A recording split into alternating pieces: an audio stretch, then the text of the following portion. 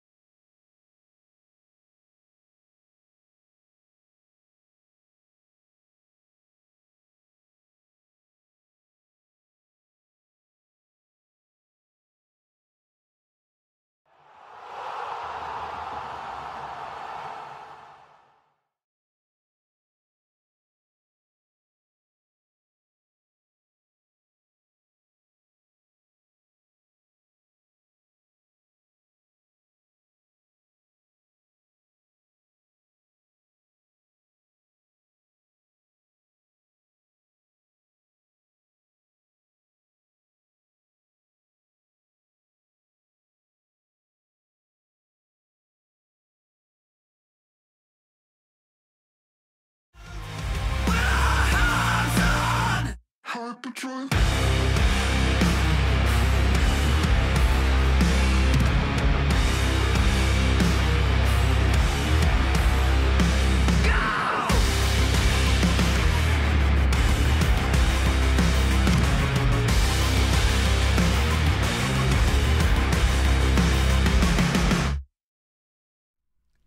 Hello, chatto! It's Thursday, and coming up today on Building a Nation with Sirens of Malta, the greatest 18-year-old centre-back I have ever seen in all my years playing FM joins us today, and he is a beautiful sight to behold. In other news, we've still got the Champions League, 2 games to be played in that. Can we actually even qualify for the damn thing? Other multi-sides in action in Europe, a youth intake, the Avs won, all that and more coming up today on Building a Nation with Sirens of Malta. And my stirrups! Run out of time. It's fine. Wank the air. He's already joined. Well, semantics.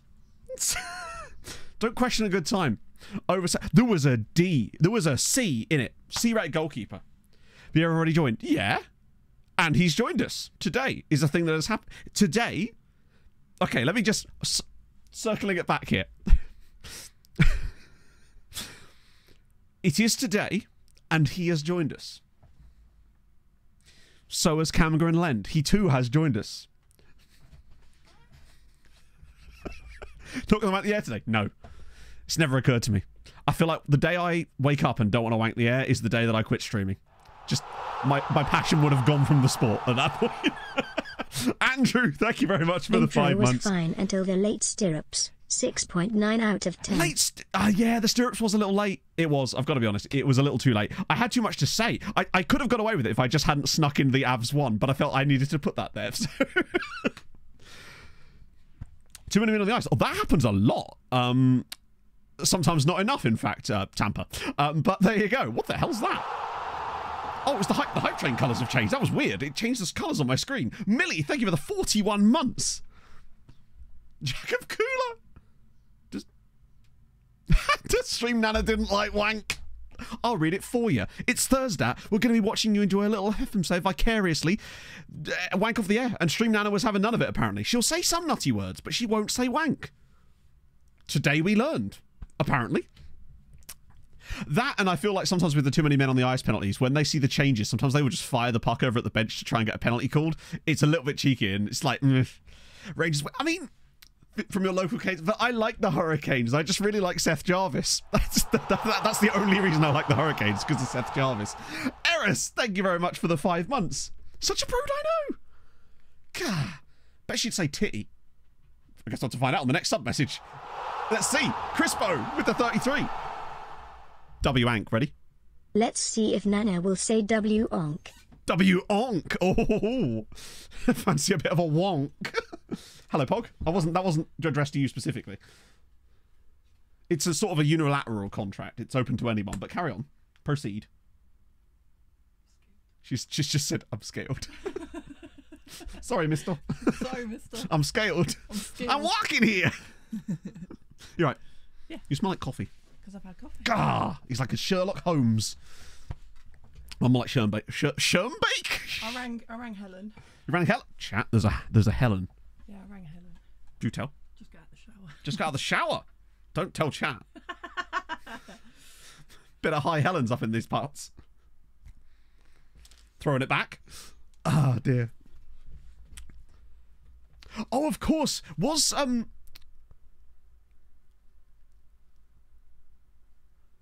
Oh, damn bad. These are supporting whoever the Canes are playing. Is that because of Exferno? or was she the Sharks fan?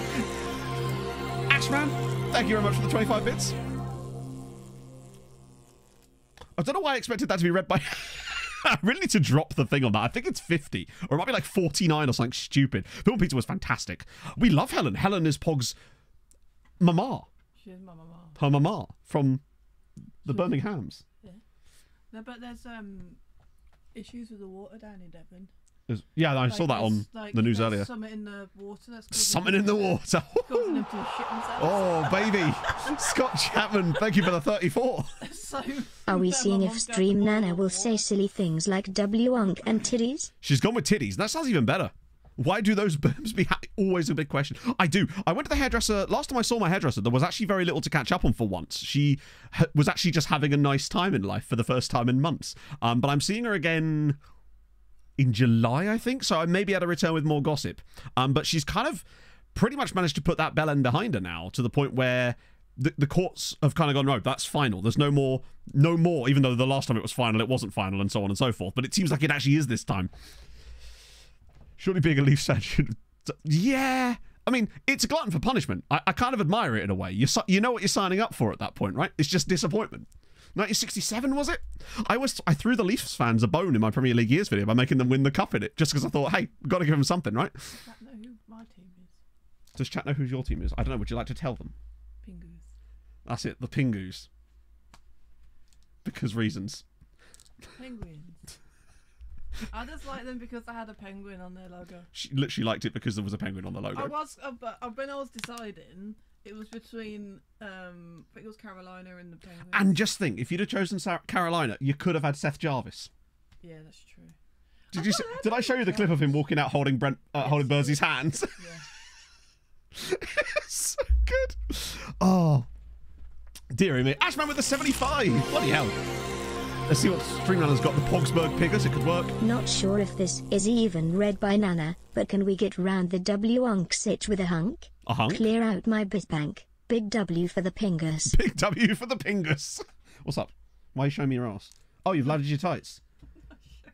To quote the cheesiest chat one of all time. No. Is that if he's going to say, is that a stairway to heaven, I'm going to hit you. Am I that cliche? Yes. Apparently I am. Is that a ladder in your tights or a stairway to heaven? Show us the cake. Oh, you don't want to see my cake. These shorts are far too tight for that, baby. They are, look. Jesus Christ. They're hot pants. They are hot pantaloons, Hot Chatto. pants. He has, in fact, done well there. Oh, should we focus on Football Manager? Right, I'm going to piss off. Bye, Pog. Oh, dear. These are jean shorts as well. Captain Morgan. It was the Captain Morgan. I hit him with the captain. They are very warm. Oh, I'm doing that thing where it's like, I shouldn't really be wearing these because I need to lose £10. But you know what? I'm going to go. Go for Pogs. No, these are mine. These are jean shorts. They're just a little tighter than they used to be on me at the moment because I was like, I need to lose a bit of extra weight again. I got off the wagon with that and I've put back on about 5 to 10 pounds again. So I'm like, right, I need to get back on that again. Matt, show you his crotch. What a time to sign in. If you're new to the streams and you enjoyed my crotch area, drop a follow. I'd appreciate that. Holy shit. Wait, is that 2 subs? It is. Keeney, thank you very much for the 4 months. And Self-Found Herring, thank you for the 16. Hot damn. Rue, Matt, Paul, all in it. To be fair, Herring, we had all sorts of issues with the subs on the last stream to the point where you may well have done it then and it still wouldn't have shown up yet. To share. Hello, Matto and Pogo. It is weird seeing Palacio being 28. Vida's 30, man. Are your headphones upstairs? Yes, they are. I'm going to literally just hold them like this and then she'll come and take them. Let's see if Nana will say wank or wank. And now let's see Matto throw it back in those Nana's been fooled. Millie, thank you for the 100 bits. No left foot now, thank you for the prime. It turns out all you got to do to bait subs is show your crotch off. I feel like the Twitch meta has pretty much established that at this point, hasn't it? Thank you. What did I do? Did you just say Matthew after knocking over my water bottle? Yeah. She's gaslighting me, chat. Oh, I'm so sorry that I put it in your way. God. You just driving into someone's front garden. God, why'd you park your house here? Jesus. Useless. Rubbish. And slightly burnt effigy. Thank you very much for the 29 months. I like that name. That's good. What's your OnlyFans? It's this. To an OnlyFans. Thank you, God, for this blessed day. Why did Stream Nana say it like that? OnlyFans. She became like Slovak in the middle. Pools, hot tubs and general vibes. It happened live. Exactly. We've got the evidence now. None of this wheedling out of it. Right, let me get rid of these song requests because I think they have all gone through. Harry and Boateng got red carded 2 minutes after coming on. Oh my god, I remember Boateng. That's pretty perfect, actually. I would say that that's pretty much the Sirens vibe. Get to around about 2 minutes is a little early. Hang on, wait, no, was this a second half by any chance? Because if it was, that's prime time for a Sirens ready boy. Delete them. Oh, I didn't delete it. I accepted it. I think it went through anyway. We'll just scroll up and have a little gander. Yes, it did go through. You'll have to see it. Millie with a gifted sub to Caked Up. Yes, I am. I've always had a cake, if nothing else. I've always had strong legs, even if I have absolutely zero upper body strength. Like, that leg press. I'm a pressure chat. Also, we're quite low on money. We've spent £50 million on players this year, and I didn't realise it until this morning. Upon all those guys joining us, it finally sort of adjusted our budgets a little bit. We've spent a lot of... This is our biggest year in terms of transfer spend ever. It does help that we're dropping like 5s and 6 millions, and obviously we've got Pebbles as well. So if I'm going to just commit to the bit now. Right, there we go. Pebbles is in. It had to be done. Pegless triple. Well, no, we're okay. We're still considered rich, but we probably can't sign anyone else in this window, is my point. And we may need a sale at some point if the right money is on the line for someone, Old right? Matt Donald had a lone farm, EIEIO, and on that farm he had some kids. The police were informed. Thank you for the 100 bits. Why is he called Pebbles? Because I kept thinking his name was Pedro. It does, Fluke. It really does, right? I kept thinking his name was Pedro, and then I found out his name was Pablo. Then I was calling him Pedro, what's his name? And then I called him Peblo. So we've just been calling him Pebbles ever since. So hey, our new midfielder, Pebbles. Welcome aboard. Yeah, I think I did call him Peblo once as well. Yeah, we've got 3 dudes we were considering selling, so it's not the end of the world. As for loan farms, let me just move to the left. I have got some guys out on loan, but not as many as you'd think, honestly. I've managed to get a few done. Aiden, thank you for the 31 months. This is a long-ass hype train. Bloody hell, chat. Nana has got properly, like, snuffy today. You're going to have to, like, with the sub-messages, you're going to have to, like, find creative ways to get her to say these things. But I really do appreciate it, Aiden. Oh, nice. Still been a fancy bitch. I will be. Try me today. You have no idea. But congratulations on your birthday and your stag do. That's amazing. That sounds fun. Cool. Methuselah. Even better, chat. In the space video, which I recorded yesterday, so much shit went down in that, by the way, there was a player for Buxton in my future sim whose surname was Bottom. Just, that's it. Bottom. His name was Marzi Bottom. That was his name. I was here for it. Avila could be, honestly. And he's worth quite a lot of money, if I recall. The question is whether we'd get it. And actually, we could test the waters. Oh. We could not test the waters.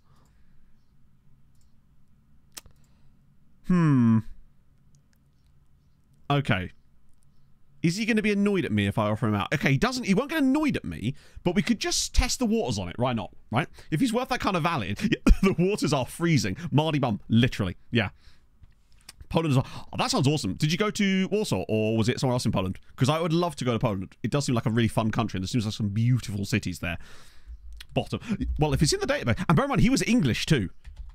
So, oh, we got lots of bottoms, but they're all Winter Bottoms and Rams Bottoms and Hecking Bottoms, and obviously Rams Bottom United, but no actual full-up bottoms. Sad times. We've got Bigotto and Potton. Bottom Meadow. Wait, where's Bottom Meadow? Oh, yeah. Who plays in Bottom Meadow? Sandhurst! The Royal Academy and whatnot. Amazing bottom is possible. That's good. Also, one thing I love about Buxton is their badge. Now, I don't know if this is in real life or just my badge pack, right? But their badge literally looks like it's an actual, like, a sewn-on badge patch. And I think it might just be the picture I have here, but I just think that looks really sick. Robinson in a few PL teams of the season. Thoughts? With the 4 months. I don't know if he's been that good. I think there's possibly other players that... I'm trying to think, actually, other left-backs that have been better than him. I think there have been, though. But if we were looking at, like, improvements, perhaps, for him, the player I'm most worried about losing this summer is Anthony Robinson, honestly. I think it's my pack. I think it's cool. I like it. Turin. Oh, okay. Home of Copernicus. Now you're selling me. Now we're ready. Thank you very much for the hype train chat. That was very, very, very, very nice of you. Turns out all I had to do was show off my man parts. See you later, Adrian. I expect we'll bring good news to you later, hopefully. Maybe. It can only go downhill from here. So I suppose I probably should show you the centre-back, those of you that have not already seen him, right? That would be unfair of me to not let you bask in the glory of, for me, the greatest 18-year-old centre-back. And bear in mind, he was only just turned 18. Like, he turned 18 less than a month ago. Actually, no. Just over a month ago. Well, over a month ago. He's been 18 for a bit. Point is, he's absolutely ridiculous. The only thing about him... No, actually, to be honest, at 18, I don't think I can even criticise anything about him. Like, his marking and positioning aren't fantastic yet, but he's 18. That's such an easy thing to fix. Heading will take time, but you know how those things can be. This version exists. Ah, yeah. That almost looks like it was made bigger using... in fact, I'm convinced that that's what's happened. I think what they've done here is they've put this into Adobe Illustrator, used image trace, because you look at the way it's all bleeding in. I'm convinced that's what that is. Because I've made badges like this in the past, and it looks like shit, and you have to really redo it all. This looks like image trace if ever I've seen it. And that one's kind of sick, actually. That reminds me a lot of my B67 badge from my, well, B67 save. Yeah, Model Citizen, he's everything. I can't think of a single thing I don't like about him as a player at this age, right? Good on both feet. I would say if only he was taller. He's got 15 jumping reach. It couldn't matter less that he's only 6 foot tall. If anything, I think that actually enables him to be faster too. Like, he's insane. Model Citizen, consistent. He had a high adaptability as well. Tackling's pretty decent for his age. Aggression and bravery are through the roof. Great mentals. The PA, and he had 5.5 star, what we call 5.5 star as well. Obviously, that gets readjusted upon joining us. I think this guy has got goated potential. Yeah, it's a bit of a boring name, I must admit. But, I mean, he is similar to how I played at Ilan Jozanovic. If that's the case, then the future is bright, because Ilan Jozanovic is probably one of the best centre-backs in the world, and I still can't believe he signed for us. Can't take free kicks. Good point. More libero. What was his liberic vibes? 9 passing and 11 vision. I tell you what, it's still not bad. For an 18-year-old, I think he's probably still one of the best liberos at the club. And you can see from the fact that he's already scored a goal for us in the league and, played the bench in one game, has started another game as well as a rotation option, because why wouldn't he at this point? He's a first-team player. He's, yeah, Liberich Laporte. I'm so excited to see what this guy can do. I've got him on defensive positioning because it's just such an easy, like, 3 points to get that ticked up. He's brilliant. Oh, where is he from, actually? I didn't see that. Porto Nacional. Okay. Placed halfway in the Amazon. That's amazing. That's just... There's so many things I like about Carlos Vieira already. Espino can go. Maybe. So we've got Jozanovic, Paez, Kadri as our starting three. Then Birkeland, who can operate all over the place with Fofana. Then Rojas, I guess, and Espino with our boy. If the right money is there for Espino, yes, I think I'd look to sell. But I'm looking like 20 million plus for Espino. I don't think I'd take any less than that. Speaking of, we've got to register players here. He's not from... Exactly. He's not from boring Sao Paulo, precisely. Right, let me just see, because we do want to register him. Gillet is fine. Pebbles is injured. Will that be a long enough injury for him to care about me not registering? And if so, who do I take out? Because we kind of... We'll have to take players out to bring players in at this point. You don't need to stay in the squad. Don't know why you were in it to begin with. Neither do either of... Well, Bagoa does, but Pereira doesn't. Cazorla we might as well keep in. Okay, that frees up 2 spots straight off the bat there. So that's going to be Pebbles. Because I think he would kick off. Because it's like... They don't mind you leaving them out if the injury is of a certain length. But I'm concerned that... The thing is, he won't play in either of the next 2 games. Because they're quite close together. They're literally within a week of each other. We've got Sporting and then the following Roma. There's no way he's back in 8 days' time. The fact is, we're going to want Pebbles in anyway. So what we're doing if we don't put him in here is just to, like... All we do is we're just prolonging the inevitable, right? He doesn't need to be registered. He doesn't need to be registered. Vieira doesn't need to be registered, but I'm going to. Because I think he's actually just super sick. And it'd be useful to have him as a backup if we need him. I think Nunez is maybe the one. Not that we need to drop him out right now, but if we did want to flip things around a little bit, he might be the guy to drop. There's also Avila, who can actually play that Nunez role. And he's better. I wonder if we just drop out Nunez for this, since he's already... What the hell's that? Is that game time? His teammates' promises going. Weird. Major line farmers, not really. I'll run you down that. I was actually going to run you down there in a second. I think for the time being, I'll just swap these 2 over. And that'll be it. That'll be it. Nunez will kick off, of course. He has been good, but this season he's not. I don't think his record this season has been anywhere near what it was. 6 goals and 3 assists. It's not the end of the world, actually. He's not been bad. But... Now, he's barely played in the Champions League. That's what another thing I would say. He's only made 3 substitute appearances in the Champions League. So I'm not sure we're going to miss him too much in the squad. Bear in mind, we get to repick the squad again after the group stage anyway. And he's already pissed at me, which means the morale hit isn't going to be helping him either, I would say. Hello, Jason. So yeah, the players I've got out this window is not a lot, but there's still time. We might try the old Dingley setup. Are these guys. So... that's a loan that was part of the deal. That was a sale. You know about that. That was a sale. So, Juan Jose Main has gone to Matafa. This one is an interesting one. Luis Javier Vidales has gone to Goodyear on loan. And I think that might be a really shrewd piece of business from us there, because he's got just really good striker attributes, basically. And I think he's the exact type of player that could be really useful for a team like Goodyear. Even though they've got Panazzo, and he does have low consistency, I think he could be decent for them in the meantime. That's good, yeah. We've also got Mitko Mashevsky, who's gone to Belenench, because there's nothing I can do about that, unfortunately. Marsa. Now, remember, Marsa are one of the teams that have now got the loan farm manager. They immediately took Al Hassani Kamara, a Guinean international who's got 2 in 2 for Guinea, remarkably. I think he's a really good signing for them on a loan. And they've also taken Mohamed Al-Berry. Now, he is the guy that was, I believe, born in Wigan and then declared for Libya. So, yeah. 2 fantastic centre-backs Marsa have just picked up there from us. So it shows that the loan manager guy is actually doing some business. Sorry, you know what I mean, the loan manager. The other good news is that we've lost an extra one. Loan farm manager work. So basically, we've managed to find some managers who have got a tendency. I'll show you, actually. Let me find one as an example. That's a hell of a good defence, yeah. The Wigan refugee, yes, exactly.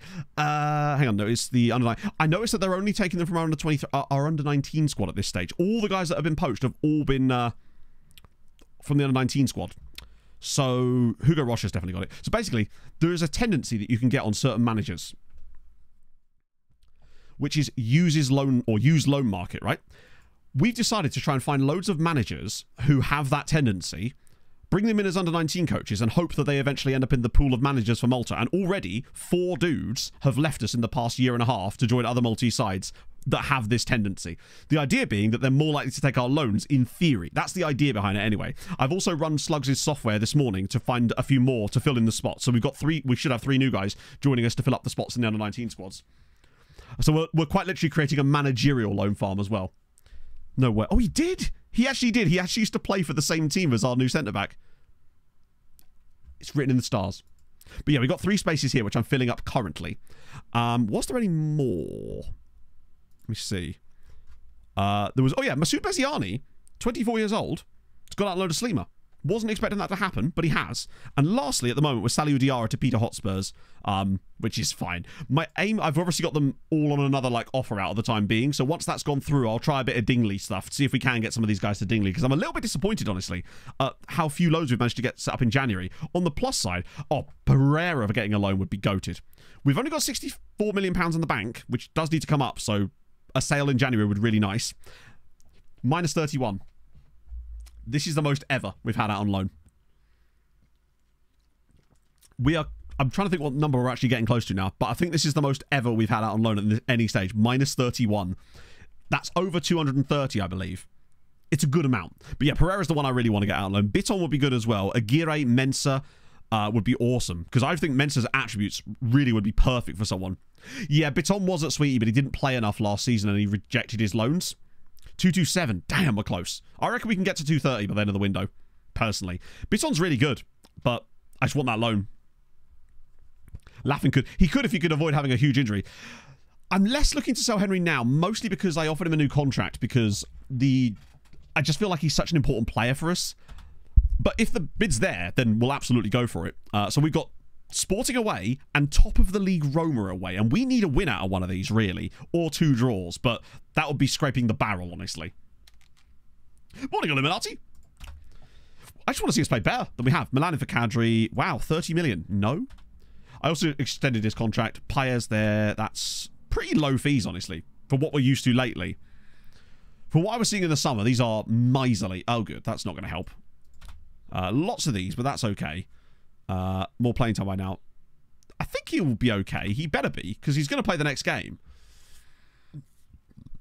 But unfortunately, when you're in the Champions League, you don't really get that choice. Vida Xenia developing concerns. This might be about playing time. Yeah, I can see that. I think I might have to be honest with him and be like, yeah, no, I figured he would take that. What a guy. It was about time we started bumping Vida down, sadly. Gulazzo! Thank you for the 4 months. Hey, Matt. Hope all is well. All is well. But it'll be a lot better if we can get a couple of wins today. Because I want to get a couple of wins, bit of progression, because we're never getting top 8. Rescout Lannis. I believe I did. I think that was the first thing I did, right? Yeah. Vida is that guy. Yeah. He's certainly a... Wow. PSV are getting absolutely shafted. Wait a minute. No way. So this guy's definitely a face in the game, right? Because this guy happens to be Buxton's all-time leading goal scorer in the space save. That's such a... What a weird coincidence that is. He has to be facing the game then. Find loan farm first team players. First team players we very rarely ever find through that kind of method. How did we find? Usually that just comes through... Like, I'm rarely ever scouting for first team players most of the time, because anyone that would strengthen our first team at this stage, for the most part, is probably well beyond our price range, with a few exceptions of guys that are still in the Brazilian leagues and maybe the Argentinian leagues, but they're pretty few and far between. So most of the time, I'm still thinking future. So even now, when we've got a great first team, I'm just thinking, right, cool, who are the next guys that can come into the first team, but bringing them through at like 18? I'm thinking 5 years ahead at all times, basically. So for the time being, it's still all team reports with 20 years plenty scouting, although we didn't do that this summer. Maybe for next summer, that'd be good. Occasionally, we'll look at just random international caps. So finding any player who's 18 or under who has international caps, because you can find some really good fodder for the loan farm for that. Also, Brazilians that have got free... They're not amateurs. They have contracts, but their value is 0. You can get some great bargains there. Same with Colombian amateurs as well. That's where I've been hoovering up those kind of guys, like James Dean, for example. Leading the race, I would say if things stopped right now, the manager of the next day would most likely be Vida. Macedonian, yeah, the North Macedonian freebies are a really good source of good players, like genuinely, because of that weird glitch where it makes a load of players in their top sides amateur. So you can get some absolute bargains there. With Pebbles, hey, you know what? He might have like a Tex-Mex style character arc. I mean, do you remember how excited we were when Tex-Mex joined us? Only for us to then be massively annoyed at him for an entire season. Only for then him to become an absolute fan favourite for the next 5 years. Dick, real player. We never use real players. Vote for Peblo. So yeah, Michael Hurquist, that's the actual Saz. He has actually moved clubs, in fairness. He's just doing like one season here, one season there. Someone's like, oh, I wonder actually. Yeah, that's what. Oh, that reminds me. I need to just quickly, before I do that, I want to just quickly check the Patreon shortlist to make sure we've not lost anybody. Shit, I think we might have done, you know. I think someone's retired because I think this was sometimes saying 70. Although, hang on, let me just check. That might have been Barry Scott. I'm not sure. It's so tough to keep an eye on it because you don't, even though they're on a shortlist, you don't get notified when they retire, which is really annoying.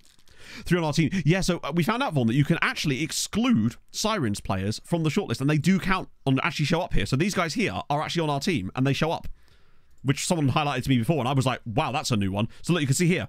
These guys are at Sirens, but they actually show up on the shortlist.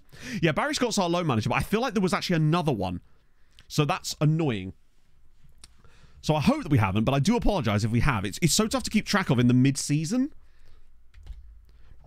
Because there's quite a few contracts expiring. So if only Soboslai had used his loan farm, he'd be straight in there. I'd be all over Mr. Soboslai if that was the case. He actually only retired a year ago, so he went to like 37. He was a national... Also, James, I don't know if you saw this on the last VOD or whether you caught up on that yet, but... you are leaving or have left. Yep, there you are. Now at Union Berlin and injured immediately. Oh, it's only a minor injury. Wait, is that a minor injury? Yeah, that'll be fine. You'll be absolutely fine. Babspear, thank you very much for the 6 months. Most of those guys are not. It's rare that the famous manager becomes a good... 6 months of okay streams and Maltesers puns. I think I might have a problem. Anyone have the number of The Hague? This is cruel and unusual. I would agree. I can give you the number for Den Haag, but only to get some more amateur players. That's a lot of caps. He might be the cap leader now, actually. Him or Christina Chu. I believe they've all got that on them already. Yeah, so I went through and I added keep history after retirement. The problem is trying to figure out which one it is. So I would literally have to go through my giant list. And unfortunately, I've got 2 different lists right now. I had to reconstruct one of them because when the game updated, it deleted my list. Luckily, I had a saved version of it, so I've been trying to go back through the Patreon messages, trying to recreate regens for like the videos I do. It's an absolute nightmare. I really should have had a backup copy of that. I mean, I did, but it was an older version. But think of a big... That's not enough money.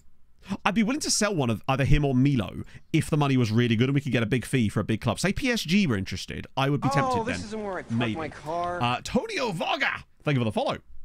The number of... Do you know I don't? And I think he's probably... Then again, they did win last night, I suppose. So there's that. Palacio with a couple of bids. Nothing major there. We're basically on a match day anyway, so those coaches should come in soon. Ah, bonjour.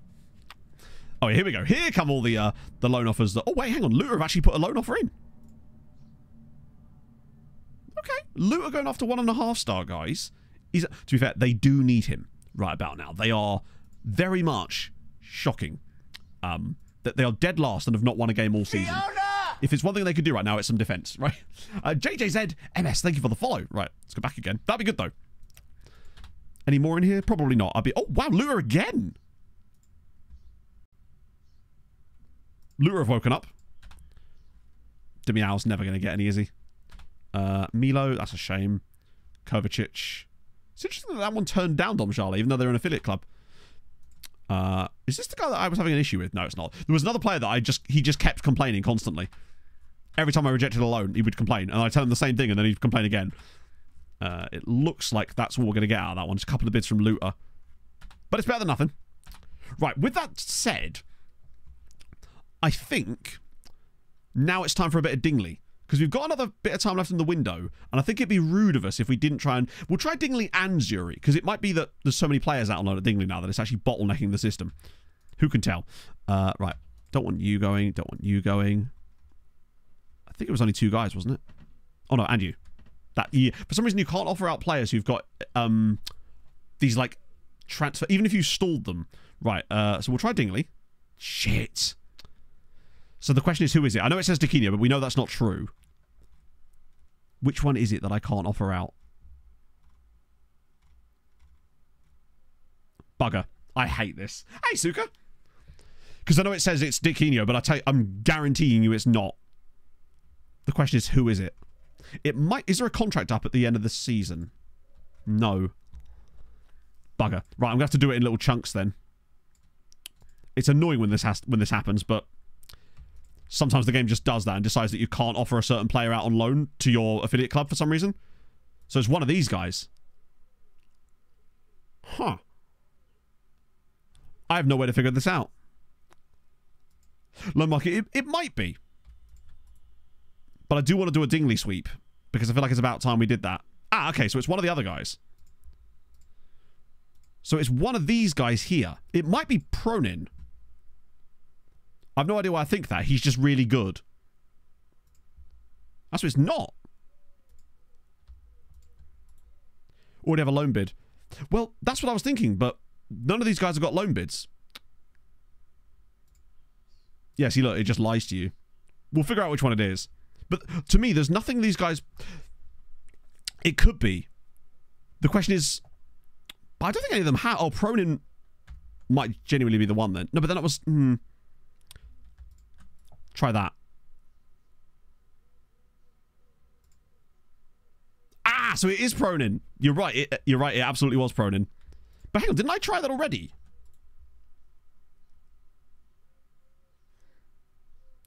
I swear I tried to do this without Pronin selected. That means there's another guy that's not allowed to be doing. So that means it's probably Mensa.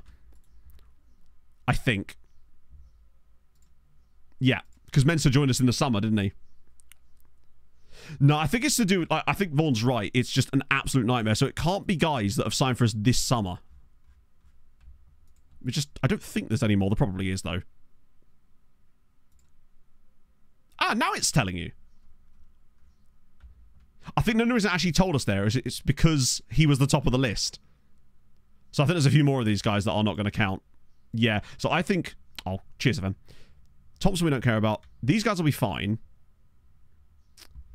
Yeah, this is an absolute piss take. We can't get... Yeah, the under a bid guys, we know.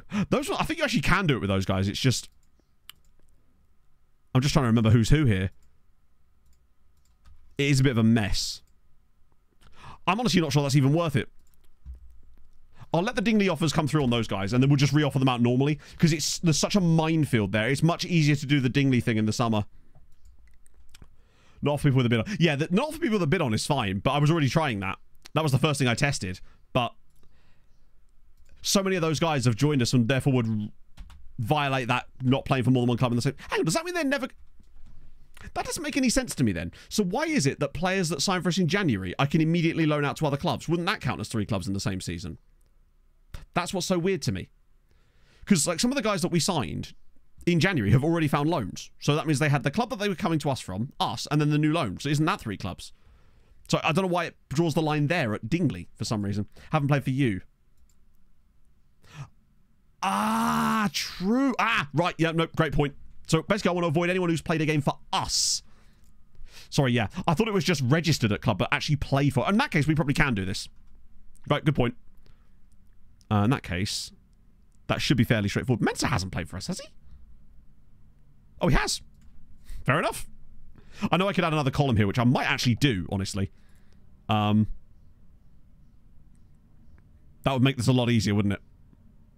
All I want is general appearances.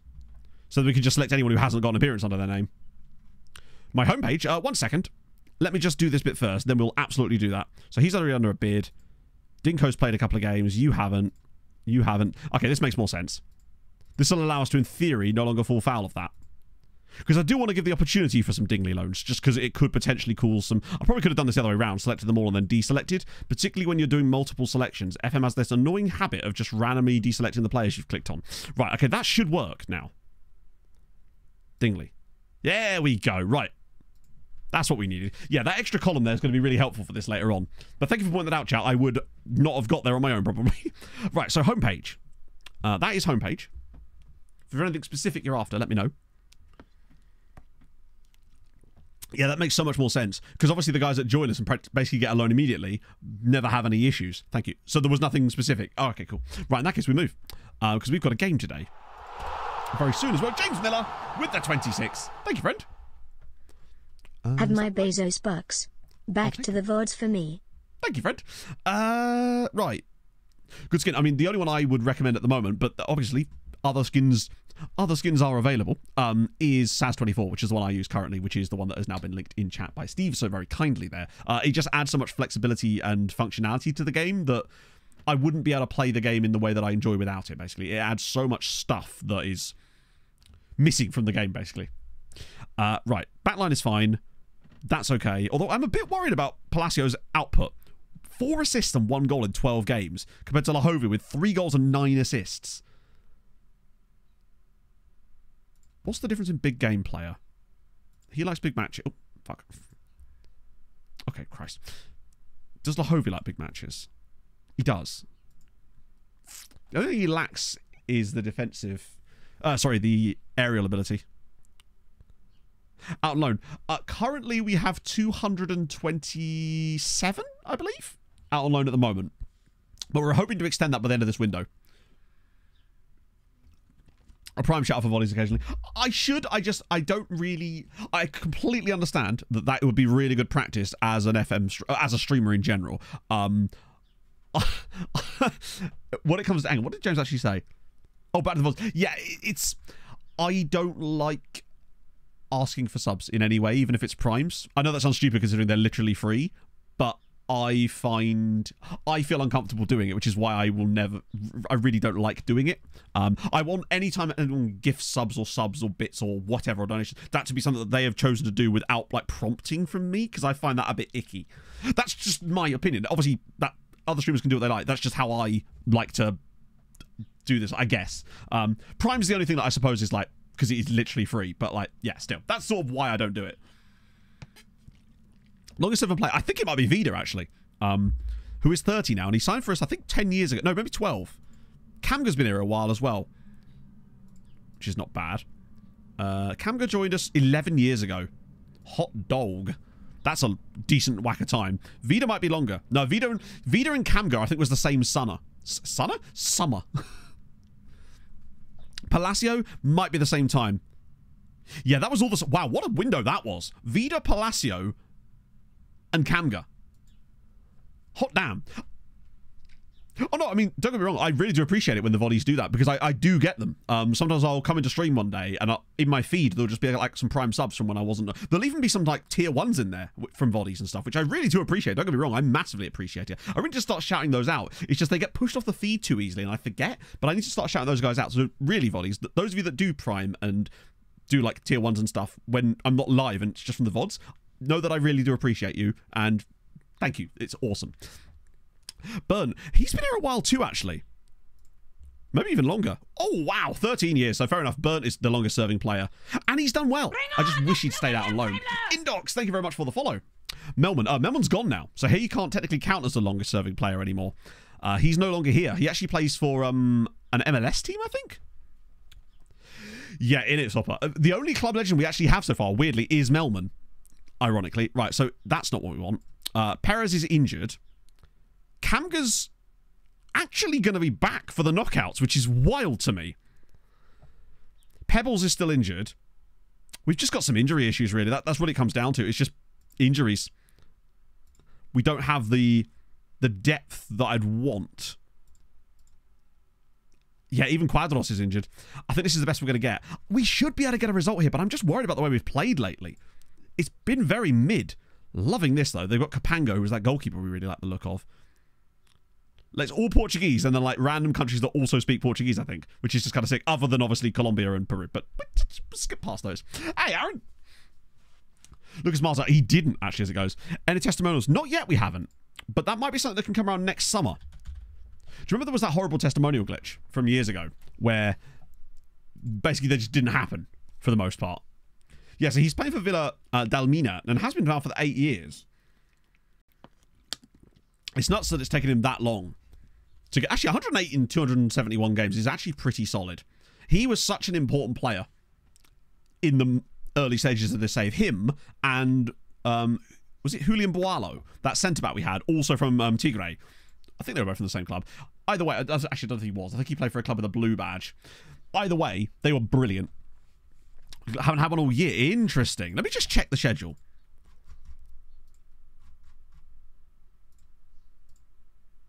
Yeah, there's no, like... Do you actually have to schedule the match first and then look at testimonials? Yeah, there's none obvious here. We used to do how to do them last year. Granillo was pretty good as well, actually. King Jesse Young, thank you very much for the brand new tier 1. I hope this wasn't prompted by what I said, because that was not my intention. But thank you very much. Welcome aboard. Welcome to bang.com. Carol will take you down to HR to get your onboarding done, get your badge printed and all that. Called Sir Lord. Sir Lord. Oh, that would have been amazing. Sir Lord is solid. Sirloin would have also been good. Tucuman. It might have been Tucuman, yeah. Right. Okay. Sporting away. Why is Gert unhappy? I actually don't know why Gert's unhappy. Oh, I know what it was. He was the one leading the charge, I think, about me not playing a certain player, even though, again, it was just being rested. Keep the same number. Member number 3. Yes. So basically, if you have been gifted subs over the years of watching the channel, they still count. So if you then take over, although it doesn't appear that you have actually, which either means that you haven't been gifted one, or maybe they don't do that. I think they should do that. I swear they did. They used to. That it's still counted as, like, you know, the 7th month of your sub if you'd had 6 gifted before that, because Danny did it for 19 months back in the day. He went 19 months. We about it. That, you know, that's not what I'm doing. Right, let's go. They still do. Yeah, I thought so. Yeah, it does for the primes, doesn't it? Right. Cool. Yeah, that is weird, though. Unless you just never had... Have you had a gifted one in here before? Don't know why my voice went all weird there. Yeah, it should do, yeah. Usually when I click the profile, not that I do very often, usually the only time I'm clicking profiles like that in stream is banning people, which doesn't happen very often, I must admit. It's cool, Fever, I'm just messing too. I would never want to be accused of that. Think twice because of gifted. Yeah. Yeah, exactly.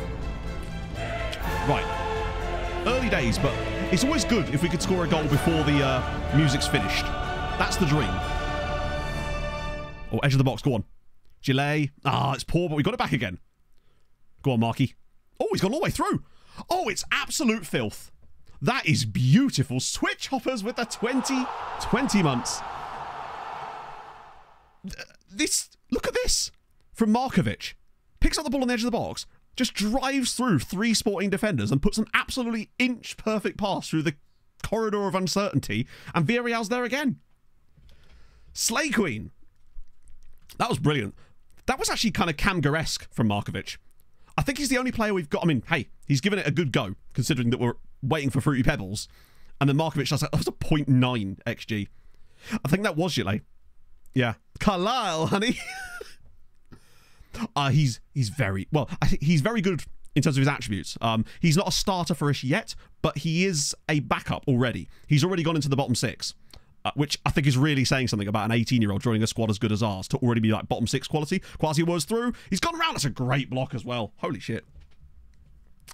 If we score before the music starts, then something's really gone. Nicholas Jackson, he probably would, wouldn't he? He has that potential. He really does. I'll be so disappointed if it actually drops off after a while. That's a good header from Kadri there. Shame it didn't go in. But this is the sort of game. We're 18 minutes in and we've already had 1.68 XG. That's more than we created probably in the last 2 games combined. We're finally playing well. Now we need the second goal. Oh, and we get it. Mateus Paez rising like a humble salmon to smash it home. Finances are a little bit iffy, Humble Wav, at the moment. But we're hoping a big sale in January and a couple more Champions League wins and progression will get us out of that. We're still rich, which is good. But, yeah.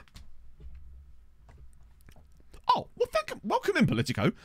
So, you're in episode 9 VOD. So where are we? What are we up to in the 9th VOD? I'm trying to think where that would be. That must be 2nd season, right? Non-humble sound. Oh, they're proper egotistical. Like, the scales are all over the place, flapping around like this. It's You don't want to deal with a non-humble salmon. They will not ever let you forget it. Trust me.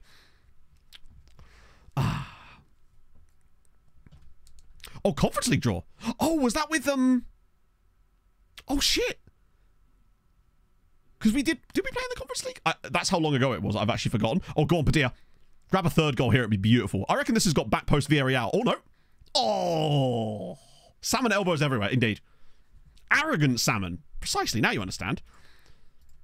Okay, this is much, much better from us. Now, we're struggling for possession. I'm wondering if this might be the time to switch to cautious and try out my idea of switching mentalities when things are going against us in certain elements of the game, especially when it comes to things like possession stats, particularly in a game we're already winning. You're right, I think we did drop down, didn't we? Someone's called even worse. Even worse. That's kept us pretty tight at the back for once, which we like to see. Now, all we need really is a second half without us conceding twice. However, those have come along fewer and far between these days. So just getting this win would be enough for us to qualify. But I would like to see a few more counter-attacking goals. We have scored our only 2 shots on target. So that's not ideal. I would like to see us score another... Oh, go on. Another corner goal would be delightful. Yeah, 10 points will get us through. They lose Brandon. Do they really? Kadri's... Oh, my God. Right, go on. One more shot. We can have another chance here, I think. Markovic! Oh, it's 3. Radek Markovic. He deserves a goal. The way he's played in this game so far, he deserves it. It's 3-0 up away at Sporting. That's more likely. I would say we've done the NFMing, but it's a bit different because as much as those were our only shots on target, we were still dominating the game. Like, we were massively the better team, but we just not hit the target enough. That's a brilliant finish from Markovic. Get in. Cautious really needed. That's not what cautious means. Cautious just means lower risk. So we're not getting a lot of the ball, which means that cautious will allow us to take less risks and be more effective, I find, on the counter-attack. That's why I'm experimenting with it. I was doing some tactics tests for a video I'm making, and I noticed it was really, really effective in games when you were low on possession. That was my experience with it anyway. That was with a very different tactic in a very different league, but I wanted to try it out in the big one.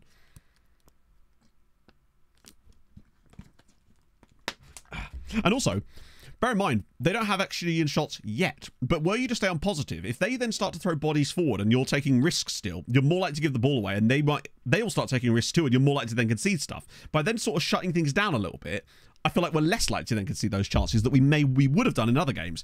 That was sort of my logic behind it anyway.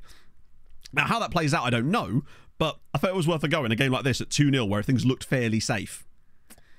For the time being, anyway. Right. Do you know what? Fuck it. Champions League debut. For Carlos Vieira. Why not? Give the kid a try. Cam goes... Technically, he can play. There's no point, right? Vida at 2 stars. It's sad to see, isn't it? Yeah, that's the thing. They don't need many shots to score. I want to see if we can really hold them to barely any chances in this game. Because I feel like what we've been really guilty of in a lot of these Champions League ties is conceding a lot of shots from about 65 through to 90. Just by taking too many risks. Try cautious. Well, it's not about trying to get more possession. The cautiousness isn't about trying to get more possession. It's about taking less risks. That's all it is. It doesn't mean that you win more possession. It's just that we have... You will sometimes get a bit more, I think, because you'll take less risks when you're in possession too. But that's not really the idea of it. That's annoying as hell, though. Another injury. Shit. Right. That does worry me, particularly with Nunez no longer in the squad. Now, Fruity Pebbles should be around soon. Yeah, particularly with certain roles as well that are more prone to taking heavier risks. That's good from Vida. Go on. Oh, it's cutting inside. Oh, good stuff. That's like Vida at his best there if he doesn't score. Yeah, it has, because at the end of the day, if you're taking less risks, you're going to be playing less risky passes and maybe controlling possession a little bit more. So it will allow you to win more possession back. But the problem is then when you got that possession back, you'd want to switch to positive and it would kind of reset things. But I felt in a 2-0 advantage, I would say we've been pretty solid since the switch. Like, we've not given up a shot on target. We've barely given up any chances in this game at all. This is kind of exactly what I wanted. The ability to actually shut games down with it and still be able to be good on the counter-attack. Gilet's ball. Keeper's got it. Really long possession. Excellent. No, that's fine too. We are already on shorter passing, and I don't want to shorten it up too much because we want to be able to play those long counter-attacking passes. Those raking balls down the pitch to split teams open on the break. And if we go too short of passing, they'll get a bit dogmatic about it, and I find that they tend to just sort of... they don't play the right pass that I'm looking for. This is just based on the tactic we use, after all, Villarreal. Oh, over the bar. Preserve energy too, which is definitely helpful. You know, each of their own, right? Different tactics, different strokes for different folks. Not my farm, not my pigs. or something, I don't know. We'll still probably due a random late goal, though. Oh, great from Vieira. That was actually really good defending from Vieira. Wait, what? Oh, he just shoved him. Harry, thank you very much for the follow. That's annoying. I thought Vieira made a clean tackle there and then just shoves the guy over. This is probably going to be a goal conceded here, but... yeah, those ones are always goals. There's not really a lot we can... Changing the mentality wouldn't have affected that. That was just bad from Vieira. Got a little bit over over his head there, I would say. Which one is your farm with the pigs? That'd be our one. It does. I feel like it does still force people into certain metas, which is a bit frustrating at times. But I really enjoyed when I was making that, well, starting to make that video, was messing around with things like the mentality, because I hadn't really bothered with it before. I'm a kind of guy that smacks it straight on positive and leaves it. But I'm now starting to understand the next level. I was actually using balanced a lot as well, and then deciding to go from where to go from where that was. So I'd go into the game, do like first 25 minutes on balanced. Then if we were really struggling for possession, switch to cautious and try to just get a little bit back again and stabilise, particularly against big sides I found. And then in other games where we were dominating a bit more, I'd push it a bit more positive, even going attacking at times when we were really in charge. Okay. That is about the best case scenario possible, I would say. Like, a 1 to 2 day injury from a red injury in the middle of a match. Markovic was sensational in that game. He just ran the show. Hello, Thomas. Today's been good. We beat Sporting away from home. Would have been 3-0 in the end of the day if it wasn't for that late free kick. They scored their only shot on target. Imagine. But this time we were able to actually put up some really solid numbers. When did I make that switch? I'm curious. Because if you know that it didn't really seem to prevent us from doing much. It didn't really change much about the game at all. But I feel like if I hadn't have done it, and I know this is admittedly trying to prove a negative, I feel like they would have had a lot more chances in the latter stages of this game. That just seems to be what I've noticed anyway. If you look at, say, the games against Milan, which apparently we can't. Oh, no, we can. I just have to actually let it load the matches first.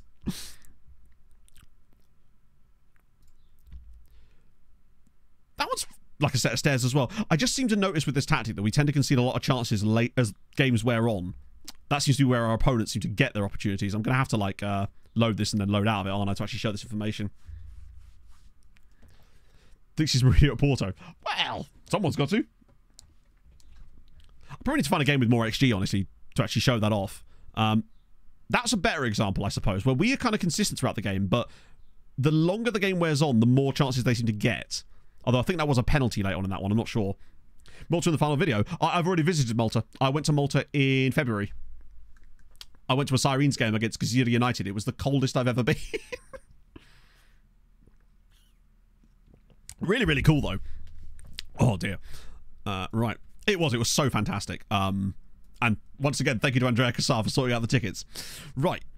Okay. I think that was not proof of concept by any means, but it was definitely a...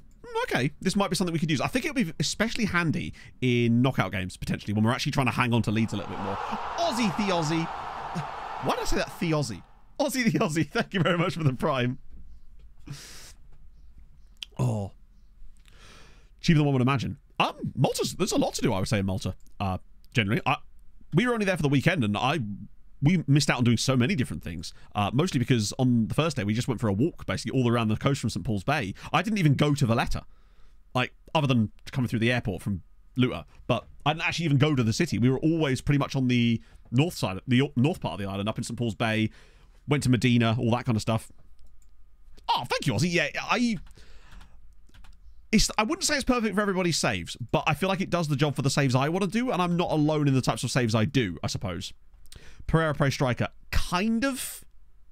As in, was it Facundo Pereira? Or the other guy? Oh, Ciro Pereira. Was it Ciro Pereira? This guy here. No. He's very much a AMC. Arguably could even get away with a bit of a APA on him. If that's the one you meant. Right. Yeah, exactly. It's like, I was like, I'm good, JCM. I'm looking forward to do something different next year. Oh, Facundo, sorry. I forget that we've got... It's because we actually had a player whose surname was spelt like that, Pereira. I think. That's why I was confused. This one. Yes, he can, but I wouldn't want him to. I mean, he is a striker, but he's kind of not. He's one of those players I'm just not entirely sure what he is at the moment. I'm going to immediately whack him on final third though to get the composure up straight away. I want to find him in a loan, really. I want him to develop into his own player based on where he plays out on loan. Wait, has he already got caps? Jesus. So, Hamrin are away at Brumby. If they win, there's still an outside shot, but they're not going to, are they? Yeah, he's much worse, but I feel like he might have some potential in there. Maybe. Right, come on, Hamrin. Get us a bit closer. No club. That's fair. We expected that. I wasn't exactly unimpressed with his performance off the bench. Right. First of the new loan farm managers. I went for the fun nationalities on some of these guys. So this is Ayman Al-Tahar. Uses loan market. Libyan manager. In he comes as an under-19s coach. Once again, Slugs, I used your system and it worked perfectly. I found like 15 of them this time, which was really sick. Language course for you. Recommend deciding. Yeah, Libyan would be cool. Man City want Padilla. Absolutely not. Particularly, he's injured, lads. Don't you know? We have a lot of Pereiras. No, it's absolutely brilliant, Slugs. The one I used to... Oh, that sucks for Michael Bum. That might be what sends me down, honestly. In fact, that... Oh, here we go. Another one. How do we find them? So Slugs wrote us a bit of software that quite literally finds them for you. Because the game won't let you search for them. And not even... Things like FMRTE will allow you to search for them. So Slugs actually custom built us some software that will find them for you. It's not even a Python script anymore. I think it uses that as like a base, but it's like a proper runnable application that you don't have to install Python to use now. It's brilliant. It's in the Discord. I will mention it in the next recap video as well, if Slugs is okay with that. But it is genius. Plus, Slugs has already added some other cool features to it since I downloaded the latest update. I think it's just awesome. So yeah, next one, Alan Muminovic, who I mostly signed because he's called Muminovic. Do like Mumins. Which is on my worst enemy. Jesus, James, you okay, man? I hope you're okay, but that doesn't sound good. We're here. I genuinely hope you're okay. Avai. Get those in as well. Yeah, I didn't want to go for... I actually targeted guys that weren't like elite level, because there was one guy that was a phenomenal coach, and I was worried that he wouldn't actually sign for us, or would be too good to join the other ones. So that's Muminovic. He's in. Arda Güler.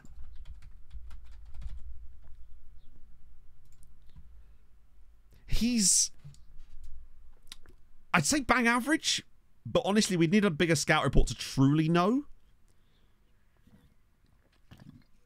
I think what surprises me is the lack of turkey caps. By the age of 28, you would have expected more than that, but I guess not everyone turns out as good as you expect in every save, right? Okay, I can drop the straight face now. It's not the right one. There's always one. There's always one. Ah, dear. He moved to left wing back. He did, yeah. He did. I will always remember him for the red card he got against us. League of Ireland. I don't actually know if we were even able to see that information. No, we should be able to, right? I think, anyway. But yeah, that is actually Arda Güler. He plays for Benfica in this save. Did get a lot of caps. He's still very good, but he's still got a wonderful red card against us, which was very helpful in the 5-1 hammering. Yeah, we should be able to see the winners of the runners-up. You're right. So, wow, it's just Scamrock in it. Scamrock Rovers, Dundalk. One little title win there for St. Pat's. Big up Cork City. Holy shit, Farps getting second place. Big surprise. Where's Treaty United? But seriously, what the hell happened with Farps there? Do Shamrock still have that striker? Good question. It's Jason Donnelly, isn't it? Yeah. He's only got 15 Ireland caps. No way. I've become ungovernable.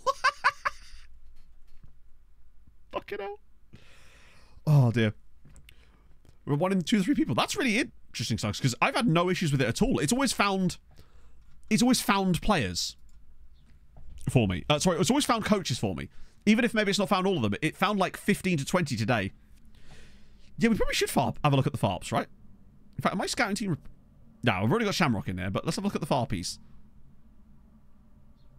Damn, they've got 3 teams. Let me just get the proper... see if there is anything noteworthy in these guys. He's got high determination, old Corey Sullivan here. I think they're just very mid. But they've done something magical.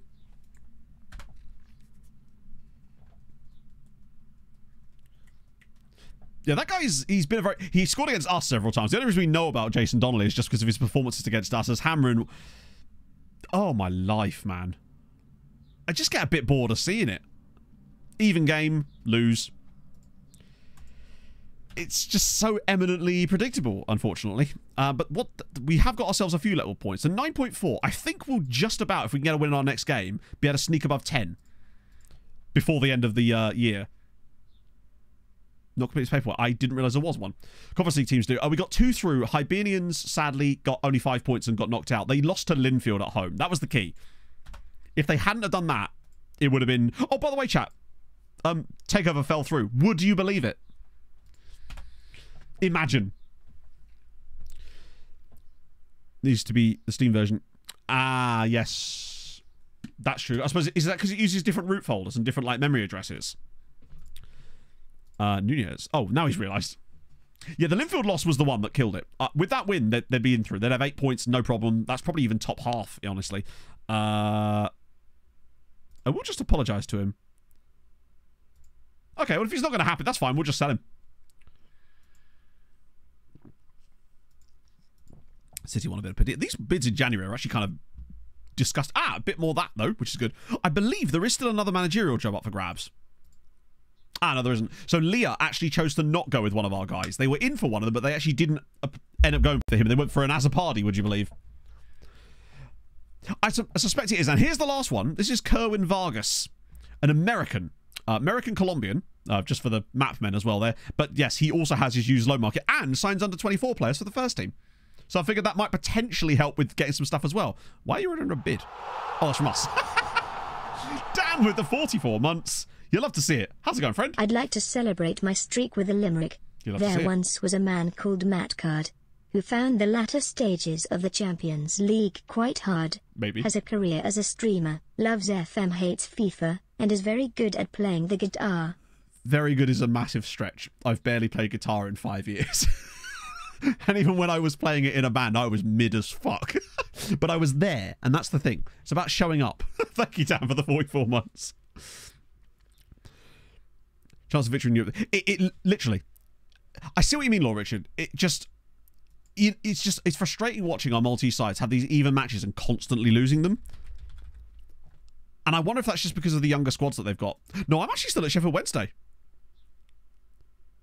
And I've got 30 goals for the Blades for Wednesday. God, imagine. 10 in one season there in the Championship. Not bad.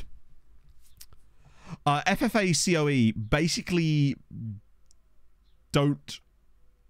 do they even exist anymore? I swear they have. They've changed that. I think they do still exist, but they've got a slightly different name, right? And it's not CU Academy. It's another name.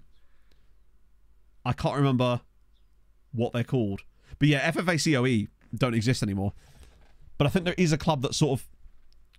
Yeah, the only club in Australia that... The club in Australia that people always talk about is CU Academy, which does... Or DCU Academy. That's for the... There's also a Marvel Cinema Academy as well. Let me try that one. AIS, I don't know. Am I scouting these guys? I'm fucking not. What are we doing? In fact, do you know what? Fuck it. While we're here, I'm actually just going to scout this whole bunch of players because we might have missed someone. And look at the fun nationalities available. There's an Iraqi. There's a Filipino dude. It's just, we might as well. Nick Rickson. Oh, if only it was Rick Nixon. Hey, 8889. Rather walk around naked for the rest of your life. When you look at others, you see them naked for the rest of your life. I feel like one of those things is embarrassing for me and everybody else, right? Whereas the other one is only embarrassing for me in the sense that if I'm the only one that can see other people naked, then they don't know that, and therefore it wouldn't be a problem for them. It would just be something I'd have to deal with. So I feel like I'd have to take the hit on that one. I think I'd do that for the good of the world.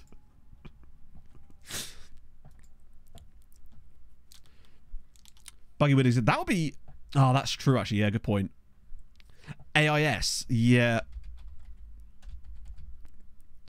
When I think of AIS, all I can think of is that thing that allows you to find boats. A stray Liam. Just a lad. I've done it twice.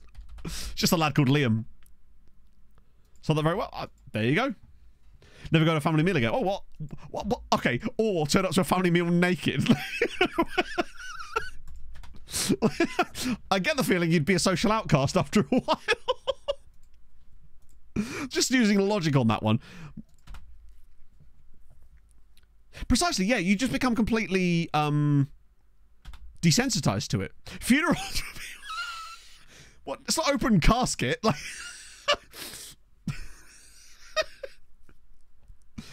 Oh, Jesus. Good adaptability in scouting and sending them to build knowledge. Whilst I think that's a thing, I mean, clearly it is a thing, the problem is the knowledge goes far too fast. The entropy on scouting knowledge in FM is far too large for it to be a meaningful improvement. So, like, it takes too long to get the knowledge and it goes away too fast. Now, I understand that there's applications of that in real life, but in FM, it becomes almost impossible to actually build a scouting network like that because they just lose the knowledge immediately and then you're kind of back to square one, which is why I just tend to just sign scouts with good knowledge of certain places in the first part. Like, this is how you used to be able to do it back in FM, and it was brilliant, because that's how you would actually build a scouting network. But now you just have to sort of scan scouts that already have the knowledge. It's a real shame. Luis Carvalho, yeah, he's 34 grand a week as well. Listed for loan? Honestly, I like him, he's well-rounded, he's 18, he's very good. I wouldn't want to spend that kind of cash. We literally can't afford him right now anyway. Number of scouts completely cover that region. Oh my god, Slugs, that would be fucking insane. I'll refund your points for that one, Jason. Leave those scouts the same region forever. Never lose knowledge. True. But the fact is, most of the time you can just get scouts that cover that knowledge anyway, so it feels like they've basically removed the incentive to actually go through the time to build a proper scouting network. And it's a shame, because it would be cool. But I also don't want to have to waste time using scouting focuses that aren't actually going to help me in order to get that to work. I just think that there's a way they could tweak that and make that really good.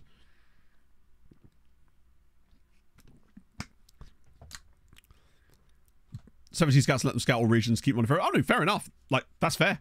But I've just found that I don't think it's going to give me any benefits to what I'm already doing, truthfully. Yeah, that's kind of shit, Tuffers. And you're right. You've pretty much found the only way that you can achieve that. So fair fucking play, right? Right, we've got any guys to get rid of here? Yeah, a few. Was that random Togolese international guy we found? Oh, that's Pradeep. We've got to keep an eye on Pradeep. Wait, Pradeep would talk to us now. We might have to save him to the summer until we get our new budgets and see where the money's at. Because they're on the shortlist anyway, so it's not a big issue. These guys as well. Oh yeah, I found a guy called Marcus Aurelio, who was, oh yeah, he was the Armenian Brazilian, and he was called Marcus Aurelio. Yeah, there's a lot of money for Pradeep. That's the problem.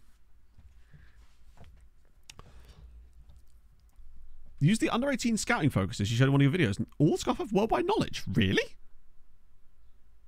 When you say worldwide knowledge, what, your scouts have knowledge of every single nation in the game? That's weird. Because I've not noticed any of our scouts have ever gained any knowledge, despite me using those exact same focuses. Even though they're really good as well. You're 25 and at Real Madrid. I know you're listed, but 35 million? Hell no. Does he hold the line? Wait, he could actually have that, couldn't he? I'll get rid of you. Toto. Oh. He's free. He's free. We have to sign him and then give him that PPM. 'Tis perfection. And he's super cheap too. Right, anyone in here that's worth looking at? Wait, you're already unhappy. Oh wait, this is that goalkeeper.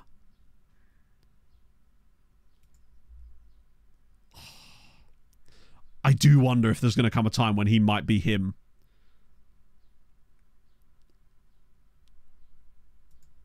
It's the wage demands have dropped too. Oh my god. The wage demands have dropped even more. Holy shit. We literally can't afford to sign him right now because we've got no budget.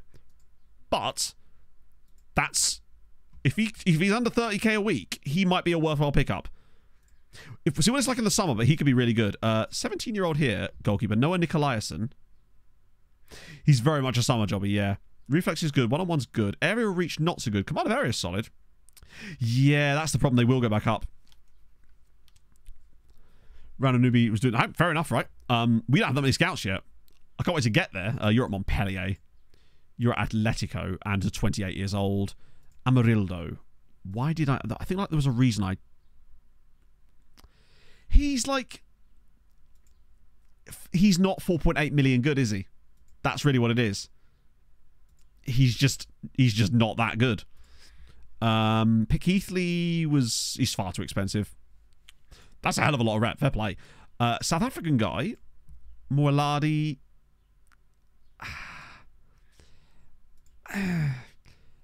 Won't even talk to us even though he's 18. Ezekiel Arias. Where did the budget go? Oh, we've just spent it. That wasn't actually that large to begin with. This is the weakest man in the world. High determination, but that 5 strength. Injury prone. He'd just get bullied. Yeah, I'm not sure those guys are it. What is our actual budget at the moment? Yeah, we've got 2 million in transfer budget and 29,000. We're going to just have to wait till the end of the window for that. Let's see. Toto. He, however, I very much do want. Particularly if I can get that PPM on him, it would be the funniest thing. Wait, what am I doing? I don't need to offer him that. I could just give him whatever I want. 7-year deal. Thank you, Toto. Enjoy. Yeah, 5 strength and 3 fair. Like, what at that point, what is he even offering?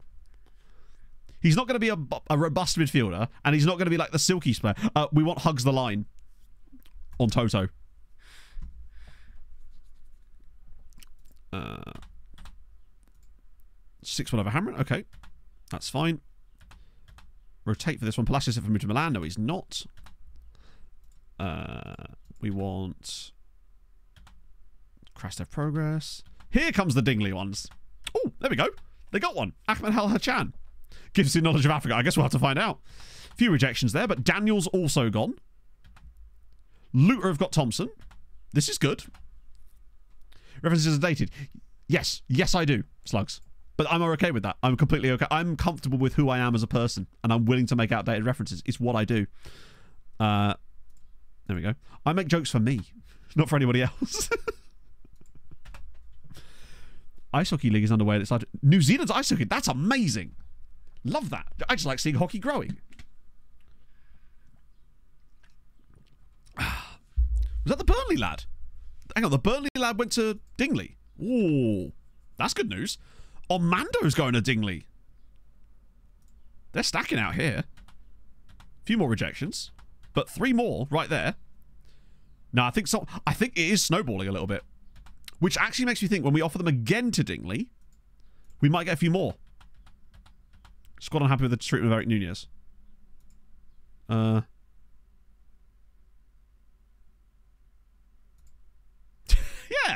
grow up, Eric. I just want Dingley to finish above Zuri this season. It's actually kind of crazy with all the different players they've got. They're actually doing worse than our other affiliate that doesn't have as many loan players from us. So maybe I should try and throw Bertinho as well. Most of these guys probably won't even play, but it gets them out the way for a bit. These are all 2-year loans as well. So it means there's a chance for them, potentially. It's annoying how long it takes to do the Dingley loans, though. No, we're not. Yeah, literally. It's just a straight little Uno reverse card from your boy.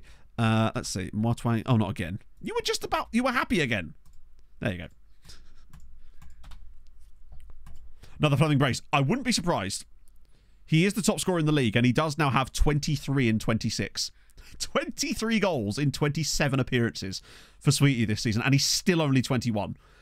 I think there's more to come out of Roy Fleming. If this is correct, and he actually does have that amount of potential, think what that's going to look like when it's spread across his attributes to make him even better. I'm excited. He might actually get England caps. Maybe not. Yeah, we'll do the secondary sort for play. I can't believe I didn't do that the first time, Thomas. I am an absolute moron. Coefficient. We are so close to getting up to 10 points at the moment. I think if we were to win our next game, we would get to 10 points with the other stuff. Unhappy promise not kept. What are you talking about?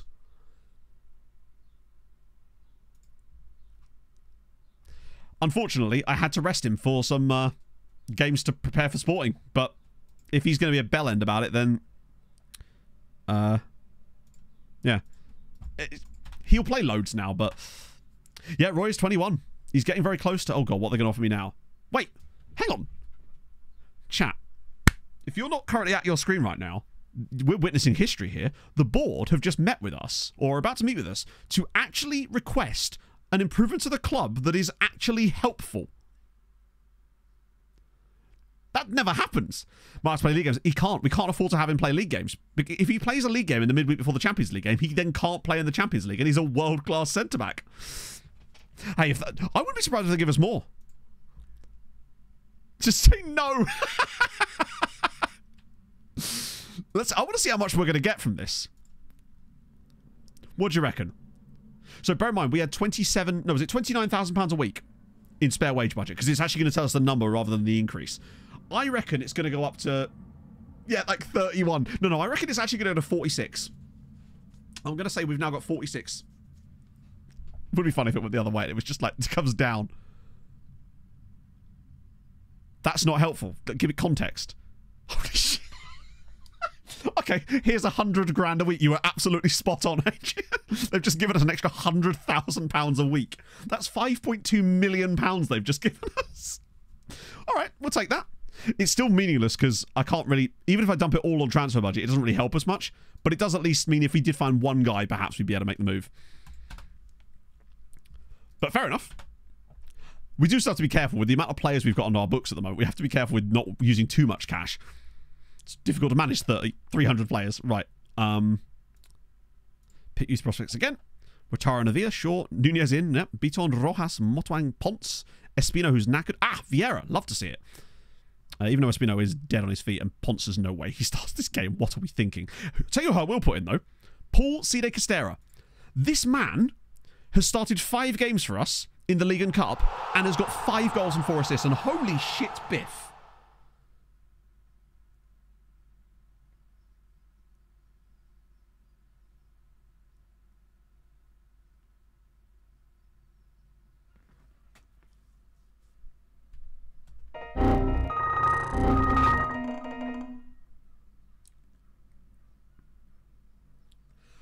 Holy Christ, Biff. Thank you again. It's so very, very unnecessarily nice of you, but I really, really do appreciate it. How are you on this? Well, probably quite a shit day out there, actually, hasn't it? The weather's been kind of naff lately. I'm looking for the nice weather to come back around, hopefully in time for bank holiday weekend. Holy Christ. Yeah, look at the state of this guy. 5 goals and 4 assists. And in the league, 3 goals and 3 assists in 4 starts. He just plays really well, and I have no idea what. I think it's just because he's got good physicals. Christ on a bike. Seriously, Biff, thank you so much, man. Good Lord. How much is R3 about? It's... Ooh. I guess it's about 1.1 million a week. So we're spending about 50 million a year. Oh, I bet it is, Jason, yeah. No, it's been really nice in the UK up until about Tuesday. And now it's just been miserable as all hell for the last few days. I mean, it's not the end of the world, but I'd rather have a bit of nice weather, you know? It's nice to have nice weather sometimes. I love how many Maltese players are actually in Hamren's team and how none of them are actually Maltese as well. Should be pointed out there. Aaron. Thank you very much for the 100 bits. Looking forward to some kind of holiday this year. Not sure exactly where. But yeah, but go over the start. I think it's nice.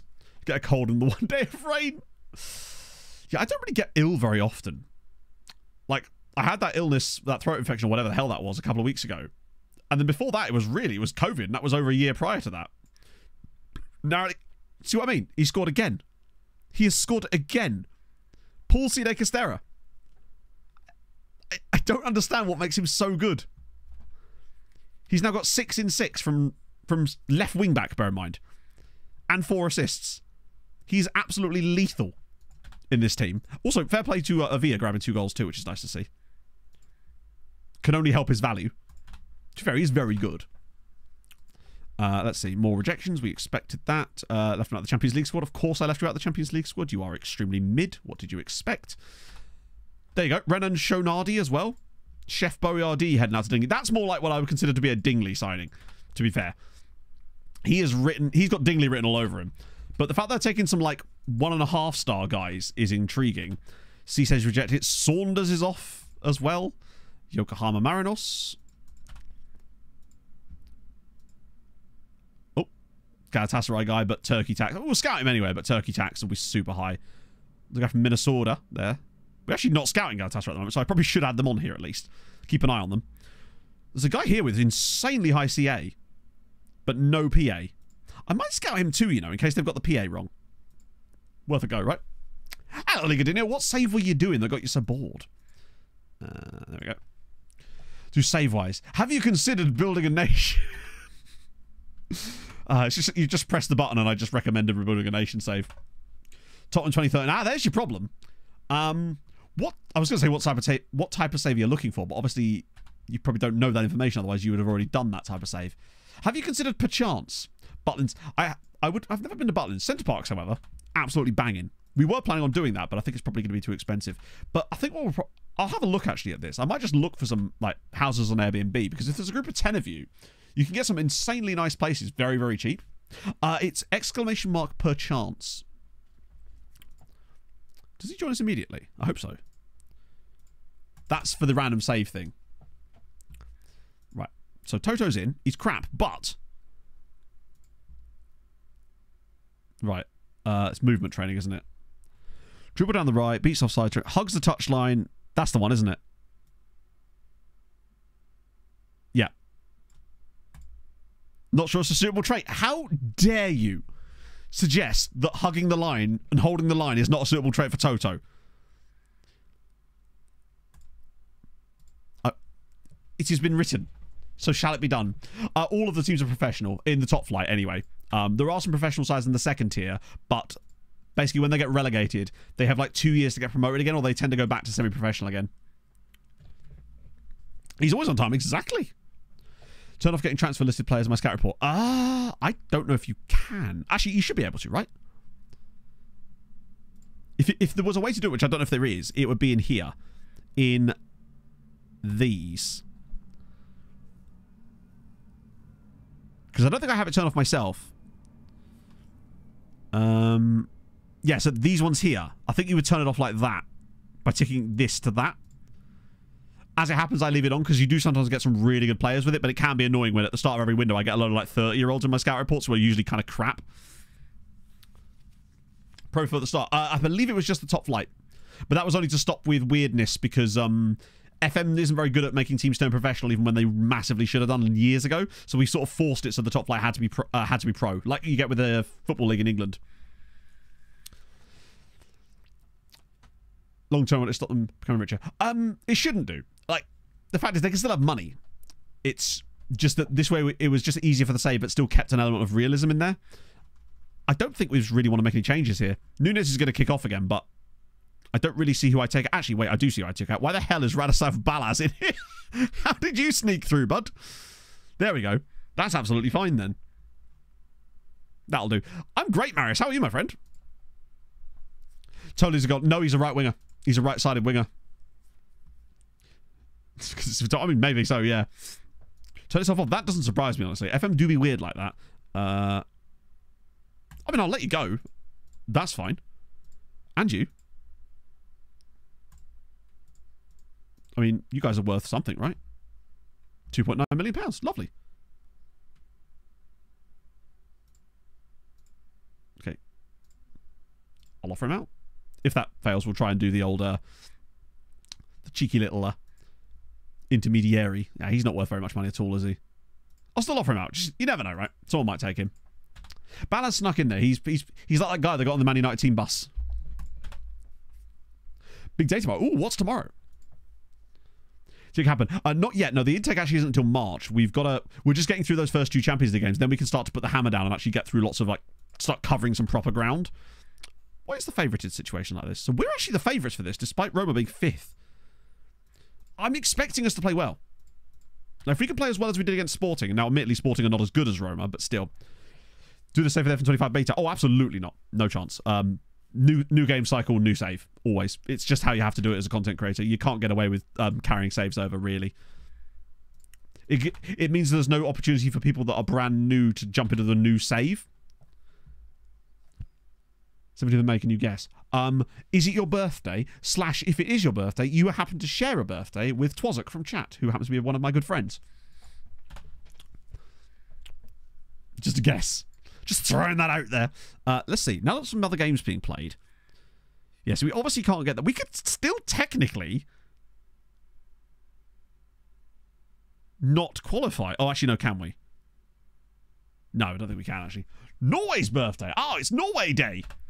Is it Saint Norwegian's Day? Saint, whatever patron saint of Norway is, or is that not a thing in Norway?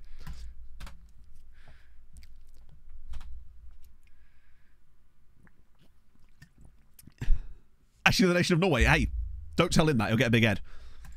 Bro's already bought another bloody like random film camera. Like when we went to Denmark, he brought a 1950s film camera. And to be fair, the photos he took with that 1950s film camera came out unbelievably cool. I must say. I'll have to grab some at some point so I can show you. But they look so damn cool. It's like what Instagram filters back in the day thought they looked like. So it's just called Norway Day. Oh, I see. So it's St. Olaf's Day. It's going to be. It's probably not going to be building a nation in F25, nothing specific, just because we don't. I'm concerned that with the huge changes to the map, to the engine in general, that it could potentially make the save untenable, and as a result, we're planning to do Outcast to Icons instead.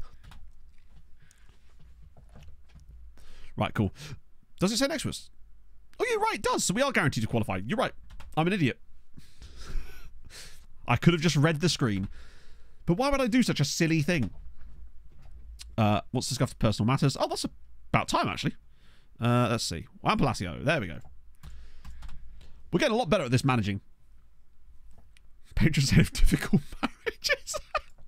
That's just part of being a royal, isn't it? Create a new league cup with every team you've managed and get an ultimate winner. I mean, I could. I just don't think it'd be particularly interesting. It's sort of that's like a one-off video type of thing. I'm here to lead, not to read. Yeah, exactly. Oh no, I'll absolutely post a save when I'm done, for sure. I always do. I just don't like doing it in the middle of the save. I do it at the start and at the end. I just don't like doing it in the middle of the save because I've had people in the past take the save file and then just like start looking things up like player PAs and shouting that stuff out. It's just like not fun. That's why I always provide the save at the very start with the seeding essentially. But obviously this one was a bit different because we had to redo that first season. Well, you didn't see it, but we did. But that seems such a long time ago that we were dealing with all that issue. I was so anxious, mate, about that whole thing when I just felt that, oh shit, it's going to be far too easy and everyone's going to hate it. And then there was that update which broke everything, but in a weird way actually allowed us to fix everything and made the save better overall. I was so stressed, you have no idea, like curled up in bed stressed. It was not nice. On the plus side, it did encourage me to watch Free Guy at the time because I just wanted something to watch, and it was actually a fantastic film, so I guess something good came out of it, right? Okay, Quasi and Villarreal, nope. Kamga's not ready to start again. Neither's Perez, neither's Despino. Markovic, I trust him. I just do. And honestly, I thought we did well in the last game. And I don't think... Oh no, Palacio did start, didn't he? Yeah, I think I'll give him another start then. He earned it. Backline's good. Padilla's thankfully not injured. Villarreal is the only one really scoring any goals out. So God, Padilla's got 10 actually. And 10 assists for Krastev. Really, I need... Chip's very good at it. Hey, I used to love a bit of Biff and Chip. Great goalkeeper. Yeah, I think it's because our other goalkeeper's injured, unfortunately. Yeah, in fact he is, isn't he? Bagoa got injured. The real players with the flexible. I suppose, yeah. The start of the save they haven't spawned. Yeah, I mean, you might get, like, very lucky. Also, Danilo Liberio up front for Roma. Sir, why are you not playing as a Liberio? Well, 5 jumping reach and that tackling, probably, yeah. Scott says, exactly, yeah. Youth goalkeeper in the reserves. Maybe, but I'd rather just put an outfield player on bench. We're not going to... I was saying it now. We're not going to get a goalkeeping injury. I'm going with it. I used to never put goalkeepers on the bench. Then I started doing it again because FM started injuring your goalkeepers constantly. But now I've decided that no. I'm going back to my old ways.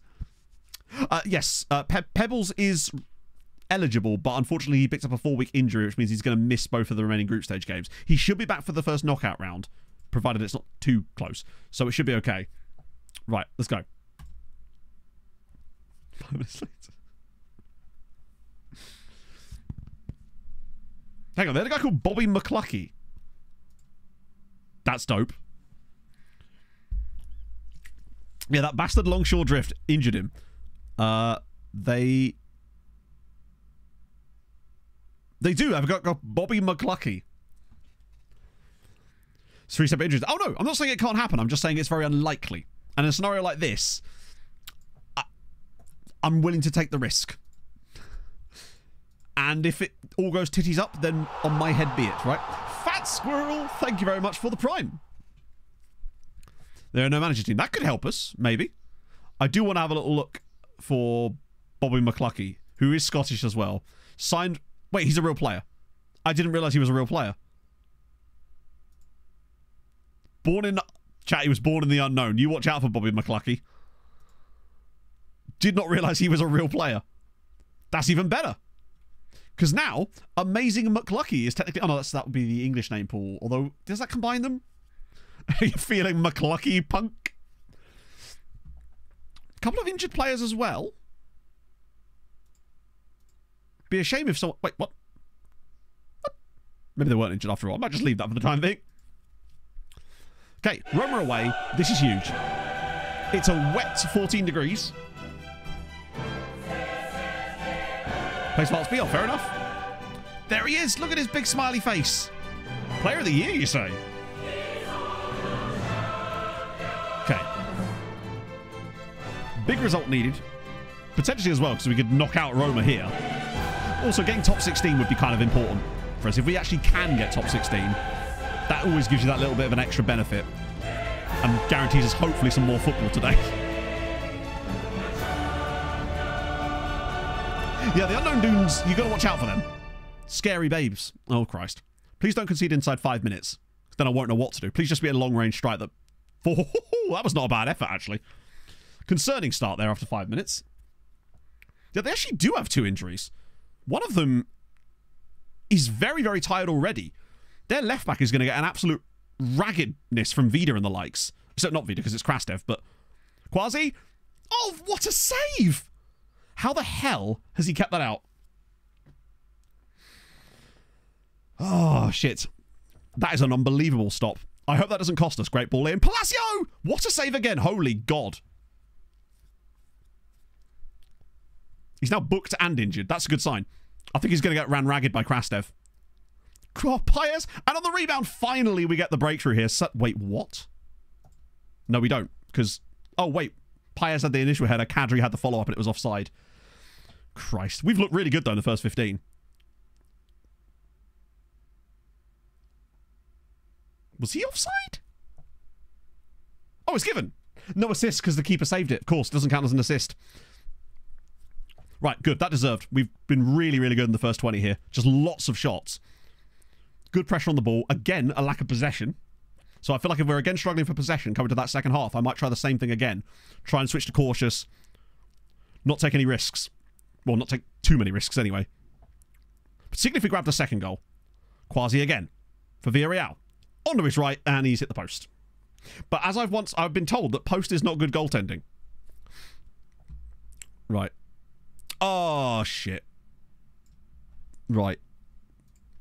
Last thing we need. Although, to be fair, if there was one position in our entire team where we could afford to get an injury, it is that. Like, where we literally have another world-class player to bring in. Now, this has been some first-half performance, which we're inevitably now going to concede a goal. Please don't. Oh, as if!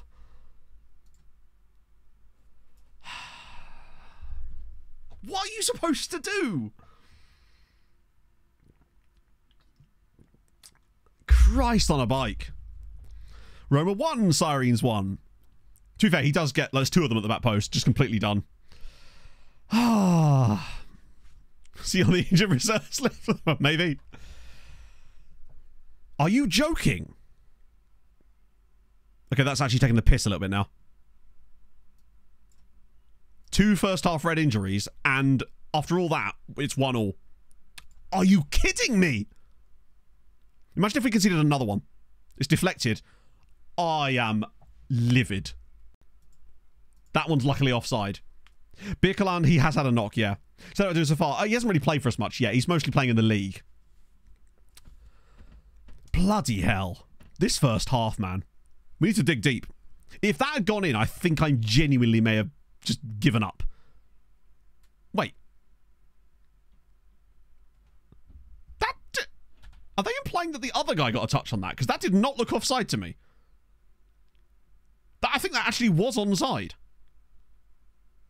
Blocking eyeline. I don't think he was blocking eyeline, personally. Then again, we've had goal disallowed for that before. Do you remember we lost a goal against City for that? With blocking eyeline when the guy was stood about 5 yards to his left. I'm going to yell at them. That was unacceptable. I am concerned about losing Gert. Multinational team. Oh, loads of them, yeah. I think so, anyway. I'm fairly certain a few Maltese loan farm guys have got in there. Lahovi's actually struggled off the bench. We can't even really switch to cautious now. We kind of got to keep going for it. If we were to get back in front, I would definitely make that change, though. But not that it would have made much difference, right? The 2 goals we've conceded today in Champions League have both been set pieces. That one was particularly annoying, though, because they just left a free man at the back post. Treaty a big team. Could be. Yeah, Gert got injured as well. We've had 2 red injuries in the first half. Both, and that's given us definitely... Yeah, and now that we've obviously got 1 sub break, like, yeah, we're going to have to use them all at once, I think. Because otherwise, we're just not going to make enough subs. Right, come on, get in there. I think I just see where this game's going, sadly. Although, maybe not. Can Markovic be yet again a hero? Playing him and Camger at the same time feels like a cheat code. Oh. Never mind. Not with defending like that. Fuck me. As if that's just happened too. Probably give away a penalty now. Oh my god!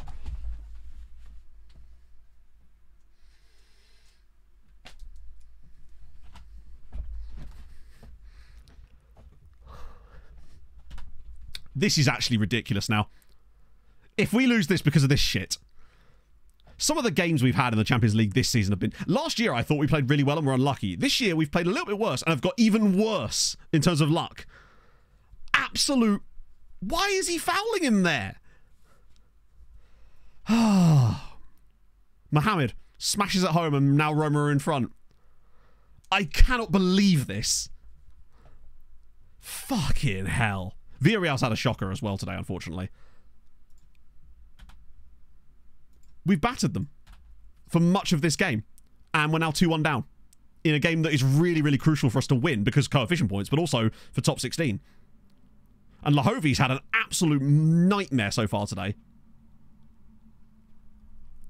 I think I might run the subs early. Oh, right. Villarreal's been absolutely appalling today. And Henry is a man you can rely on. Lahovi we can't take off because he's already come on. Jezanovic genuinely has had a woeful day, and I might bring on Fofana. And Padilla's been shocking too. Nunez doesn't like me right now, and he's anxious. I'm going to go with Avila. Right. That's our dice roll. I feel like I have to trust them to create enough chances in the rest of this game, but I bet you we don't. Actually, I still feel like we can win this, but it's going to require us to dig deep. I feel like Henry is the kind of guy that's got that clutchness about him in these type of moments. As if we've hit the post as well. Nah, we're never winning this game. Never in a million years. That was a great header, admittedly. But when those are hitting the post as well, not a chance. We're 22nd.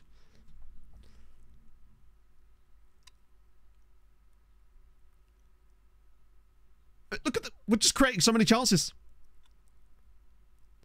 More berating. Berating. I've never found berating does anything. Other than upset the players, and it is. We could play all day and not score here. We might get a token goal in like the 94th minute after they've got the one to make it 3-1 from like a corner or something.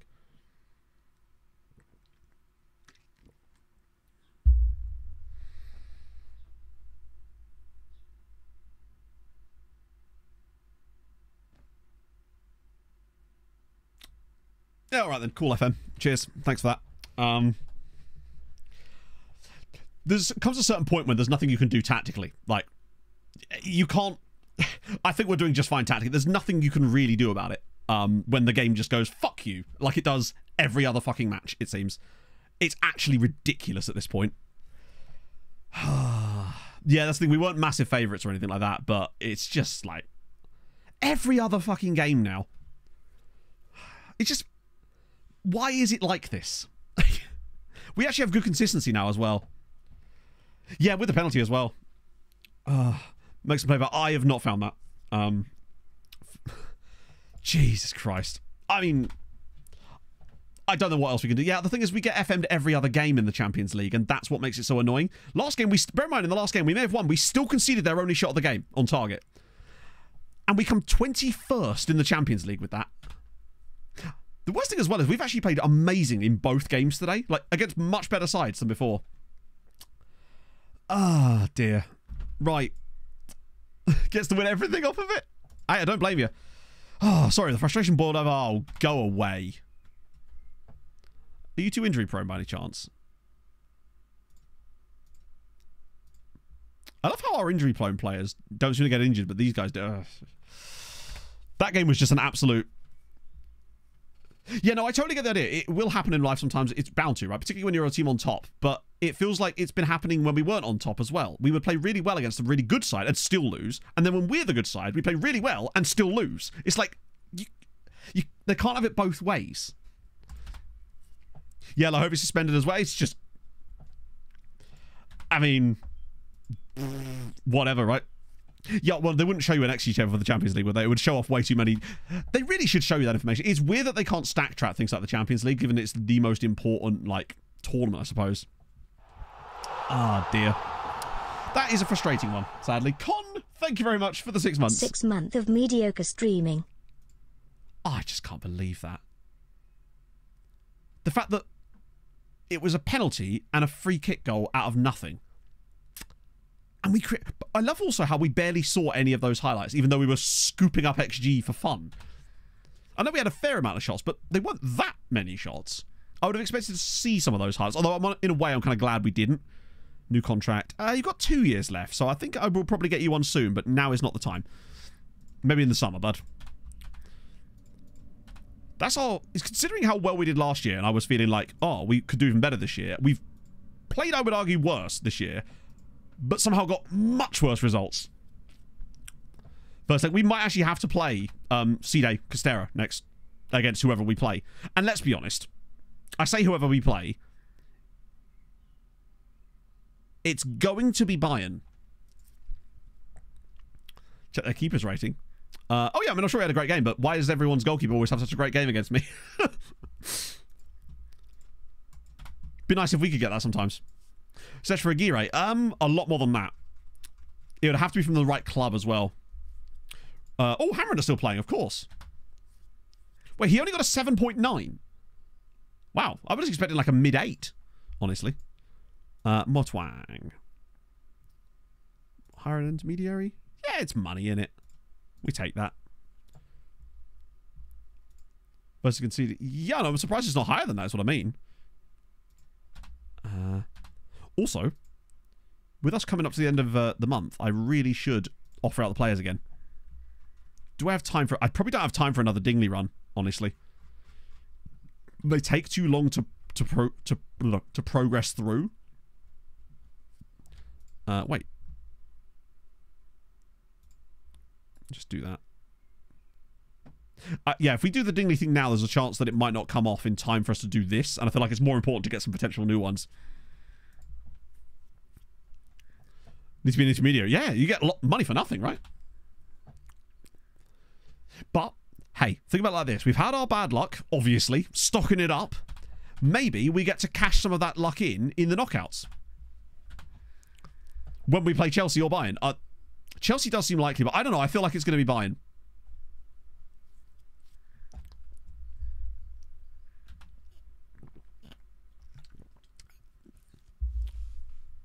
Quantum's gone 25k. He's not really a loan farmer. He just happened to be in the age range for it, so I added him in there. I added him in there just in case there was somehow going to be a loan for him. He's a first team player.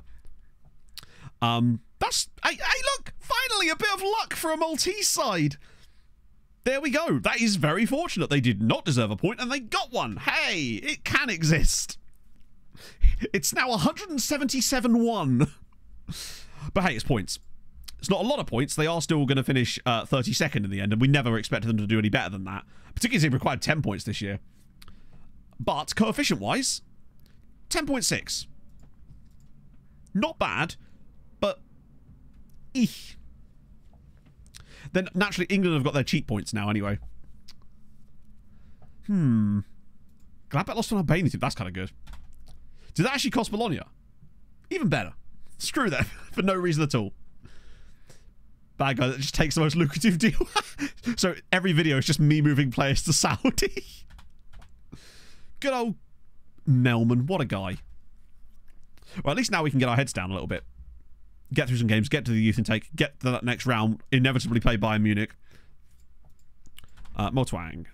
800 grand for Leipzig and PSV. Fair enough. Lahovi showing pleasing progress. Yeah, he didn't show much progress during that game, did he? Scored the winners and not Liverpool out top and give you the title. That's good. Like, it's something, right? So a 34-year-old Salah for a Saudi team for 90 million up front and 2... Yes, I emphatically would. Actually, depends. What's his like physicals looking like? Because he has quite high natural fitness, does he not? It depends on what you're looking at for a rebuild, right? Because it's going to cost you a lot of money to actually fully rebuild. Let's see. Bit of that. The fact that Lahovi's still improving is good news. To be fair, he's normally so consistent, and he just had an absolute shocker upon coming on for Palacio. The thing I'm concerned about is just with all those players now missing for the first legs of these other games as well, I think it's just going to make it even worse for us. Any actual bargains in here while I'm at it? 27, stupidly high wage. Stupidly high wage. What about Bifulco here? Out of interest. I checked the Lesotho goalkeeper again, but he wasn't available last stream.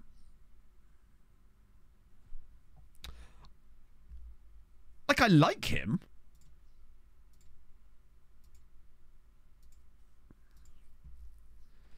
Bifulco. He's not very good technically. He does have good agility and balance. Don't like the wages. And he'd want to be a star player. He's just not very good technically, is he? He's a literal physicals merchant. And the problem is with Krastev and Vida. I mean, I suppose we're looking at the replacement to Vida long term, but I don't know if that's him. I think I'd rather develop my own guy, like a youngster, to develop into that role, to be the third choice for a little bit. Haven't really found that guy yet, but I think we can. Let's see. Some cool nationalities still knocking about in here, which is exciting. Guy Banfield, he sounds Italian, and he is. Cool. Right, cool. Can't play right. Well, you can retrain them, but then again as well, at 24, would I want to do that? Try full cut. Yeah, exactly. Now you get it. Julio Salome.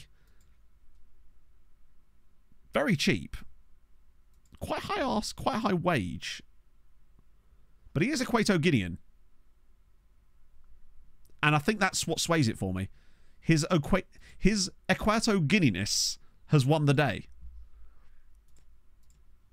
Were it not for that, I think I'd probably pass on him, but... No, considering our C-rated youth prospect, sadly, I believe is a goalkeeper. That's going to be a no from me. Jakob Kvalheim of Mulder, too expensive. Actually, he's a wing-back, though. He's not horrendous. I just don't think I'd want to... He's Norwich... 19 as well. Paulus Lecoq, we know all about him. Sturmgratz guy, he's probably fantastic, but he's also 14 million quid. Yeah, he's going to be a fantastic player for Croatia. It's annoying that he's come through at Sturmgratz and not, like, Dinamo or Osijek. And you're at Real Madrid. And just yet another of their absolute wonderkid farm. Disappointing. Right, we'll get him in. If we can get him on, like, the... Yeah, youngster contract is fine. 1.2k is quite a lot, but luckily, we've got an extra 100 grand a week in the bank from our board. I'd like to hope so, Chris. But we'll have to see. We've now that we've got all these extra affiliate clubs, because we've got like 4 different affiliate sites now, all of which could provide us players for our youth intakes. So it would be nice to see 1 or 2 of them actually starting to help us a little bit, but we will have to find out. We haven't done 20 is plenty. I usually do that in the summer, so I'm going to save that one because we didn't do that during the window.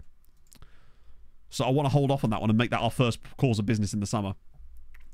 So not be an E then. You'd expect so, but I don't know how much of a weighting it actually gives to it. I guess we're going to find out, right?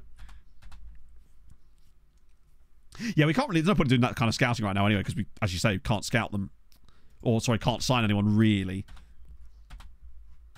Unless they are insane. I'll find a way. Balsan Youth want Karar Khalid. Ooh.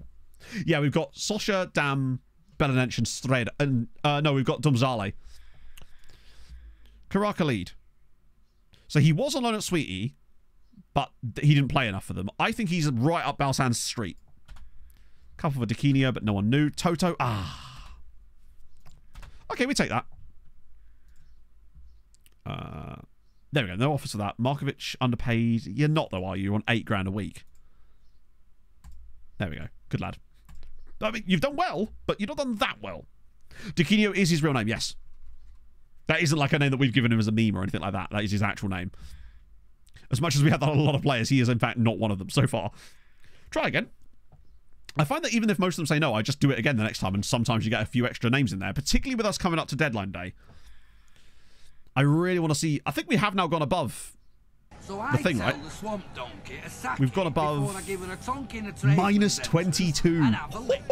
We're so close, man. Luke Goblin, thank you very much for the follow. Let's have a little look at Mustafa Leak. You never know. Just try it with double E's just in case. Ah, not quite. No Mustafa Leaks in here. And thankfully, I don't have to Mustafa Leak either just yet. Probably should actually have a look at the scouting. Just out of... just in case we forget about players like this. 2 guys at Yokohama Marinos. Or Marinos. Kudodate. Oh, wow. Yes, please. And he's 16, which means that there's a lot of room to improve there. Left back here, Hirotoyo Umeguchi. Like the agility and balance. Not the paciest, but again, don't mind that. Any other interesting ones in here? Cheap Colombian, interesting. This guy here, John Jairo Hernandez. I think he's actually not that good for that cheap. I think we've signed 3 Brazilians that are better than this guy. I use the default ones, Scrycy. So I don't touch the thresholds, I just change the colours. Stands for Flugels. Does it really? Or are you just pulling my leg again? Any high ones? Kranich. Superb name. Silas Yulbihar. Oh no. Ubelhard. Wait, that's even better. I read that originally as Yulbihard, but now it's Ubelhard, which isn't actually any different. Silas Ubelhard is good. He's not even that old. Like, and he's not expensive. He probably... Actually, he could do, because Switzerland. You got to, really, for the Belhard, right? It'd be rude not to. To sign a guy called Ubelhard, it's too much to not do. Love that for him. Any others? Oscar Torres. He'll come back around again. Few Domjale. We'll always have loads of Domjale players in here because we seem to get that report constantly. Ubelhard. Even better. That is even better. Ubelhard. But I will be calling him Ubelhard, obviously. It can't be done. Well, we can play whoever we want here, can't we? Except we have to play Jozanovic because he's, even though he's injured, because he's going to kick off about it otherwise. Getting Perez some football here could be crucial. Might as well play Lahovi for the time being. Or up against Roy Fleming. Does it count as Hungry Nation? On his 18th birthday? Yeah. 18th birthday for sure. You can sign them up until their 19th birthday. If it's his 18th birthday, then absolutely he'll count. Right. Take that. C-rated goalkeeper. I mean, it would be nice if we could get a... Oh, just once I'd like to see... One time in this youth intake, I would love to have a youth intake that isn't half a star. That's my dream. Because it would have to contain an absolute monstrous player to not be half a star. Nice to see Kamga scoring. And assisting. Good to get him back up to sharpness. Particularly as Fruity Pebbles is still not available at the moment. Youngster as well, which means we can pretty much just... I think... only 2 years. Okay, so it's only a 5-year deal on him, but... That's fine. That'll give us time to work out if we want to keep you Belhard. It's a blue pill that will help you with that. We should be able to get one more offer out in before the final day as well, which is perfect. Another hip injury. You hate to see it. Ideally, I want to get all these players saying no before the deadline day. That way we can offer him out on deadline day and actually get some responses from it. Maybe we should have waited. I'm actually worried now that we might not get a chance to do anything because it will just randomly not have any offers come through. FM is weird like that. Viagro. Could I just think Ruben Vinagre? Or Romulo Biagio? I thought it was Hugo Rodallega for a second there. We've also got, for some reason, Pribram. Oh, because of Viagem. I see. Fair enough. Yeah, we did have some weirdness with the rules with in Norway and in Ireland as well. Multi-sizes through in Europe. 3. So us, albeit against all odds, in a weird way. We beat the odds by beating the game somehow. And then obviously Sweetie and Goodyear are both through. Sweetie will have a draw on the 2nd of February. Goodyear got a bye, so they're gonna be sort of hanging out there for years. Cool. Team had a lonely that was Guadalupe in English. This team here, was it Celestia? No. I'm not sure where I was looking. Yeah, I think they just need to get multi-threading on it, right? Viagra eye drops to make you look. Oh, the Czech one.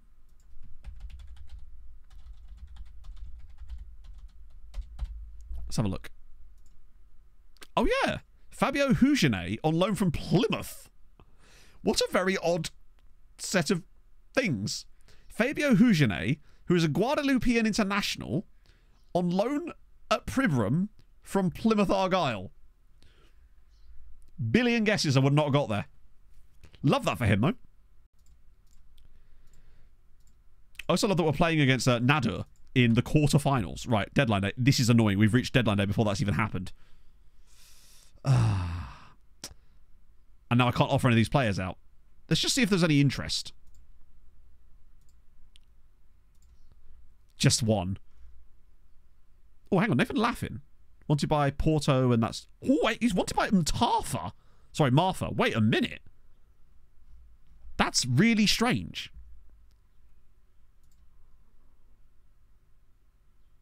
Oh, that's a Portuguese team. Mafra. I thought that was Matafa. I got confused. I was like, why is a Maltese side from the lower leagues after him? Got really excited then. Okay, it looks like we're going to have to just wait. If it comes through quick enough, I might be able to get it out again, but I reckon it's not. I reckon it's just going to sit there. It's so annoying that it doesn't trigger any kind of urgency. What I might do after this, actually, is... Oh, hello. Wait, loan interest on Jozanovic. Juve just being weird now. Italian clubs on deadline day really are a different breed when they start whacking the loans in. Porto want Laffin. Now, we paid way more than that. Padilla. Yeah, it's just not going to come in, is it? It's just going to ignore them. God, I hate it when it does that. And it's never normally consistent as well. There's like not a set number of days it takes for the loan offers to actually go out. Sometimes it's like the next day, and sometimes it takes 3 or 4 days. And you just can't tell. I bet you we get no moves on the loan offer stuff. Dortmund an offer for Rojas. Hang on a minute, chat. Dortmund might be about to get fleeced.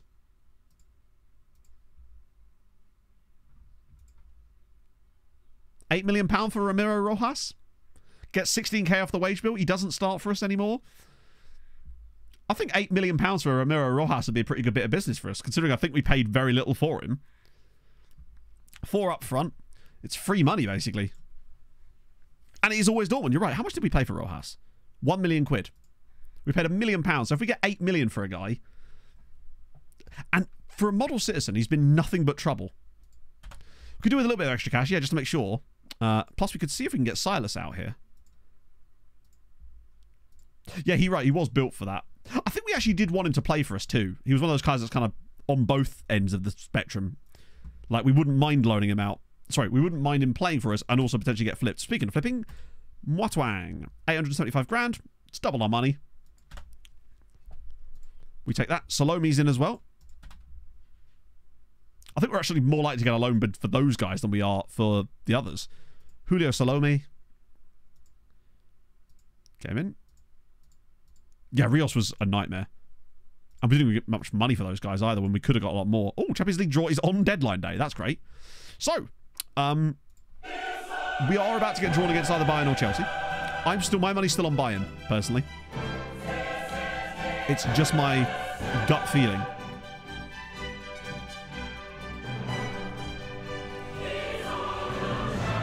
Oh, great, we're out first. Tell you what, that's not actually that bad. We've beaten Inter before. I think that's doable. It's not the best draw we could have got, but it sure as shit ain't the worst either. I'd have preferred someone like Porto. Well, I'll be damned. Okay, I don't actually know where Inter finished. It has to be top 16, obviously. Let's just get the rest through here. Wow, Partizan qualified. Big up them. So hoping for some big draws against each other here, but it seems that most of the... Actually, PSG Feyenoord... Wait. That's... Yeah. Yeah, PSG were in the bottom half. Incredibly. Let's see. 58 million there. Agent offer summaries, except they're all going to be ludicrously priced, as always. Okay. Inter. So where did Inter actually come? 15th. They only finished 3 points above us, and frankly, should have finished below us, probably. They beat Red Bull Salzburg, Valencia. They did beat PSG. But like beating RB Salzburg, Valencia, and Partizan, and only by minor scorelines, is not particularly impressive. Only 2-0 against PSG, but they're clearly struggling themselves. A draw with Chelsea is fairly impressive. And then they lost to Porto, Sporting, and Feyenoord. To lose at home to Porto, and then away at Sporting and Feyenoord, we beat Sporting 3-1. That feels like we should have a good chance there against Inter. I love that we've got a +6 goal difference as well, all the way down here. I'm fairly pleased with that. I would have preferred probably Porto, but out of those guys, actually, I would have taken Feyenoord as well. Yeah, they're the ultimate litmus test because they've just played apparently every single team in that same round. Right, and it's a Tuesday one, but actually that's not great. I'd have preferred a Wednesday game there. More time for recovery. Right, Karaka lead is going to Balsan Youth. Okay. It's one more loan done, I guess.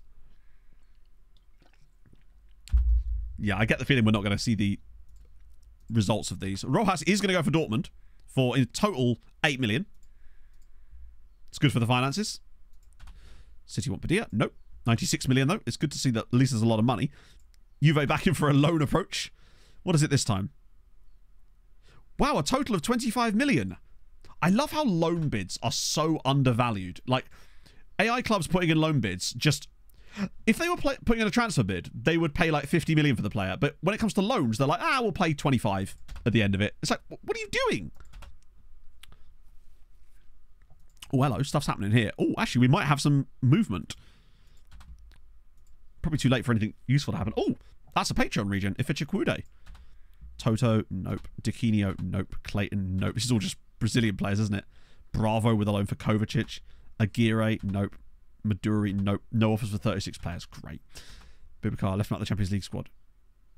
What do you mean, why I left you out the Champions League squad? Oh, you're a squad player, are you? Right, that's going to have to stop. We're going to have to definitely do something about that. You're very much a fringe player. And there we go. Nice, right, yeah. You are not a squad player. I think he was one of those weird ones that we just had to give a higher squad status to. Do I still have to do... Doesn't really make me feel any better. Well, tough. Get over it. Luckily, your squad status has now been reduced. I might have a chance to offer them out again. I'm not sure. With 8 hours to go, there's no time for Dingley. I don't think, anyway. Fuck it. I actually reckon we got a better chance of getting them out to Dingley. It's worth a go. And Dingley. With 8 hours, it's probably not likely, but you never know. 0% wages. It really is super weird. They will try to fleece you on players, but then the other way around, you can't negotiate with them. It's really annoying. But I always just find the biggest thing I've noticed about the loans is, say your player's worth like £50 million or whatever, and that's the kind of bid level you're getting, then a random Italian club especially, on deadline day, will always put in a loan bid for the player. It's like, so it's a loan with an option to buy. But the option to buy is always like a third of the actual player's value. So it's like, why is that? Mandatory fee of 0. Mandatory fee of 0. They're just trying to see if you can actually sneak that one through.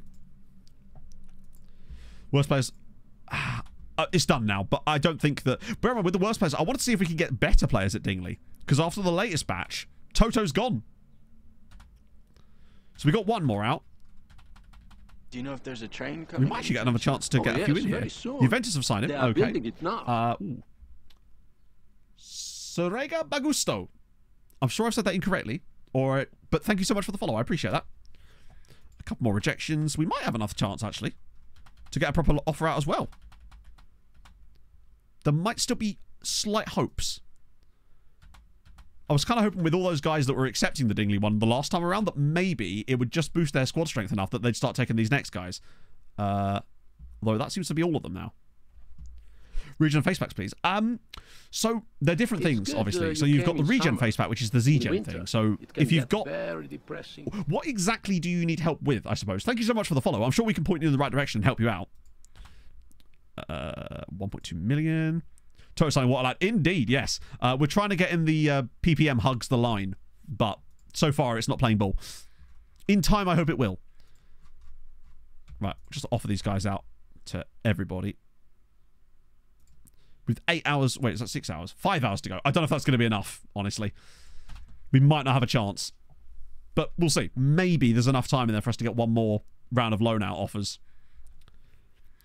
Either way, we've got it to minus 19.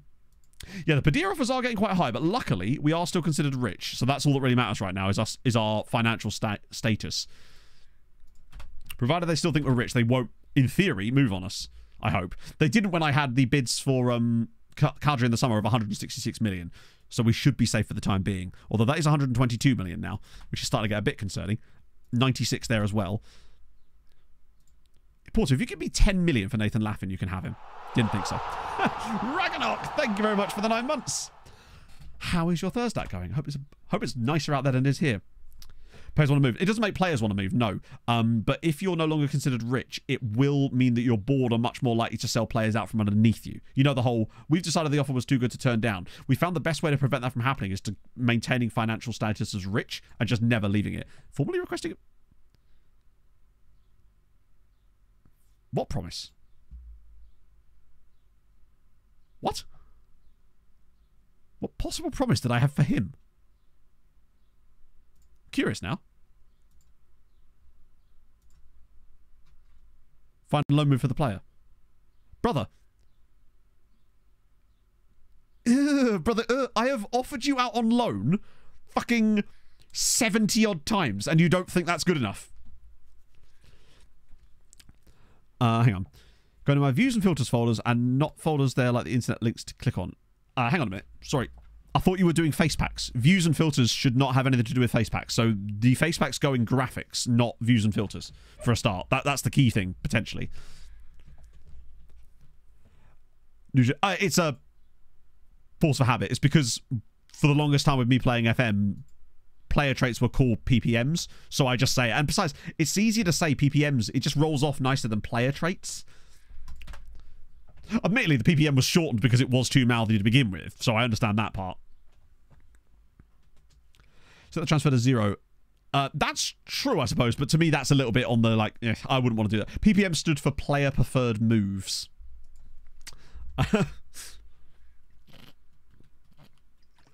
To be fair, with Aguirre, the problem was the clubs did want him, but they weren't clubs in Malta, and he's the only player I've ever seen get pissed at me for turning down moves that aren't multi-sides. The others normally go, when I go, oh, the wages weren't good enough, they're usually like, fair enough. This guy's the only player I've ever seen that says, I don't care that the wages weren't good enough, offer me out on loan, and he just gets stuck in a loop.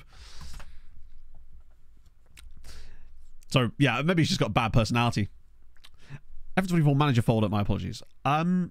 So, hang on, just to clarify, you've got the face pack. So, we're just starting with DF11 here, as an example, right? And that goes in the graphics folder. Then all you need to do at that point, if it's in the correct folder, is load the game up. And sometimes you have to refresh skin and clear the cache. But usually when you load the game up from scratch, you don't need to do that because it kind of refreshes it when it loads. Still 2 hours left. I don't think that's going to work. Maybe one more swipe at the Dingleys? Sending players down the Dingley highway. Oh, God.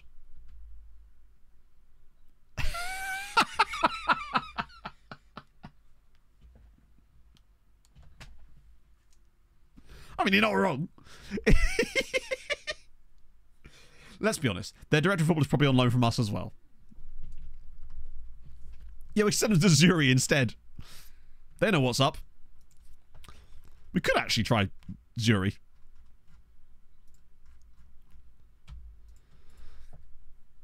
With little time to go. Maybe their squad's just got too big.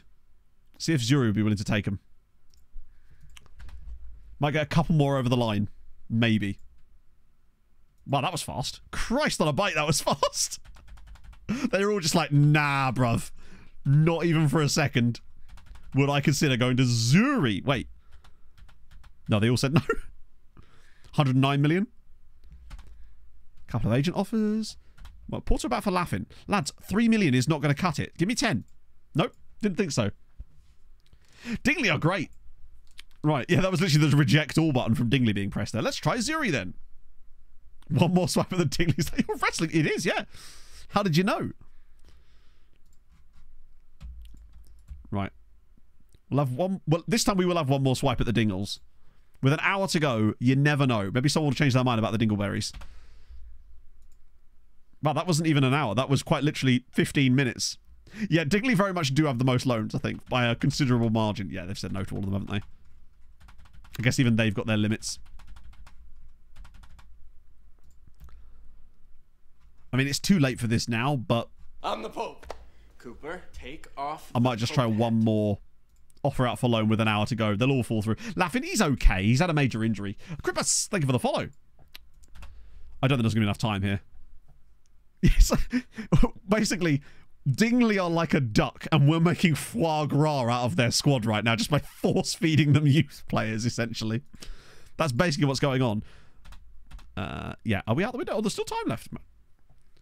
Would have gone under the same club. That's like me going, are you sure? Are you sure? Come on, Dingley's lovely. They've got the Dingley Cliffs. It's beautiful. There's an observatory there and everything. And there it goes. What I do want to look at, though, is the actual roundup for transfers for the league to see if there were any surprisingly large moves that weren't made by us. Like, for example, this. Naoki Nagata. £2.7 million signing for Sweetie United. That's got to be a record for a multi-side that wasn't us. So fair play to Sweetie actually doing some business. Then it's all back to us again. Then Balzan to Goodyear for 1.3 million for Victor Centurion. Okay. It's amazing season. If you know, you know. Oh, get the corkscrew out. Some good signings in here. Like another one there. Another Japanese player for Sweetie. They are hot. They're going off to Japan here. Yoshiatsu Sakawa. Love that for them. I wish we could have done. Andrew, we need to get an affiliate there. Manima, there's still transfers going around. We're not quite seeing like the big money moves that we saw in like MTK just yet anyway. Yeah, Dingley's... Just looking at Dingley's squad... Just to clarify. 1, 2, 3, 4, 5, 6, 7. Dingley have a 37-man squad. And 7 of them are their own players. The other 30 are all loans from us. Hey, at least their wage bill's going to be light, right? How much money? Probably not much. Actually, they've got $1 million in the bank, which is more than most teams at this level have, in fairness. So 30 of the Swallows. As if we needed to know that. Like, obviously your nickname would be the Swallows. Porto still won't laugh. They're not giving me anywhere near as much as they should be. Give me 11 million. Nope, didn't think so. It is Sirens C at this point. So we've brought in 24 and got out 26. The biggest of which was obviously Pebbles. Is he ready to play again yet? Nearly. Dingley, no, Dingley are a second tier side.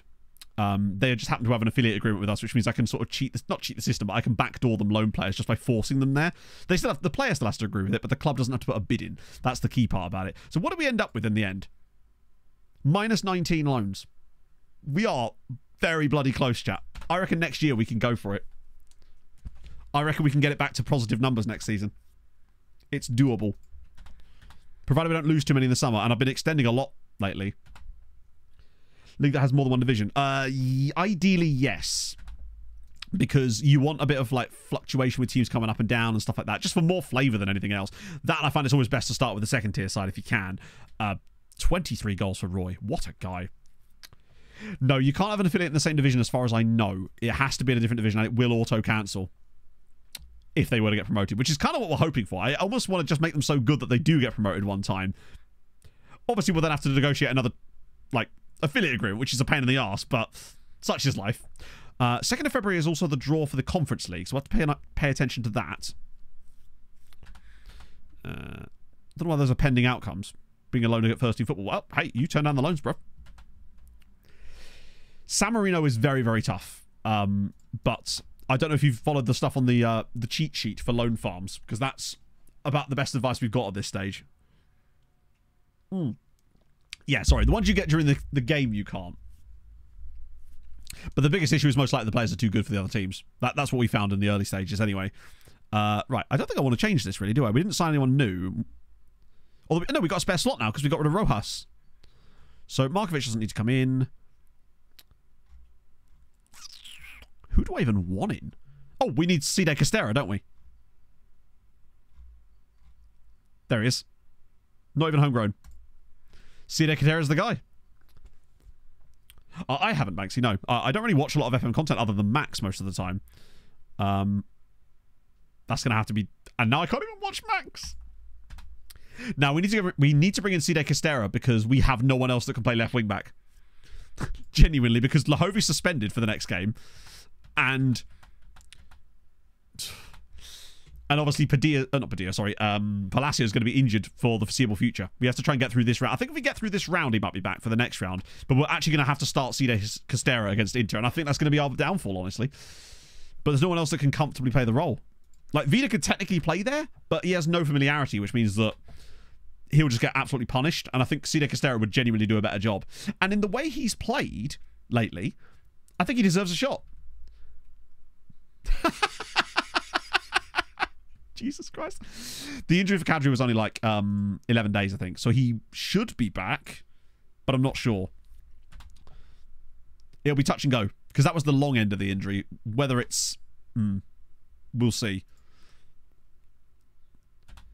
I really hope we don't go out here. You've only just arrived. I swear he arrived in January. Maybe not. Oh, well. Back we go. Right. Short leave of absence. For God's sake. Do you know what? I'm going to do it. We're going to try and do the bring in another player to help you settle. So you are Nigerian. Excelente. How would you feel about bringing in a random Nigerian bloke who is apparently going to make you feel better somehow? Right. We'll clear that for the time being. Player. Nationality. Nigerian. Contract status is amateur. Right. What are we saying? Anyone with good world rep?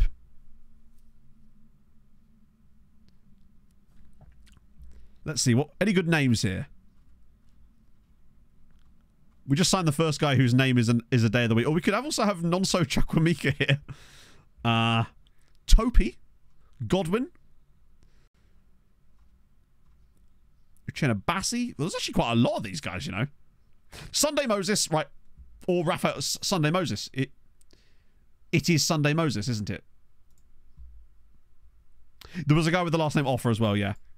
Right, so Sunday Moses... God, that's a lot of money. Right, 5 years for you. I don't know why I've given you 5 years. We're going to release you immediately. Sunday Moses is in.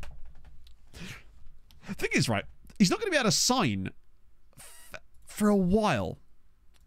Was he a real player? Surely, I think he was only 30, right? I don't think he can have been a real player. Sunday Monday, he might have been. Right. Sunday is a very solid first name and a very common one. Also a good first name, a good last name too. See, for example, Tony Sunday.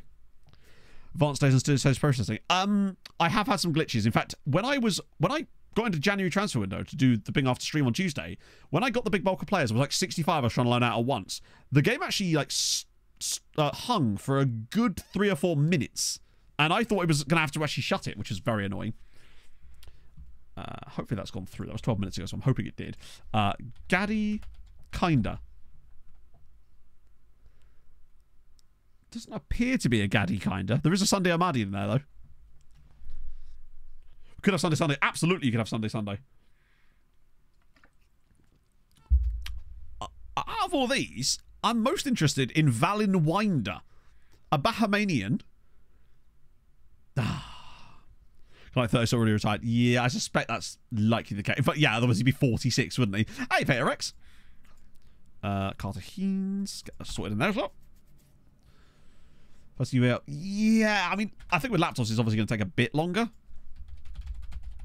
Sunday Sunday. Is there a Sunday Sunday? There's a Sunday Monday who I believe is the same guy from... Yeah. So this was the guy we nearly signed back in the day. When the same year we signed Tony Sunday, we also found Sunday Monday. But at the time, Tony was way cheaper and way better. So we ended up passing on Sunday Monday because back then he was worth like 300k and we had a budget of like 500,000. So we weren't going to spend it on a meme. Oh, we not signed it because he would have been like 80% of our transfer budget at the time. Which just meant that we didn't have the meme budget available to us at the time.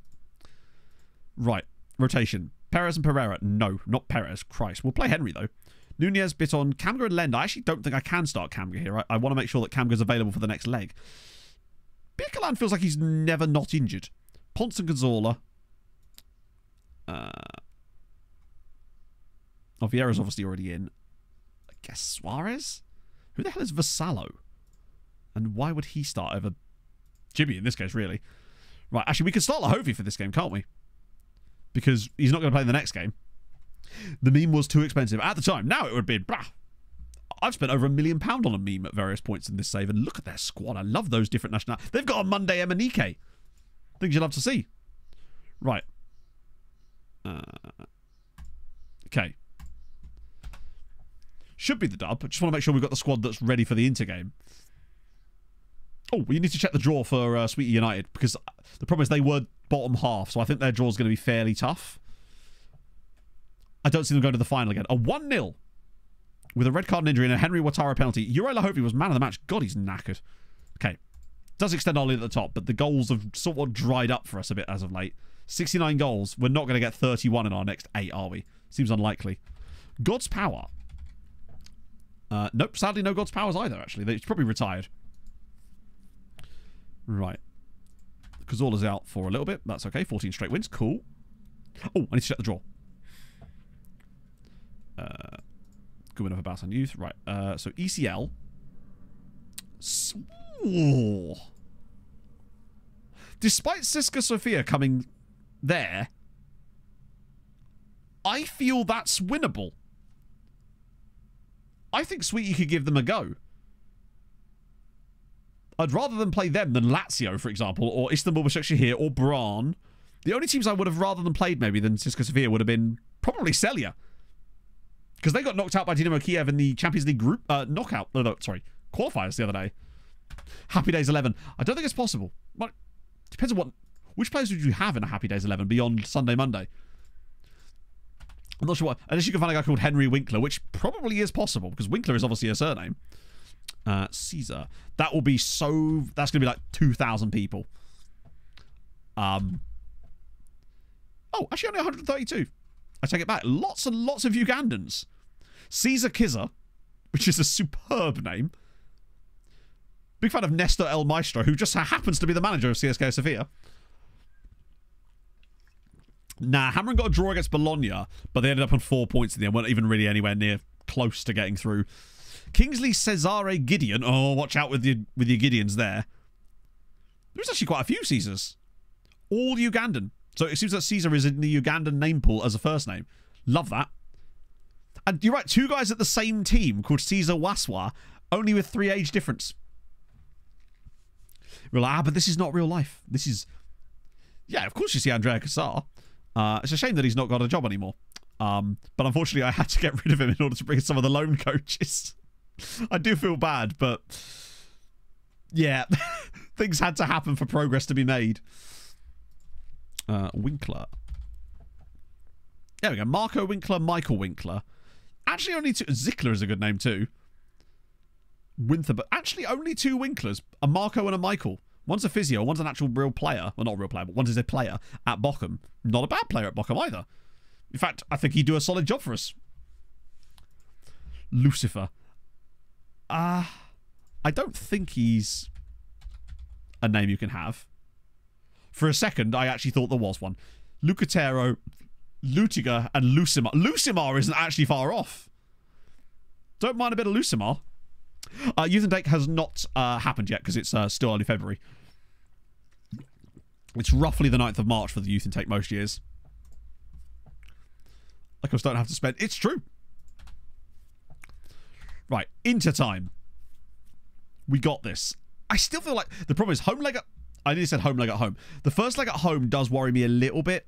Just, I like playing the second leg at home because you know exactly what you need to do, and I feel like we're really good at coming from behind in those situations.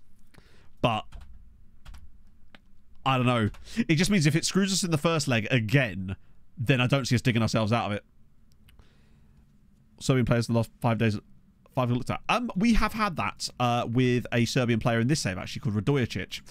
There was a reason, and I can't remember exactly what it was. I think it was something to do with things changing in the code of the game. Home leg at home is not wrong. It's just unnecessary.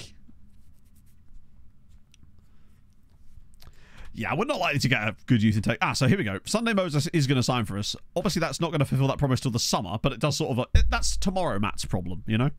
Kuma or Akuma. the problem with that, again, is it's the sort of name that features in many, many other names. In fact, 361 of them. There's Acuna, Ackman, Amane Romeo, for some reason. And this guy, Takuma Hiramatsu. Yeah, it's... The ones like that are really tough because FM doesn't give you a lot of options for searching properly. There's no... I wish it was like an advanced search. Gustav Nilsson, that's not ideal at all, actually. Right, Cisse should be dropped. No, never drop Cisse. I don't know who he is, but I'm sure he's lovely. Bit of Vela. Right, Inter. Dropping concerns. No, you've got 3 years. I had a player who has 5 years left on their contract complain about wanting a new contract during the interim period. I was like, you literally cannot have a contract that is longer than your current deal. Sue Ender, thank you for the follow. Wait, was it actually Porto versus Sporting? Oh. I guess it's both good and bad for their coefficient. Like, based on our coefficient, I think, what was it I said? I wanted to get like 12 points this year. We've got 10.6. I feel like round progression is doable for us. This round, anyway. Who we get the next round is up to... Then again, I'd love to play the winner of Sporting and Porto. Except that's not possible, obviously. But I would love to, if that was possible, which it isn't.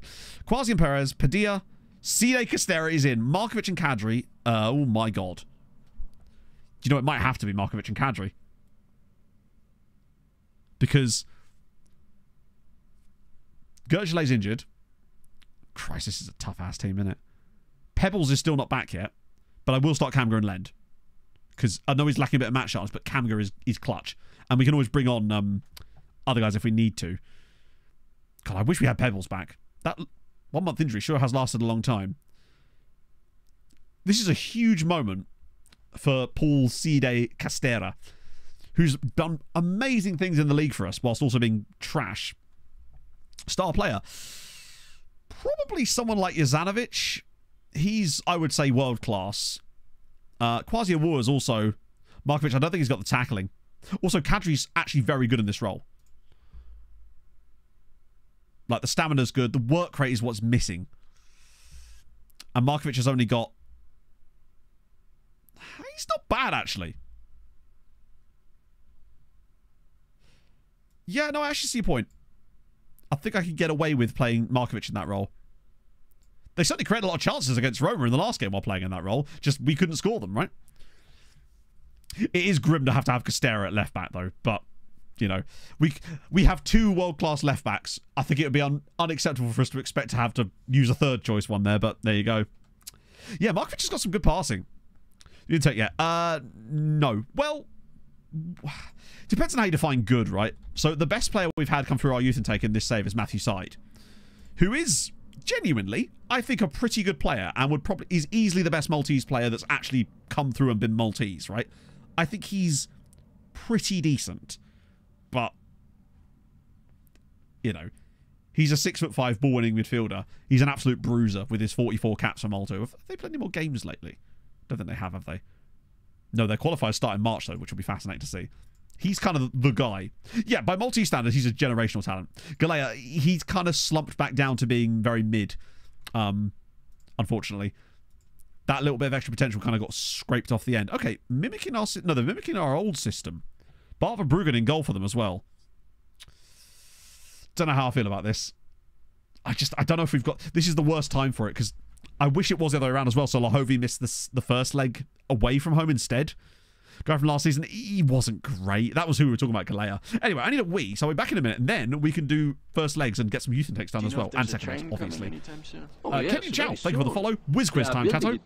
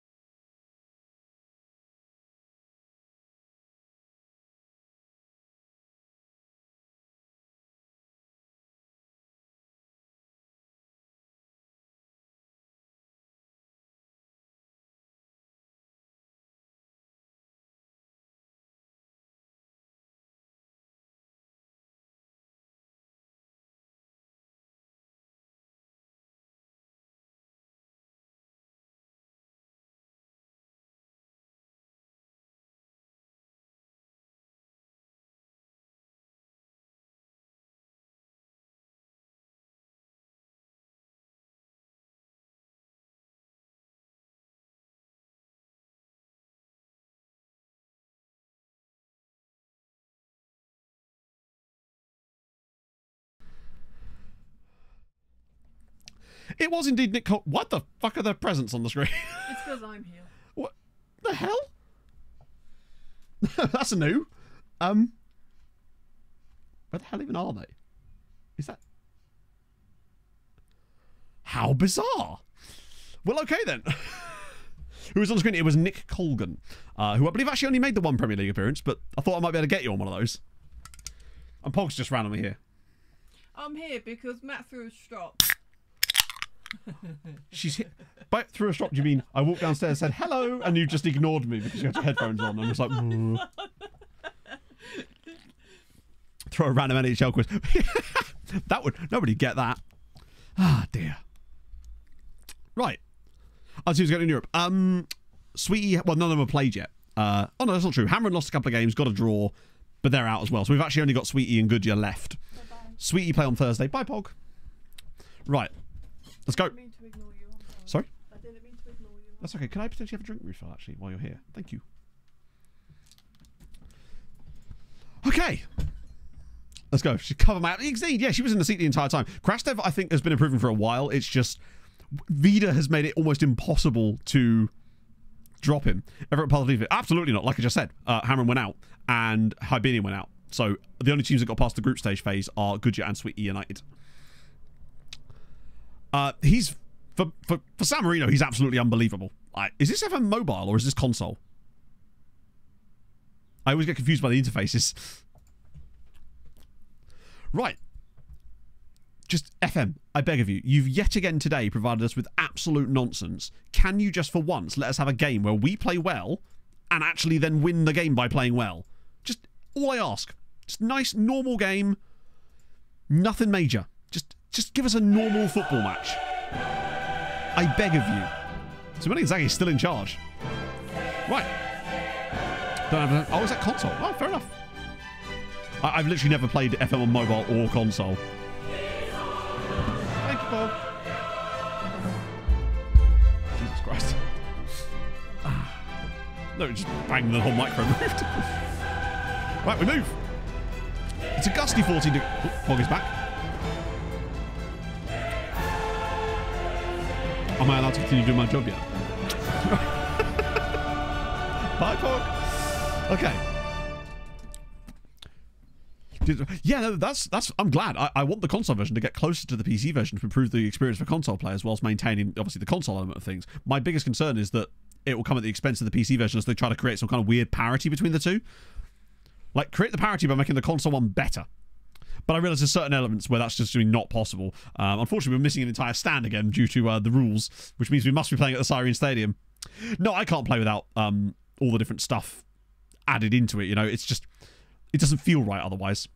Right, there's a huge gap being left open here, and unfortunately, we're about to concede off of this, aren't we? It's just got drilled across the box and tap in mode. Yep. Cool. Cool. Cool. I mean, hey, it's just a good goal, isn't it? We were just bad defensively. 2 yellow cards already in this game, which is not helping us either. Krastev just gets sucked massively into the play there. Then one of the centre-backs has to get shuffled across. But still, we should be doing better in the middle there. How on earth is that being allowed to go all the rest of the ball? That was just bad defending from us. Also, FM get a bit squeaky here. Let's calm down, FM. Give me my graphics card back, please. Come on. You know you want to. On your smartwatch, maybe. Maybe. Play on a car radio, I've heard. It's like Doom. There we go. Or Skyrim. Capture 5 to attendance. The boards are just programmed to do weird stuff, unfortunately, and it will defy logic half the time. He did look a little bit lost there. He walks in and he's just like, why are you here? Talking to his goalkeeper. The thing is, we are probably a better team than Inter these days, but in terms of our actual first team squad, not the team that's currently out there, unfortunately. Like Side Castera, if he has anything but an absolutely woeful performance, and I'm not going to blame him either. Like, it won't be because he plays badly. He's not expected to play well. He is literally a third choice player who... Oh, come on now. Do we actually have... We have 3 centre-backs, one of you!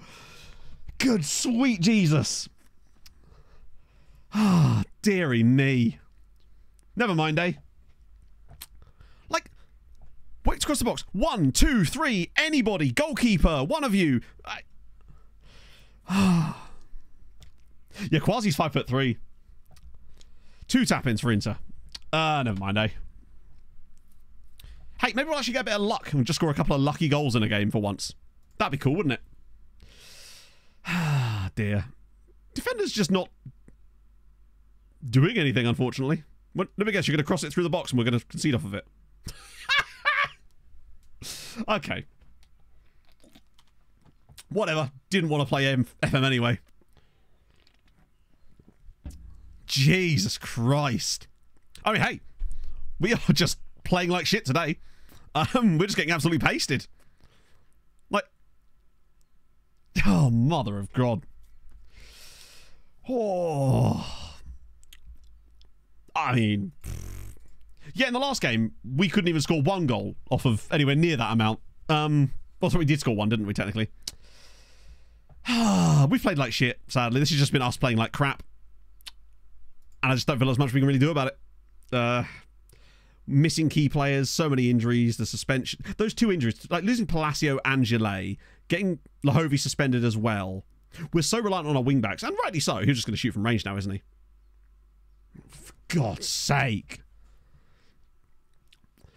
Reckon you can see the season? About as many as you would if they had 15, because it just doesn't care about stuff like that. Because there's obviously going to be fluctuations, right? Even a player with perfect statistical attributes is not impervious to mistakes. It's just the amount to which they happen is absolutely fucking insane. Yeah, disaster in Europe this season, but I don't feel like we've been able to do anything about it. That's the worst thing. I hate the feeling like a passenger most of the time. Like, do you know what I mean? Like, when we're playing badly, like today we are playing badly, but for the majority of this season, it's just much like last season. We've just felt like a passenger where no matter how well we do, we are simply not going to get the results we deserve. It feels like you're not even really in control of anything anymore. Like, a goal or 2 back would be nice. Our strikers have just gone to shit. Some of the best strikers in the world we've got here, but actually that's not true. They're elite. Right. Neither of them have got a clue what they're doing. Castera's been shocking, but I might even get Vida on, honestly. Defense has been appalling. The goalkeeper's got a 6.2, and I don't really know what he's supposed to have done about this. Pebbles, maybe? Because why the hell not, right? Actually, no, better idea.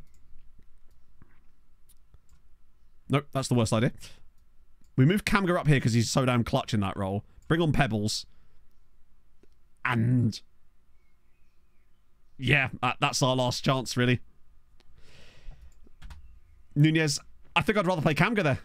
Nunez has been a bit of a wet... Nunez isn't registered, actually. That's what it is. Nunez is not registered at the squad currently. So we couldn't play him if we wanted to, unfortunately. But we didn't need to, really. Ah, dear. Nah, it's nothing to do with that. It's just the way the game is, unfortunately. It just feels like it's too often that you just... It feels like you have to be twice as good as your opposition in order to win any match half the time. Whereas they only have to be marginally better than you. Sometimes they're not even close to being better than you to get the results. Watara's through. He'll miss this, though. There.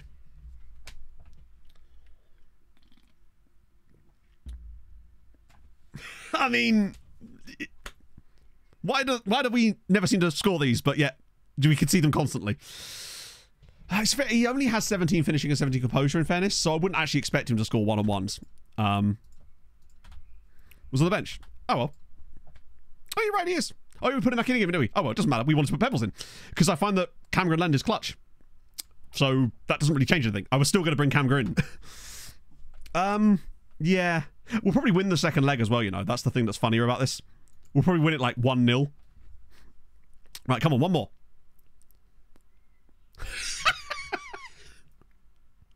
I think the changes have actually worked. PPMs that are good for one-on-ones. The only PPM I know that's good for one-on-ones is the one that says score the fucking goal. Because I've tried putting PPMs on players for one-on-ones and it's had zero noticeable difference. Even things like takes ball round goalkeeper, because they just don't do it. They just shoot anyway. That's the problem. Like, I really wish they were more active with the PPMs actually working like that. But Kamga, as if he's fucking saved that. All right, never mind. That is some... What a save! This is ridiculous. Ball in. Kamga there. I can't believe he saved that. That's insane. Are we actually catching them on XG in this game? We kind of are, actually. Good second half performance.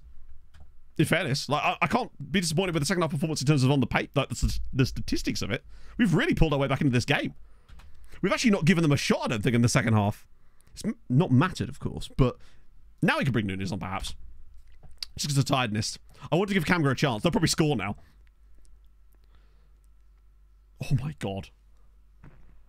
Unfortunately, as I know, it's just been this the entire time. We lost 3, what was it? 2-1 away at Roma, where we had 3.5 XG. And now this crap. Okay, well, there you go. It's back-to-back games, innit? That was literally their first chance of the whole second half, but I think we did what we could. Like, but if you still can't score, it just doesn't matter. Yeah, problem, Daz, is that seems to be every day these days. Yeah. Actually, speaking of bicycle kicks, I actually saw a bicycle kick scored in a video I was recording yesterday. Couldn't believe it. Ah, dear. It's just a bit of a shame, isn't it, really?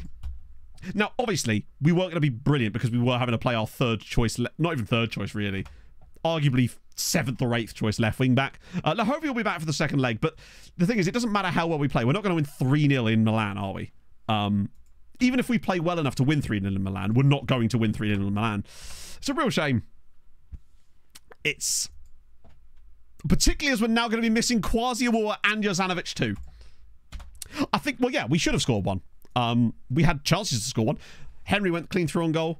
Villarreal went clean through on goal. Kamga had that chance inside the box that almost always seems to get buried, except for today, apparently.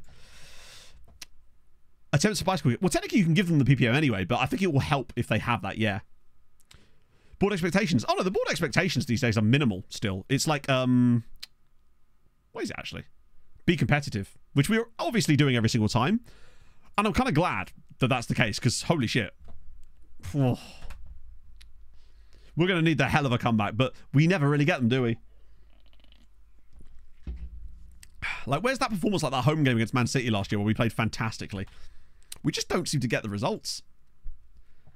I'm not saying we deserve to win that game, but 3-0 loss is absolutely ridiculous. Particularly the way those first 2 goals went in, where they get to the byline, drill the ball across a box with 3 centre-backs just stood there, and none of them actually thinks to, like, try and stop it. It's irksome, chat. Right.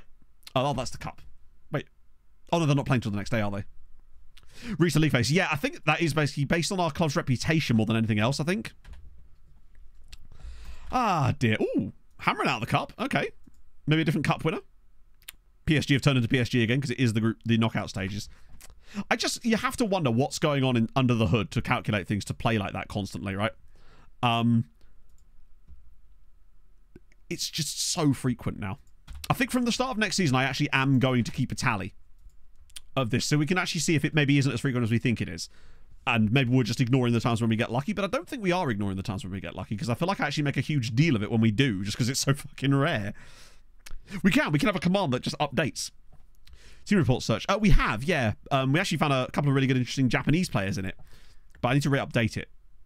As in, like, set it back to the team report thing. And so I don't want to sound like I'm complaining all the time, even though I kind of am at this point, because I know that's not interesting to listen to, but you can understand the frustration of where it comes from at times, because it does feel like you're a bit of a passenger. Oh, wow, Tromsø! Hello, lads! Anders Kronstad, and Henning Paulsen. Yes, please. Too young for us to sign immediately, but wow, you can actually head a football. Look at that. You'll have to see it. And you've got some okay attributes too. It's just, unfortunately, it's natural frustration. The same sort of thing that you would get if you were playing. I'm just in a position where I sort of only get one opportunity to react to something, and if that reaction is frustration, then it is, you know? I don't want to be like that. I want to just vibe. I want to just have something good happen for once, you know? But still, there's a chance. Unlike when it benefits them. Yeah, the problem is it wouldn't be able to automatically update.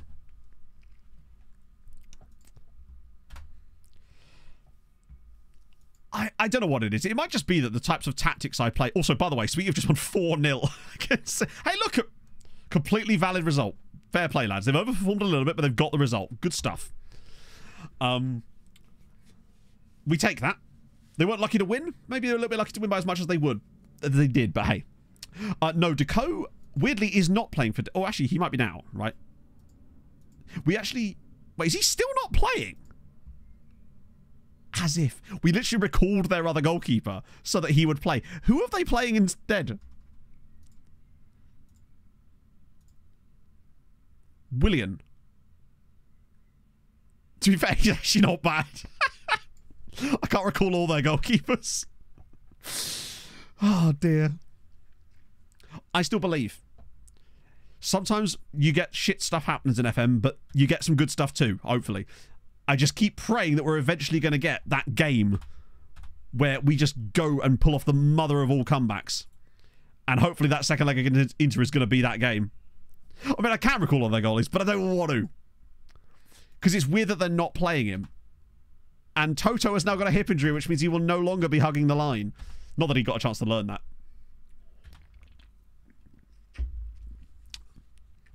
Christ, at this rate, we're going to be paying more attention to the other Maltese sides than we are ourselves. Next stream is just us watching other Maltese sides play in Europe. Yeah, maybe Stender Cow has said something dodgy to the manager. It's the only thing I can think of. Right. How is the league looking? Hibernians do need to get their act together a little bit, because Tarshida's starting to pull up a few trees here. The rest of them look pretty confident and safe, I would say, anyway. Right. Rotation. You may as well stay in there, bud. Since at least Lahovi's going to be back for the second leg.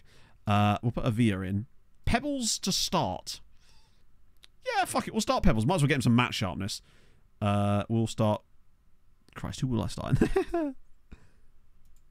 We are just miss. I think Gert Gillet is a bigger miss than we've given him credit for. He is such an important player in that midfield, which is why Tony was so hard to replace. And I think Gert is hard to replace for the same reasons. He gives us a lot of control of the game. Right, I think we lose this one, but I reckon Cide Castero will probably still score a goal or two because it's just what he does. God, we're up to number 78 for open numbers. Which means there's quite a lot of players actually still at the club that we really do need to find some moves for at some point soon. Although things should start to get a little bit metty. Right. 3-0. Didn't score, but... Okay, Abubakar did get 2 assists. And actually, Cide got injured. Just what we don't need him for the next game, innit? Good result. Not that that really matters to us there. Osei is happy. It's kind of weird that they're not playing him either. Pulled groin. Okay, that's fine. He probably should still be able to be on the bench next time. Ball midfielder backups. Markovic, kind of. And... There kind of is one. I've just forgotten who it is. Honestly. Gert is injured. Yeah, both Gert and Palacio got injured in that game against Roma. The one of the many bullshit games today, but especially that one. They both got injured for like 7 weeks in the first half. We then proceeded to batter Roma and still lose. Like, properly batter. Right. Fleming scores again. It's weird that Sweetie are actually all the way down in 4th place here, considering Roy is just banging goals in left and right. Melita, yet again, are actually somehow managing to stay up. Okay. Yeah, we have to figure out who the hell's actually going to play the next game. I think Markovic is actually okay, but he's no Gert. Like, Gert is just a different beast. Next season goes better. Yeah, I think as we said that last year, though. Although, to be fair, last season we did get to the Champions League final and played fantastically. So I can't really complain too much about last season. It's just, I actually thought we could have done better in the group stage last season, even though we did really well. This year, we've not done as well in the group stage in terms of what but we were still massively lower than we should have been. I'm trying to think if there's a single season of this save where we've overperformed in the group stage of the Champions League. Maybe that one year, that year we beat Liverpool, might be the only one I can think of. Maybe a key transfer, but even if it is, we're not signing a starting player in the summer, are we? Because anyone who's going to improve this team, oh, sorry, it wouldn't be a starter, I suppose. They'd be a backup, but I'd rather just develop a younger player because we simply don't have the cash to be dropping that kind of money every year without failing FFP. Like, we're in a bit of a financial hole. Well, not financial hole, but the money's not as strong as it could be right now, given we're not sure where the threshold for rich kind of seems to be. And going out and signing... Why are we the favourites as the away team, but we weren't favourites as the home team? Which is batshit. But I guess maybe the game's going to throw us a bone. Maybe it knows something we don't. I reckon we win 2-0. Do great in our first Champions League season. No, I think our first season we didn't even get top 24. Then we did really well, and that was the season where we beat Liverpool. And I think that one we definitely did overperform. But that's the only season I can think of where we've actually managed to sort of exceed expectations in terms of the matches. Every year it feels like it's the opposite of that. Bayern just lost to FC Copenhagen. Okay. We take a bit of that. Right. Both teams are playing away. I'm not sure they are, you know. Unless that was a joke, in which case fair enough. Right. Win 4-1 but lose on penalty. What, you think like we get 4-1 up and then they get like a 90th minute penalty or something? Or Copenhagen, you're right, they do have Munich's number. They really do feel like they do. Is it Miesmars? It could be, or it could be what's he called? Sandermas. Versus the second legs. Yeah, it's like that, unfortunately. It seems to stagger them like that. So you always get some like second legs going on during the first legs because they're staggered like that. Let's see, what was the Mars? Oh, it is Sandermas. So he's another one of the he's a face in the game regen. Ah, dear. Yes, this is the guy. Yeah, he's a classic face in the game. Always seems to be quite decent. Though, to be fair, he's not actually left the Dutch league this save. What is the Miesmas? Oh, right, sorry, I thought you wanted to check on the Maas guy. Yeah, so we'll actually look at Miesmas then. Who's actually in Odds' second team these days. He has not burst onto the scene the way I thought he was going to. When we initially scouted him, he looked pretty decent, but the fact that he's not played a single match for Odds at the age of 21 suggests that I think we were probably right not to sign him, because I think they wanted quite a lot of money at the time, did they not? Right. That's 6 right backs for my squad. Wow. That's amazing. No matter how many you get, you just think, there's just never enough, is it? Right. What's the lineup looking like? Villarreal and Perez. Well, it's going to have to be, because Quasi's now suspended, isn't it? Isn't it? Isn't he? Kamga and Markovic. I wonder if we actually do Kamga Markovic instead, because Kamga's got good tackling too. But he's just because of the footedness. Krastev, Espino, Kadri, Payet. So we're also missing Jovanovic. Sorry, Jezanovic. I think that's going to have to be it. It's not the strongest lineup by any means. Perez has been massively off the boil this season. For a player with attributes as good as these, he has really struggled to score this year. Like 6 goals this season already. Oh, sorry, only 6 goals. Pablo played the last game, so he's tired. We had to play someone. Right. Okay. They're playing the same system. I liked what we did in the second half of that game. Like, we looked really good in the second period. But it's just a question of whether we can get away with it again. Like, if we carry the form from the second half of that into this game, we've got a great shot. Not sure we will, though. Like, come on, FM. I begged you before the last game to just give us something, and you gave us something, all right? More of your nonsense. Right. Just give us a game. If we're going to play well, good. Let us actually take our chances then. We owe them. That's always good to see. We've got big match players in this team. Lahovi's back. We're no longer going to be weak at wing back, which is good. Oh, wait, no, hang on. They have changed their system. They were playing a DM before. They've moved Dehont back from here to here. So they have actually changed their shape slightly. These are DMs too. This is going to be an incredibly compact team. I reckon we're going to have to score set-piece goals here. Or get some really nice stuff played down the lines with some whipped crosses. Not actual whipped crosses, but like, just, they look a bit like that. Watch us now concede a set-piece goal straight off the bat. Right, come on. Don't second phase set pieces, I beg of you. Oh, please, no, not like this. Okay, we've managed to avoid it initially, but I still have a horrible feeling we're going to get second. Oh my god, he's hit the post. He's offside, he's offside, he's offside. We're all good. FM's doing silly bollocks again. Come on, give me my graphics card back. You started so well. There we go. Love to see it. Yeah, they really are parking the bus. They fear us. They saw what happened in the first leg. Did it credit them XG for that? Even though that was offside? Good. I'm fairly certain it did, didn't it? Well, we were doing okay for possession. I'm seeing nothing in this game that makes me think we're going to get anything different from the first leg. We're not even playing that well again. Okay. They don't always count towards XGs, but they do sometimes, and it's very... Oh, for God's sake!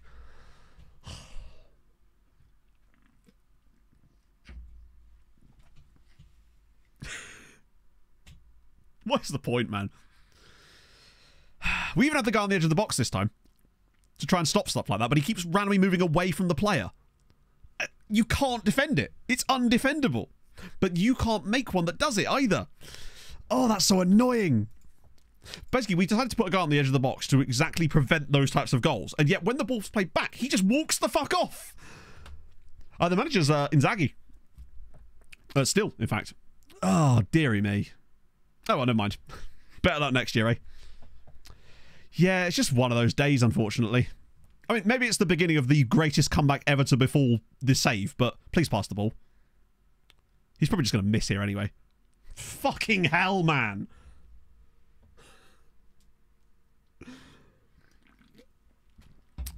It's good when you miss every single possible goal-scoring chance, isn't it? Penalty, maybe? Go on, back post. No? I'm not sure. This feels like a highlight that's not done yet. I reckon we win the ball off them here. I reckon this is where our press actually does a good job. And we get a good chance off this. Oh, a little bit less. Yep, there we go. It felt like there was a chance coming for us here, and I don't think the chance has gone. If anything, I actually think we're going to score here. Might get us a bit of iron pumping back through the save a little bit. Right, come on. That one good pass is all we need here. We've got a lot of bodies forward. They're pressed in. Padilla's through. Krastev. Fucking hell, I thought he'd missed that. Right, into one. Sirens one. He's doing the Vida stuff. This is what we used to get out of Vida. Now we're getting it from Krastev. Right, game on, sort of. It's 1-1. That was a bit lucky, actually, the way that bounced back to him. But he's got in the box, into the right space. I thought he overplayed that slightly. But that's a good chance. We've taken it. About damn time. Right, we've got right where we want them. 3-1 down. Okay. Another goal before half-time, perhaps. We get this going again. We just need to see something from us, but just don't think we are. That was against the run of play massively. We've been worse in this game than we were in the first one. Ooh. Who is their goalie? Their goalie is... Oh, it's Bart Verbruggen. Former favourite of the channel. Or another one before half-time, though, would be very interesting. That's the exact goal we conceded twice in the last game, but naturally, when it's our turn to score one, we don't. It's so funny. Right, come on, big header clearance. Okay, never mind. That surely wasn't the highlight. I think we're going to get a chance off this. What a chance that was, by the way, to make it 2-1. We score there, and all of a sudden things are, why are you kicking it long? That's not the instruction. Although, Krastev again, stepping up for us. Right, come on, there's bodies. Oh, I still feel like there's a chance here, you know. We're starting to throw some bodies forward now. Lahovi whips it through, and it's all the way through, and it's Krastev again! Into 1, Sirens 2. Evtim Krastev. Okay, we should be 3-1 up in this game already.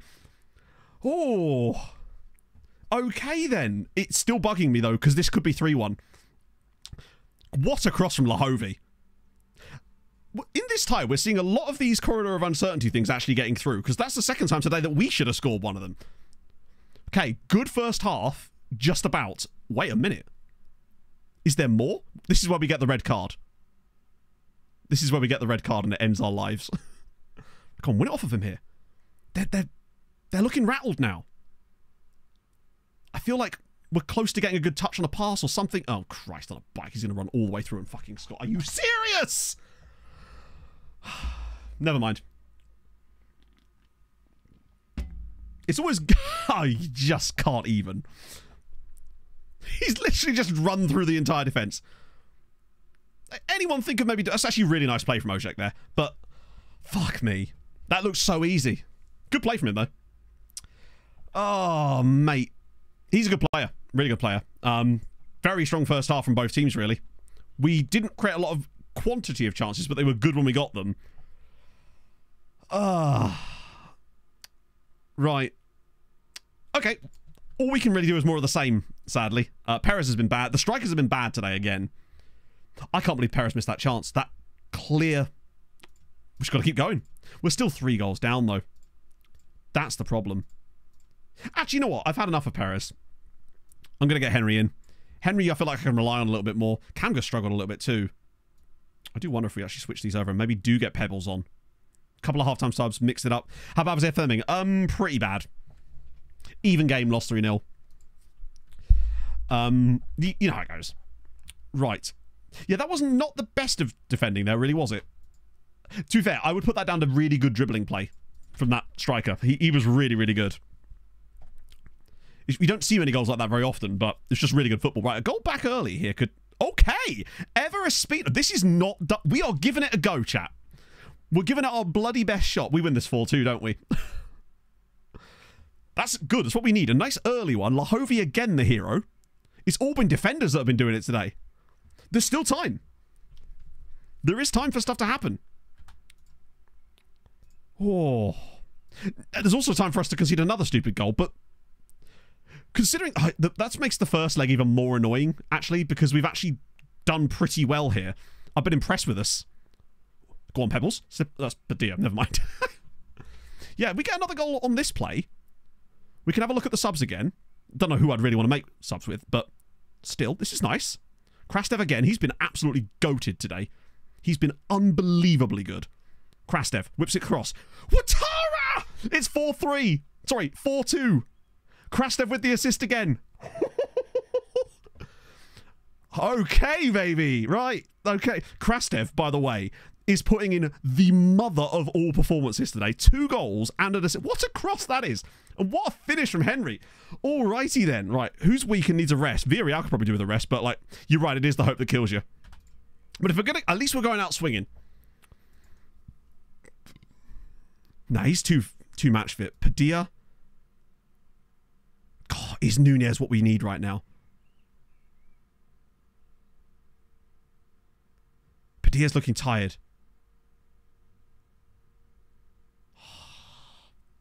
I wouldn't want to bring on Quadros because he's got poor match shotness and he's nervous.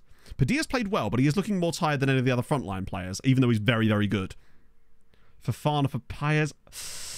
It's probably not the worst idea. I don't like making centre-back changes, but he is on a yellow and isn't playing that well. Compared to the others, anyway. Right. Paez for Fofana. I don't want to just check the footedness. Oh, that's fine. Wow, we've got really versatile like feet on the centre-backs. Save it for extra time. Well, you get an extra sub in extra time anyway. Youthnek has not happened, no. Not yet, anyway. Markovic. Yeah, we've got one more sub, though. Nunez has been clutch for us in the past. Villarreal. But again, I don't want to use all the subs yet. Just in case we do get this to extra time or whatever. I think that's a long shot, but we'll get an extra one for extra time, and I wouldn't mind getting, like, to have 2 subs available there, perhaps, or even 3. We'll sort of keep an eye on it. Depends on where this game goes, you know. We might have to be throwing on more forward players, potentially. Nunez has gone all the way through here. That's a bit weak. But, again, we got through them. It's another chance. And I'm going to say it now. We're fortunate to be 4-2 up in this game. We've not been 4-2 good against them. We've just taken our chances for once. Hang on a minute. Lahovi. Could Espino get on the end of another one? Surely not. Lahovi's ball in. Oh my god, he's headed it straight at the goalkeeper. That should have been 5. Oh, I have a horrible feeling we're not going to see any more highlights in this game. Although, actually, this highlight isn't done. We're still going. Come on, Krastev. Stay on it. Oh. Hey, Zim. You come at a very stressful time. We are 4-2 up away from home at Inter, having lost the home leg 3-0.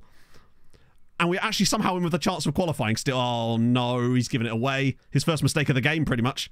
That might be costly, though. Right, come on. Big-headed clearance. Oh, no. Just going to score, isn't he? Oh, he's missed it! That could be absolutely pivotal later in this game. Birkeland for Markovic. To be fair, I think that's the only sub I'd be willing to make at this point. Birkeland kind of can do that role. And he will add more height to the team. I still have a horrible feeling that we're going to win this game 4-2. Which, you know what, fair play. Good result, but it's not going to be enough, is it? Really? Like, they've dug deep tonight. But please tackle him. At any stage, please tackle him. What a strange passage of play. I thought that was going to get given as a penalty then. Could he go more attacking? Well, yeah, but I find that attacking just makes you shoot. I mean, no, I'm not going to do that. We did that in the Champions League final. It does sod all. All attacking does is, it means you take more risks, but when you go to attacking from positive, I find that the only risk you take more is to just shoot more often, and you just waste good opportunities with long-range shots instead of actually creating a better attacking opportunity, which is what we actually want right now. We want to still take our time over it because Never mind, we're not going to do anything, are we? Bring on the Flugelkampfheimler! It's so fucking predictable, isn't it? Like, it really is. Ronnie Football, thank you for the follow. I knew it. No more fucking highlights. We did what we could. We were fortunate to win the game. What are you supposed to do when you get a first leg like that, right? It just teases you. It's always right there. You never get the blowout. They got complacent, admittedly, but... Oh, Jesus Christ.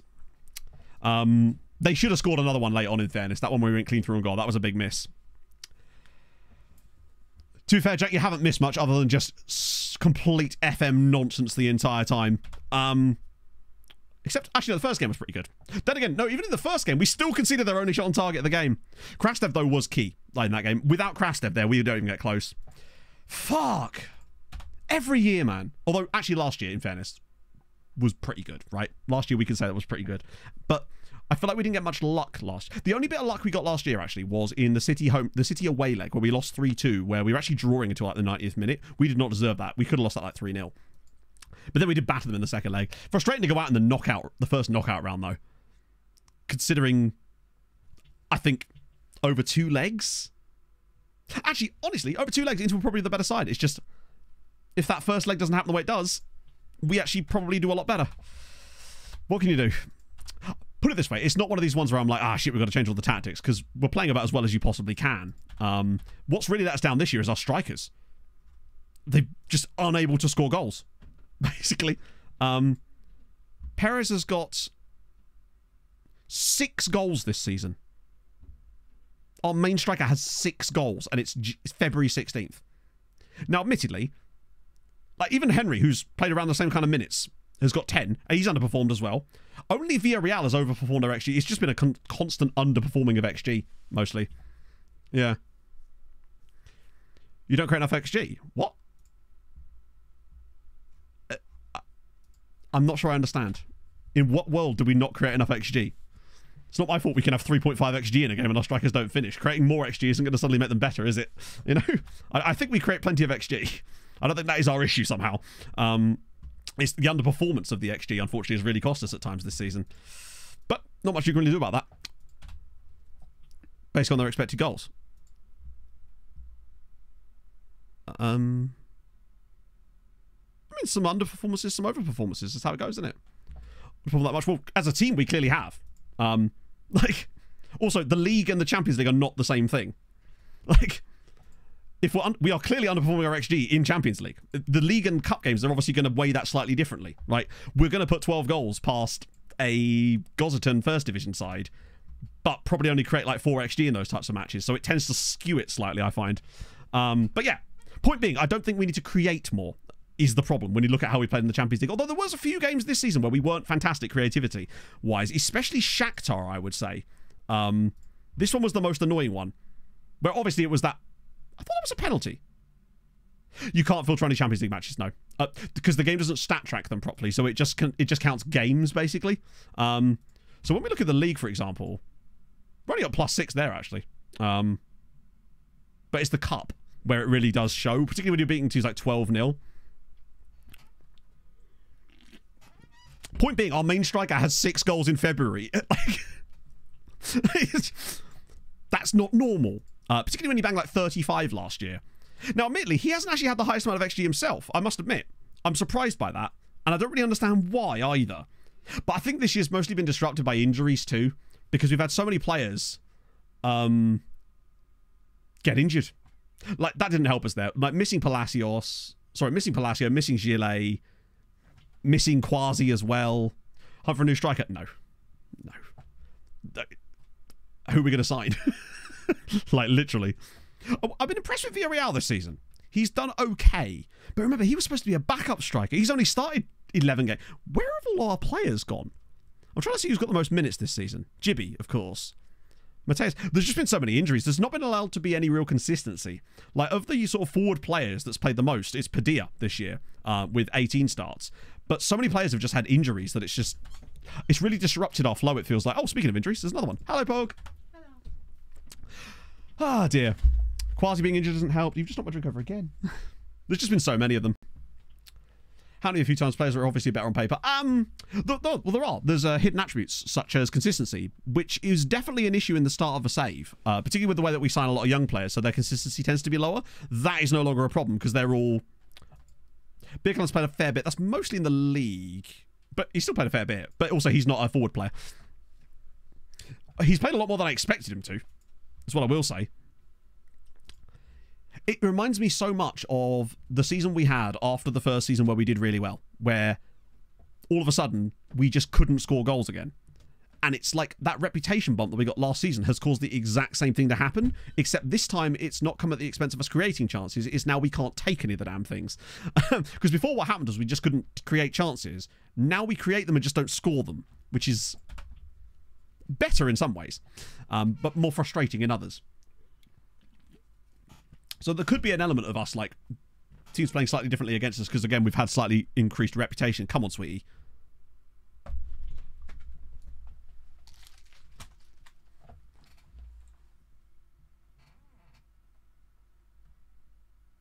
I'm just going to sit here for a second.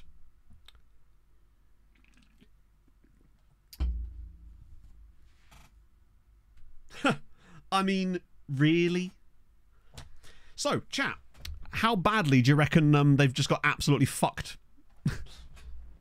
What do you reckon? 2.6 XG? And I thought we had it bad. Ready? They lost 7-0 off of 2.37.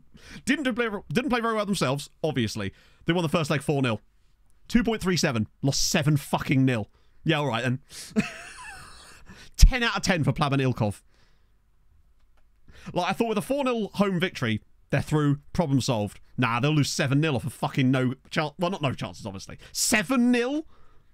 Watch highlights. I am not watching the highlights of this. I don't want to put myself through more of this. Meanwhile, by the way, if these statistics were the other way around, Sweetie would have lost 2-1. However, oh yeah, clearly. But 7-0? As if, man. Although, admittedly, they lost. They won the first. Oh, mother of God. That's everyone out then. Oh, no, it's not. No, what am I talking about?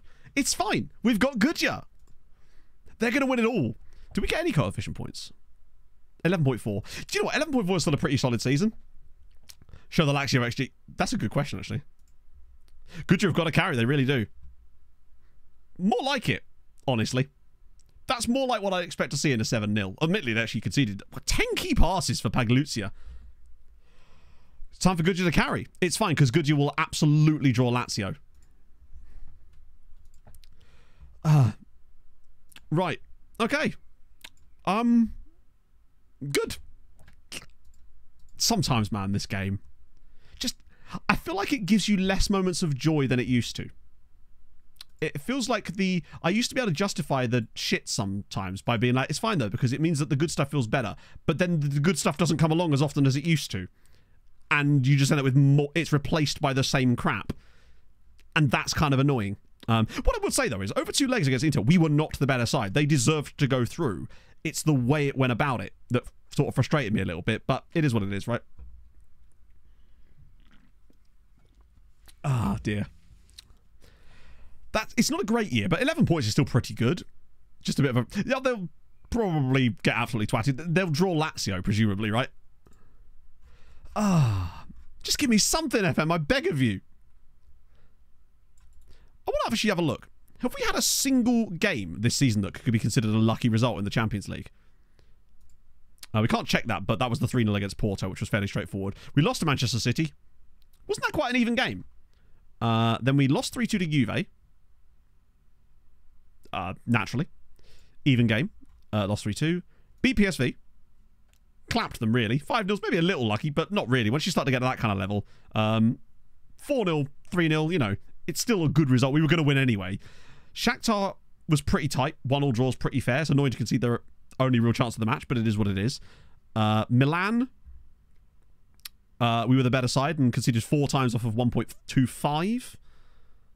Sporting battered them, frankly. Still conceded their only shot on target. Roma, we don't want to talk about Roma anymore.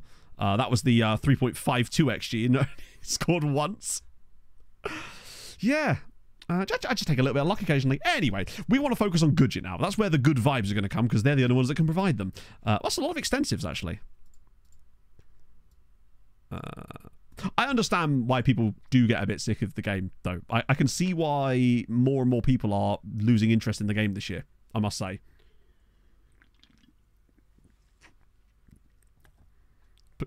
Topic vibes, and every time we get to the match. Yeah, it's interesting how I went from like quite enjoying the match engine, and I still do. I enjoy the way it looks a lot of the time when it creates goals. It's just, it feels like at the really elite level of the game, it's really bad at representing football. It actually seems better at representing football at really mid teams. That leg against, yeah, no, you're right. Sorry, yeah, the second leg against Inter was fairly lucky. Yeah. Yeah, the one time we get lucky was just not quite lucky enough. But you're right, we did get lucky in that game, in fairness. Player interactions, yeah, those have always annoyed me, but I've always found a way to get around them. I still stand by a specific tactic view. No. I just use the normal one, I think. Depends if you start on an elite team. Ah, true, yeah. But like, I feel like there was a time when actually it was really, really good. But maybe that was just the initial stages. At the high end, it does feel like it's really bad at representing what good football looks like. Because you know the types of really nice goals that we score sometimes? It feels like at the elite level, you don't score those types of goals, even though that's the exact type of goals that teams at the elite level do tend to score more often, in many ways. It is like there's an inherent lag or something. It's bloody hard to win. I like hard. Hard is actually good. That's what you want, really. But I want it to feel... Like, hard and completely randomly unattainable are different things. It feels like... I mean, to be fair, the way that we've gone out of the Champions League in a tie that we deserve to go out of the Champions League, and there's not really much more we can say to that. It's just that we shouldn't really have even been in that round in the first place, given all the stuff in the group stage. That's, I think, more annoying. There's another Lecoq here. What about Milan on loan? 61 grand a week. Yep. Benfica, Milan. All these guys are not really signable. You are intriguing. Jörn Daugård Bloch. Outspoken professional. He's injury prone, though. Finally get over the bullshit. Yeah. Now, obviously, you kind of do need, I feel like, even in real life, obviously, a fair amount of luck to reach any European final. There's going to be moments where you're going to require a bit of luck. And I think that's probably what it is, actually. You don't get it very often. That's the thing. And I think that's where the problem lies. But I suppose, really, if it was the other way around, it would just be almost too easy, I guess. We're just going to see this as fuel.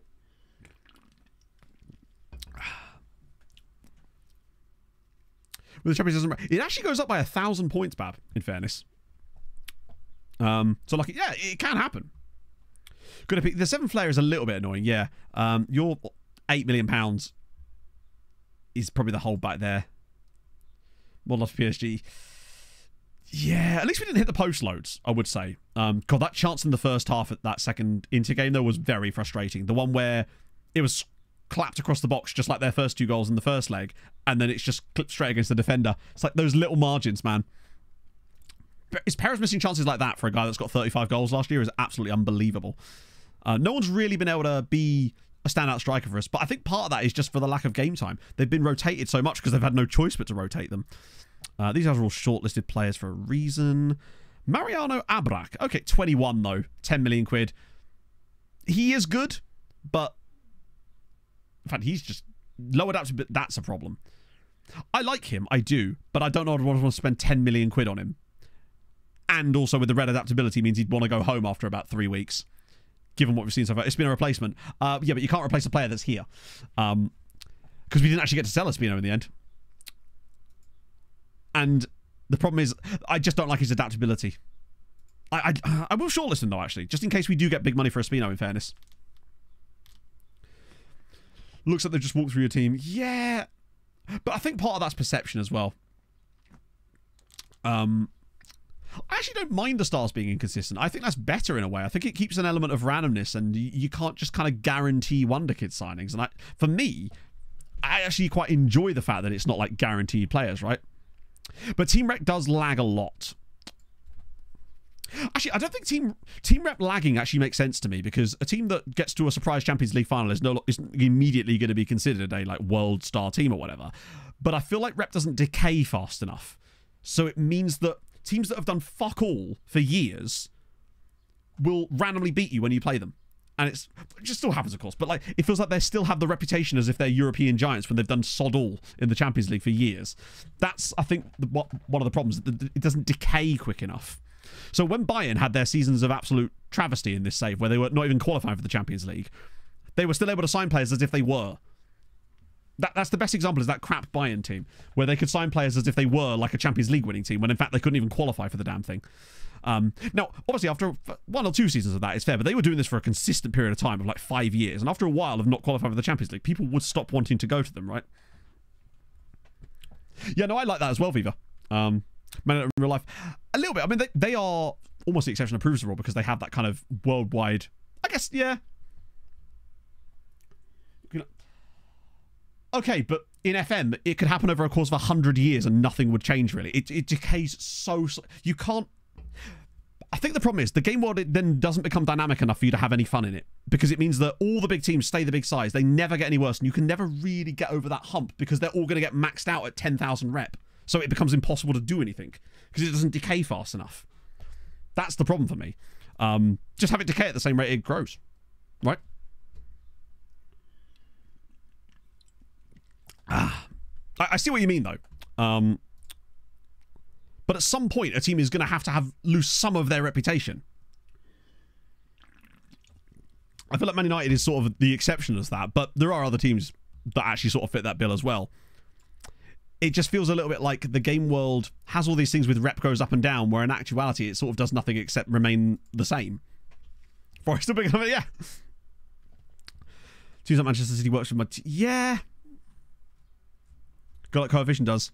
I think that would possibly cause much too wild swings. Yeah, bear in mind, I'm not saying our team should decay to 2 stars. I'm just saying it should give them a little bit of an impact, right? Just a little tiny bit. And I know there is in the match, but it's not much. Vieira's training well. Is he? Oh, yeah, he is. 8.25. That's good news. Already getting some nice upward arrows. Love to see it. We'll just have to focus on next season. I don't want to... Literally, to quote myself, we move, right? Yeah, exactly. Just knock them down a little bit. Just a teeny bit. The biggest issue is because there's a cap on the amount that you can get, actually. I think that's probably the biggest problem. If there was no cap on the number you could have, then it wouldn't actually matter, because it's all relative. But when they start hitting the ceiling of 10,000 or whatever, it causes this, like, bottleneck. We move, exactly. What we do have to focus on now is Goodyear. Actually, I'm more annoyed at Sweetie going out than us in some ways. I thought they were a sure thing with their 4-0 victory. To lose 7-0 is actually unbelievable. When is Goodyear's games, even? Right. What I will say is I think our team, with the right signings that we've made, we just didn't get a chance to use them. I feel like Pebbles is the right guy for this job. I think Gert, when he's back, Krastev's shown himself to be a genuine worldie with that. I don't think we actually know who Goodyear... Oh, no, we will know, won't we? Because it's literally straight through. Probably Lazio, right? I think the team is in a better place than it's ever been as far as the pure quality of the players we have at our disposal. Ooh, draw. That's actually kind of shit. 2 late goals. Fair enough. Happens, right? Yeah. I feel like perhaps what I said was just misinterpreted as like a team misses the Champions League and suddenly they're like 2-star rep. I mean that it should have a little bit more of an effect than it does, because it grows too slowly and it decays too... It grows too slowly and it decays too slowly. Well, actually, no, I think it grows at the right speed. I think it just decays too slowly. That's actually probably more what I mean. Hey, mate. Right, Goodyear's draw will be... Go on. Oh! Is this the moment where FM hears our prayers and gives them the perfect pathway to the final? Or is this where they lose over 2 legs against Linfield with 3 shots? Answers on a postcard, chat. Can it be done? Oh, that's not great. Huge rep for... Well, yeah, he does. But as you said, there are some exceptions, though, to that still. Yeah, Hibernians did lose to them. Lazio Leverkusen is great because it means one of those guys gets knocked out. Okay. Suddenly I'm feeling pumped again. You never know. Oh, also, that's the goalkeeper, isn't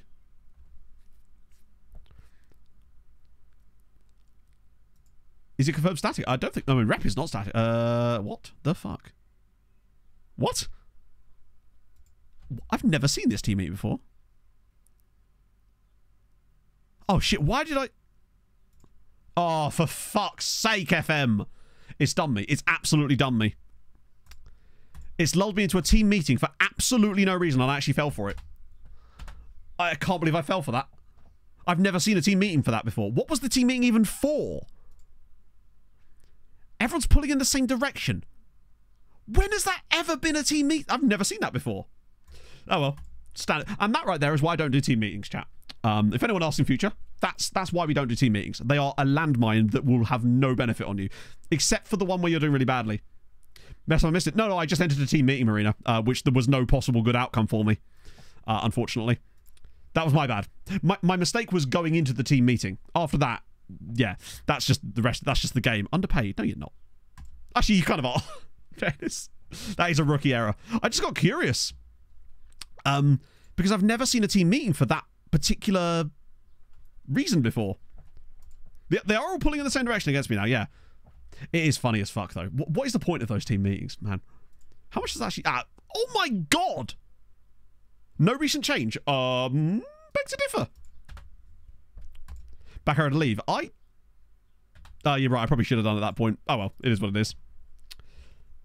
Renew the centre-back's contract. Which centre-back? Bit of that. It's quite a nice little batch there, actually. 16 months to go. Which centre-back? I'm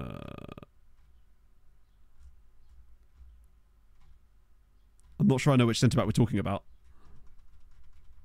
Our Champions League expectations were always fairly low on us, and I suspect that's partly down to our club rep in a minute, which is a good thing for once. Oh, dear.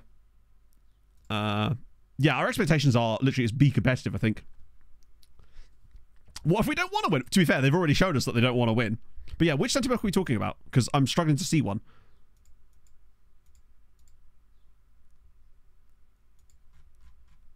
Was it Jozanovic? Oh well. Who's causing trouble in the dressing room? Apparently me. I want staff meetings, yeah. Oh, wait till we get medical meetings, chat. Yeah, there are still real players. We're 16 years in, but that means that you just basically add like 16 to the amount. Why is that not Jozanovic?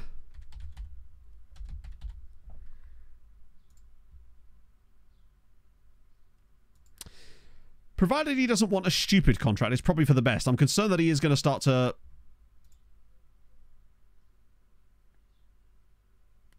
Oh, we've got to play him a bit first. We've got to fulfill the promise before we can do that. He didn't like the fact that I rested him prior to a Champions League game so that he'd be fit enough to play in the game. Silly me. I should have just run him into the ground. Hello, AD. Age works, yeah? You learn a new thing every day with me, Luca. But yeah, there are still plenty of real players. Not that many, but like enough so far anyway. Mirasol. Everyone knows kind of winning is. I guess, yeah. They're like, but we won against Inter, right? We're through to the next round, right? Oh no, I'm convinced of that as well, JCM. I think that they are sort of like little blocks in the road that you've got to try and dodge around sometimes.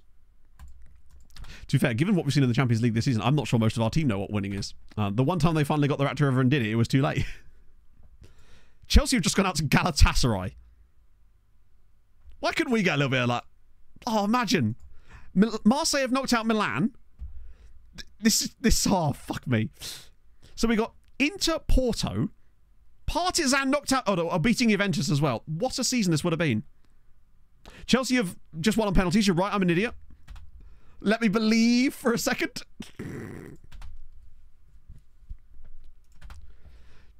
Artificially inflated. I think, yeah, there's an extent of that. But the thing is, it doesn't need to be artificially inflated, does it? Right? The game should be as difficult as it is because, yeah, reading is very difficult. Oh, right. Yeah. Okay, this should be straightforward. But there is a lot of surprise results still going on. So it'd be really good to be in the next round of the Champions League, you might say. Look at the fucking morale. That is an absolute piss take. That one fucking team meeting, I think.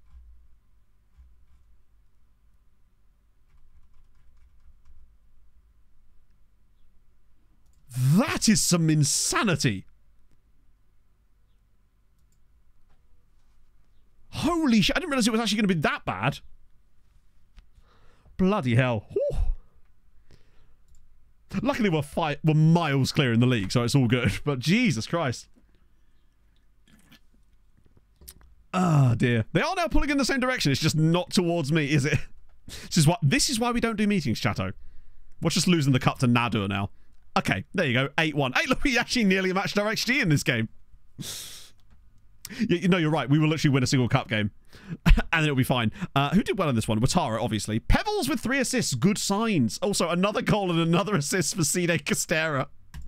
Bro's going to be double digits by the end of the season. Love that for him. Let's have a look at the...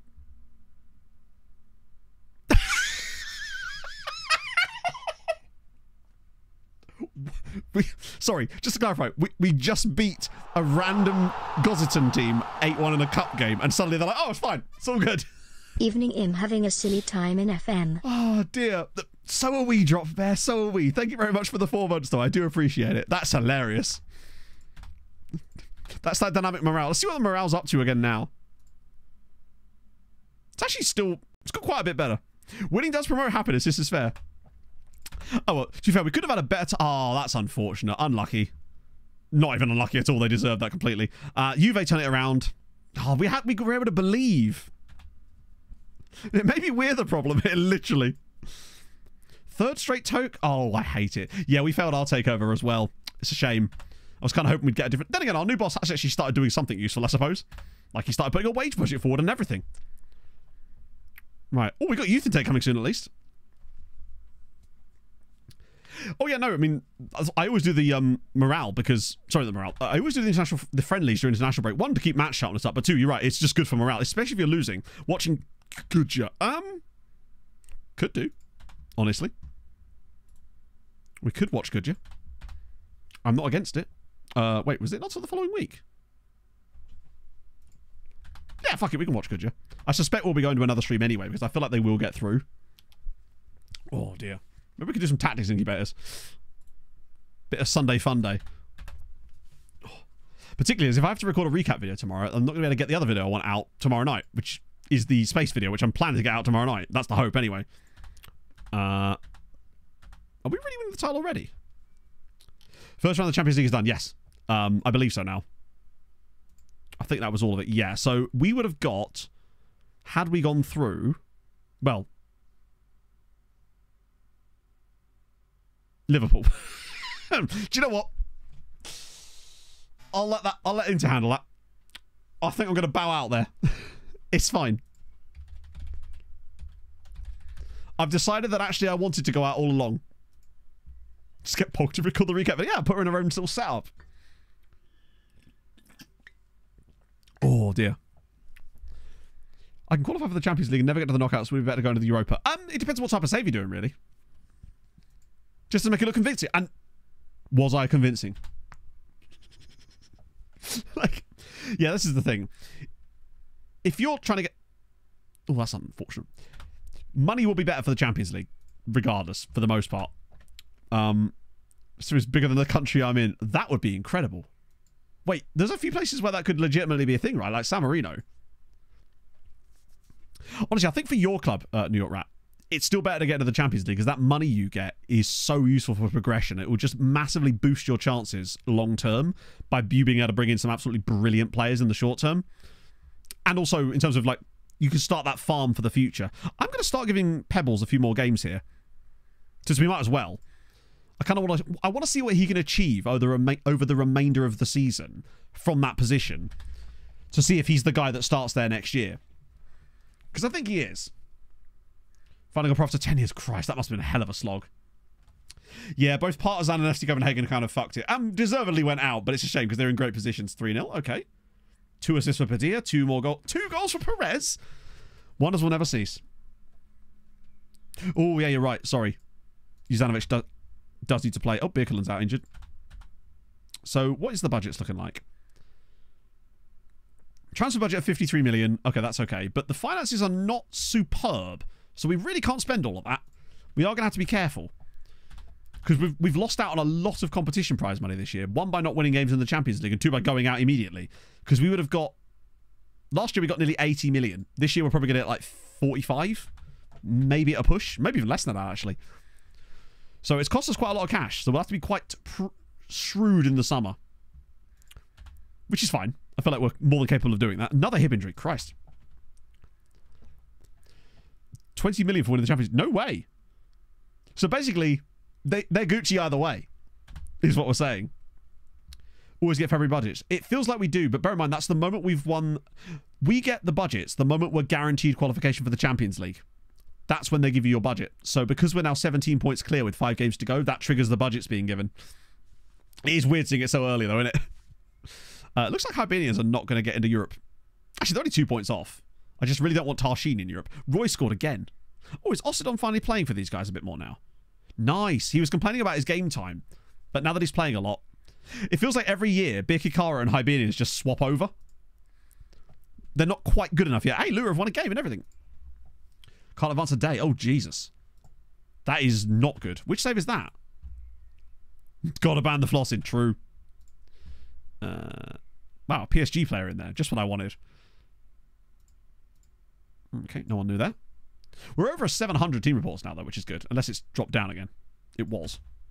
Oh, the carry said. That's really strange. I'm not really sure what to suggest. Maybe we just needed Roy this season. Maybe, like, legitimately, Roy was the striker we needed all along. Wow, this is that part where it absolutely dries up.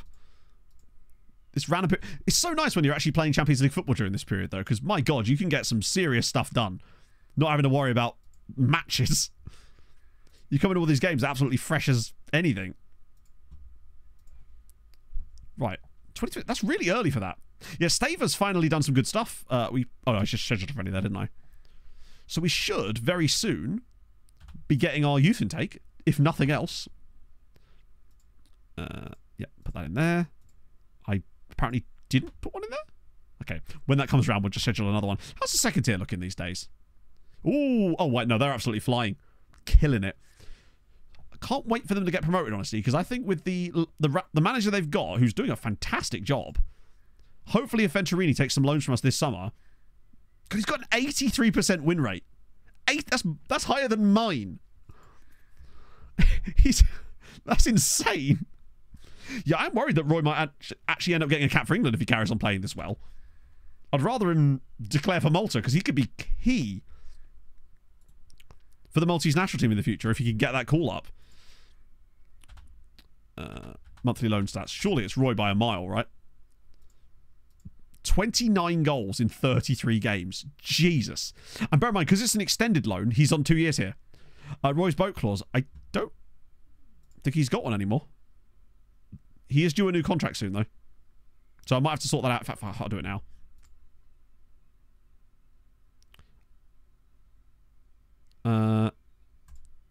Yeah, that's fine. I just want to make sure he's not on too high of a squad status.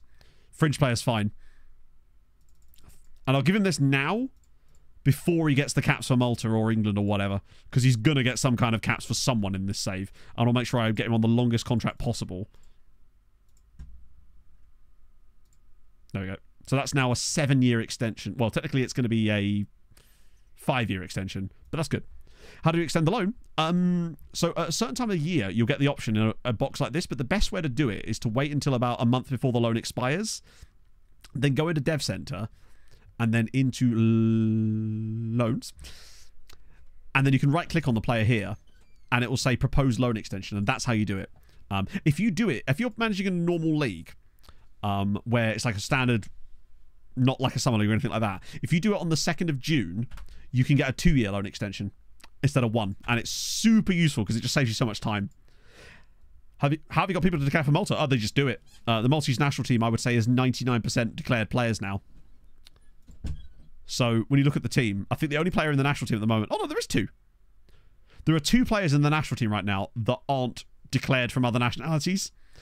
And it's Andrew Couchy, who came through us and is on loan at Tarshin, interestingly. Playing for them in the top flight as well. And then obviously Matthew Side. The rest of them are all like declared from other nations. Some of them are not bad either. Who's got the most caps out of them? Mamadou Sow has got 62 caps for Malta. He's been at Hammer for 15 years. That's dope. Yeah, Vida's rep is insane, isn't it? When you look at him in comparison to the others. But then I suppose he's the only one that's regularly playing for us. The only other Sirens player in the national team squad is Dudu, who just isn't anywhere near as good. He's not bad, though. Whereas Vida's done big things. And at least he's starting to get... It's crazy that he's only got 33 caps. Cool. Wait. Did Porto and Benfica now draw each other in the Champions League? Well, that's insane. It's just the Portuguese gauntlet trying to get there. Right. FM? Hello? FM? Oh, not this shit again. Yeah, so it's this is exactly what it did to me in January. It randomly just hung like crazy on this screen. The other problem with Vida was that the manager stopped the previous manager stopped playing him. I could try. Fiona! I don't think that's done much. No.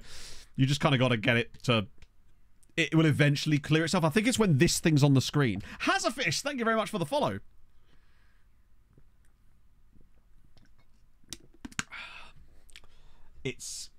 I sat here for ages during the spam space. I don't think that works either. In fact, if anything, giving it more... this is why we have... Come on, FM, for fuck's sake. Yeah, it did this in January off stream. Because I offered out... I actually thought it was because I'd offered out a load of players on loan, but I'd never had that issue on other days. Let me just try and... Let me just reveal my desktop.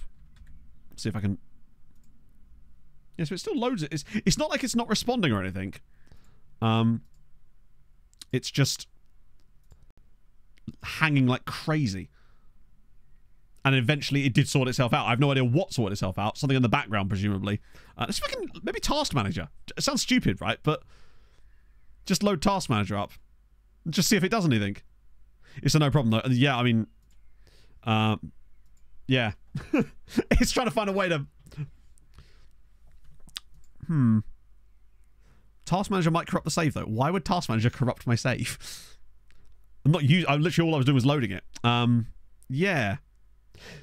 There we go.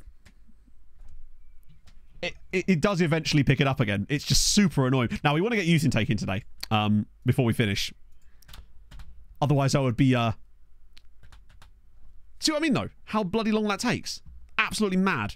Yeah, we probably should throw a save down, too. I don't think that actually was Task Manager. I think that was just enough time had elapsed for it to stop being a baby. Baby. Ah, dear. When it all goes wrong... And you know what? I've still been alright with the vibes. I'm sorry if I've been a bit more frustrated today, chat. I genuinely do apologise for that, because I'm not even in a bad mood. That's the thing. What a game. Arda Galea with the brace. Also...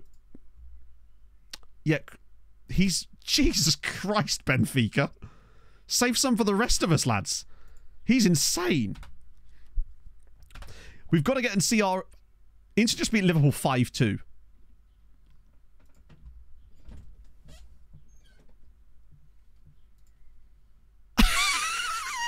Okay, apparently it's not just us that it affects, it's also Liverpool. Just the 5 goals off of that. They are just impossible. Hello, Pog. I'm going to go shop. You're going to go shop?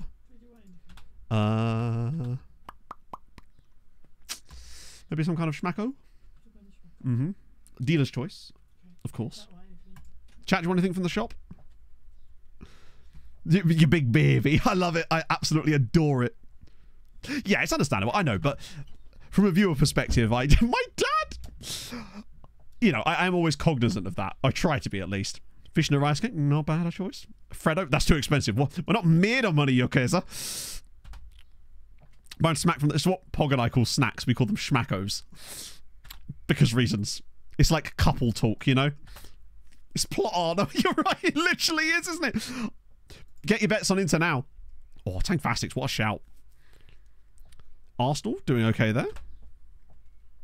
Right. So it's the 9th for... Yeah, so we probably won't have time to watch the first leg. But we can watch the second leg at the start of next stream. Oh, here they are. Yeah, we'll be after that. Oh yeah, it's the day after. Right. Linfield versus Goodyear. Watch Linfield win like 7-0 now, and there's just no point in watching the second leg, and we really are just effed. We were in Inter save all along. True. We're the AI. Maybe, chat, we're the AI. Maybe. Right, come on, Linfield. No, don't say that, Matt. You'll actually will it into existence. Maybe I should be rooting for them. 1-1 draw. All right.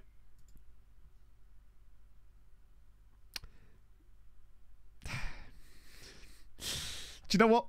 Just accept it, Matt. They were good. They will be Goodyear at home. But the supporting, yeah, I wouldn't expect much out of that. Maybe Linfield are just kind of good. Pen buzzer actually is true, yep. I'm always on the fence about those things. It's like, does penalty bump actually? Yes, it does. But a penalty is still a shot after all. Right. Hello, Dan. Brazilian Wonder Boy is absolutely spectacular. And knockouts are already completed because we got knocked out already. Unfortunately, FM was not about to play ball with us today, sadly. We were denied a chance to finish higher in the Champions League group and thus get a better draw in the next round because we got the mother of all FMings in the last group stage match. Then had some unfortunate stuff happen in the first knockout round against Inter. Although it turns out Inter are actually invincible. No matter who they're playing, not just us. Right. But on the plus side, Krastev had an absolute monster second leg against them. God, if his balance and agility... And I've actually got him working on agility and balance because I feel like that's the final piece of the puzzle with him. He's so good. I have a lot of confidence in going into next season. I feel like there's a really strong chance of us absolutely killing it. I hope about his unhappiness. What? I did, didn't I?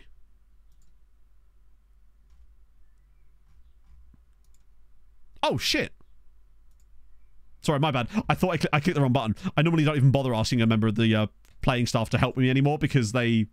Goodyear and Sweetie... Goodyear are still in. Sweetie won 4-0 in their first leg against CSKA Sofia, then lost 7-0 in the second leg off of an XG of 2.3. Such is life. Such is the life of an FM24 building a nation save. They've got one guy! In point, oh god, I don't know how it could even be worse. We've not gained any ground this year, so we're going to get the same kind of shenanigans. Oh, actually, no, I think next year we are guaranteed a playoff spot. In the same way we were this year, but this year we got it because of the champions, because of Sweetie. Well, not because of our coefficient points. Real players, I don't... Well, it would probably be guys that are like -9 or whatever PA.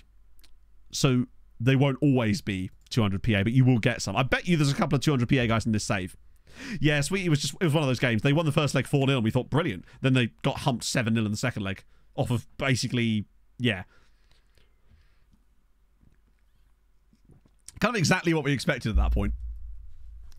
Just madness. But luckily we've got Goodyear. They are still in the game. They're our only hopes, pretty much. At least we'll have football Christmas next time around.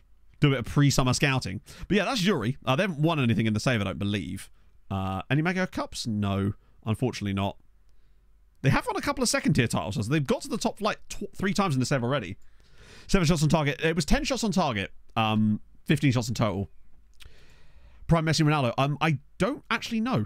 Not players I've ever... Oh, no, that's not true. I have managed Messi in FM. I managed him, weirdly, at Osasuna, of all places. The only time I think I've ever managed Lionel Messi was Osasuna in that time. We've got Urban Regulus. There is actually one. And presumably this is maybe... Because he was a player. Osasuna. Basically, I was doing a journeyman save and I ended up at Osasuna and Messi was just already there. Which was... He was really bad and I was playing him as an Enganche because he had absolutely no mobility. He was like 41 years old or something insane. Yeah, really good knowledge, actually. Well, I say really good knowledge. Really specific knowledge. Yeah, we don't talk about Osasuna around these parts. Loan market managers, a few of them, yes. Particularly the Marsa guy. He actually took 2 of our loans, which is pretty sick. The rest of them, yeah. Not sure on that one yet. We're not entirely sure how well it's really working, but so far, we'll know better by the summer, I think.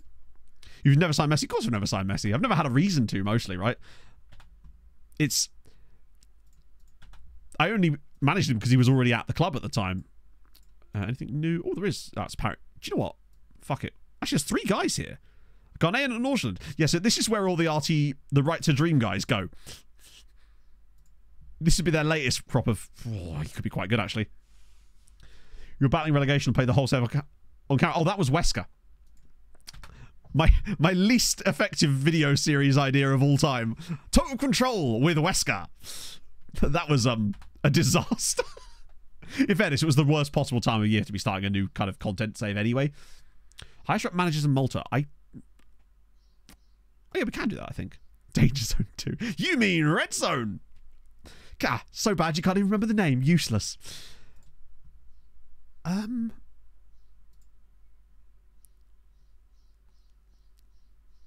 Wait. No, we don't want employed by club. We want any. Highway to the Red Zone, baby. Yeah, I want club. Oh, no, we kind of... Yeah, they...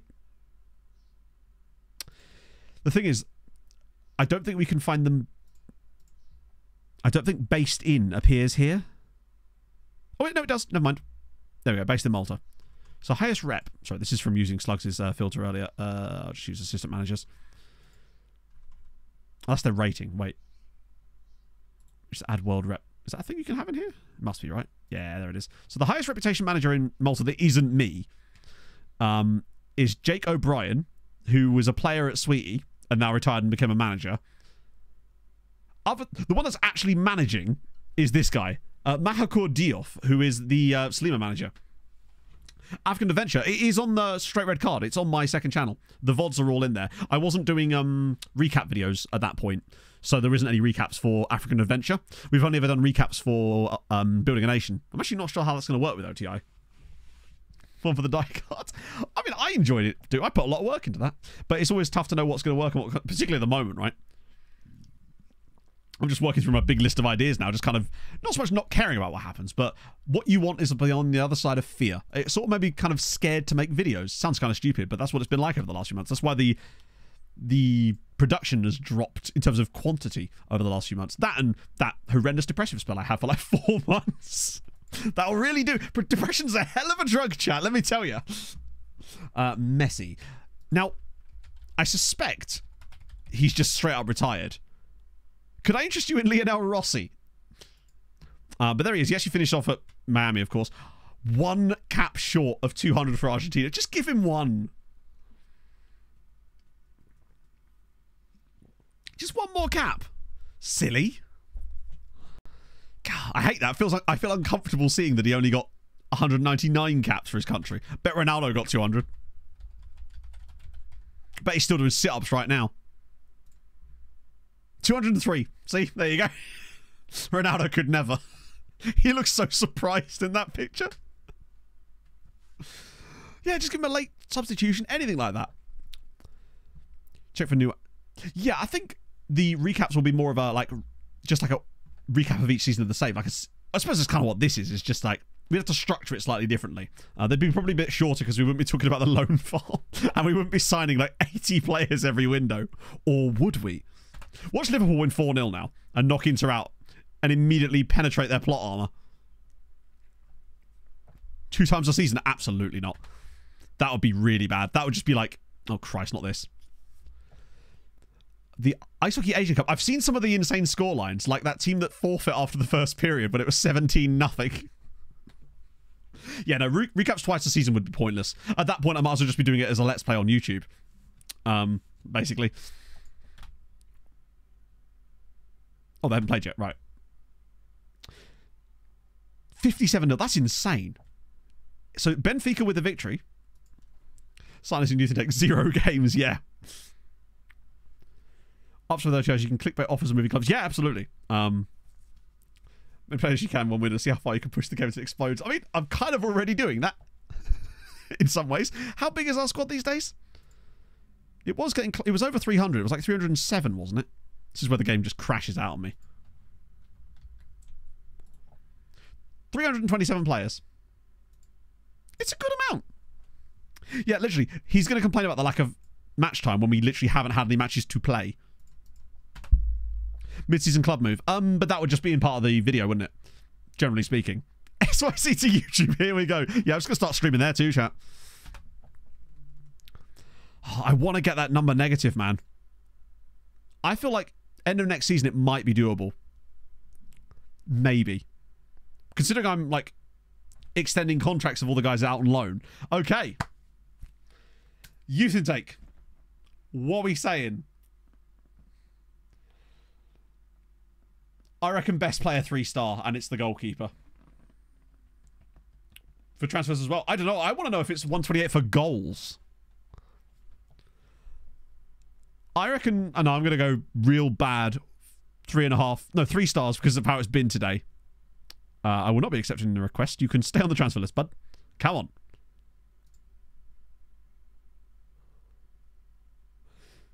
on. Where is goalkeeper? Where is goalkeeper? Is it him? Is that him? The 2-star PA guy? Wow, what a goalkeeper. That's the worst we've had so far. We've got a few different nationalities. We've got Imre Pokshik.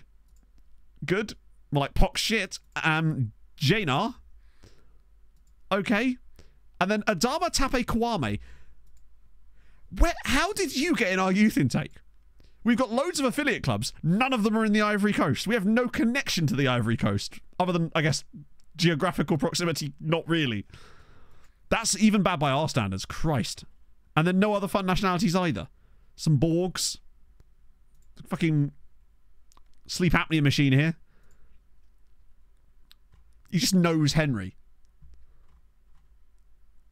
Well, enjoy Dingley, lads. Good God. From France, I mean, I don't know. Like, born in the Ivory Coast, Ivorian. Wow. That was especially bad. Particularly as it promised us a C-rated player. Normally when we get these kind of shitty youth intakes, it's when it's all E's. It's the fact that it promised a C-rated goalkeeper, and we've still got this guy. Although, it does fall perfectly in line with everything else that's happened to us today. But luckily, tomorrow's another day, and that means Sunday is another day, and Sunday is going to be a day where we get to watch the beautiful rise of Goodyear all the way to the Conference League final, and if they actually get to the final, we'll probably watch it that day as well. Right? Why the hell not? And football Christmas, vibes, tactics incubator maybe? I don't know.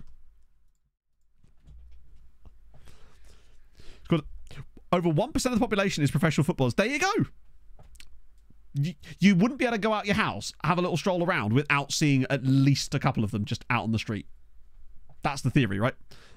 Christ, we have a... Why are there so many viewers today? Holy shit. It felt... Normally I'm used to finishing stream and having like, 250 or whatever, but it says 365.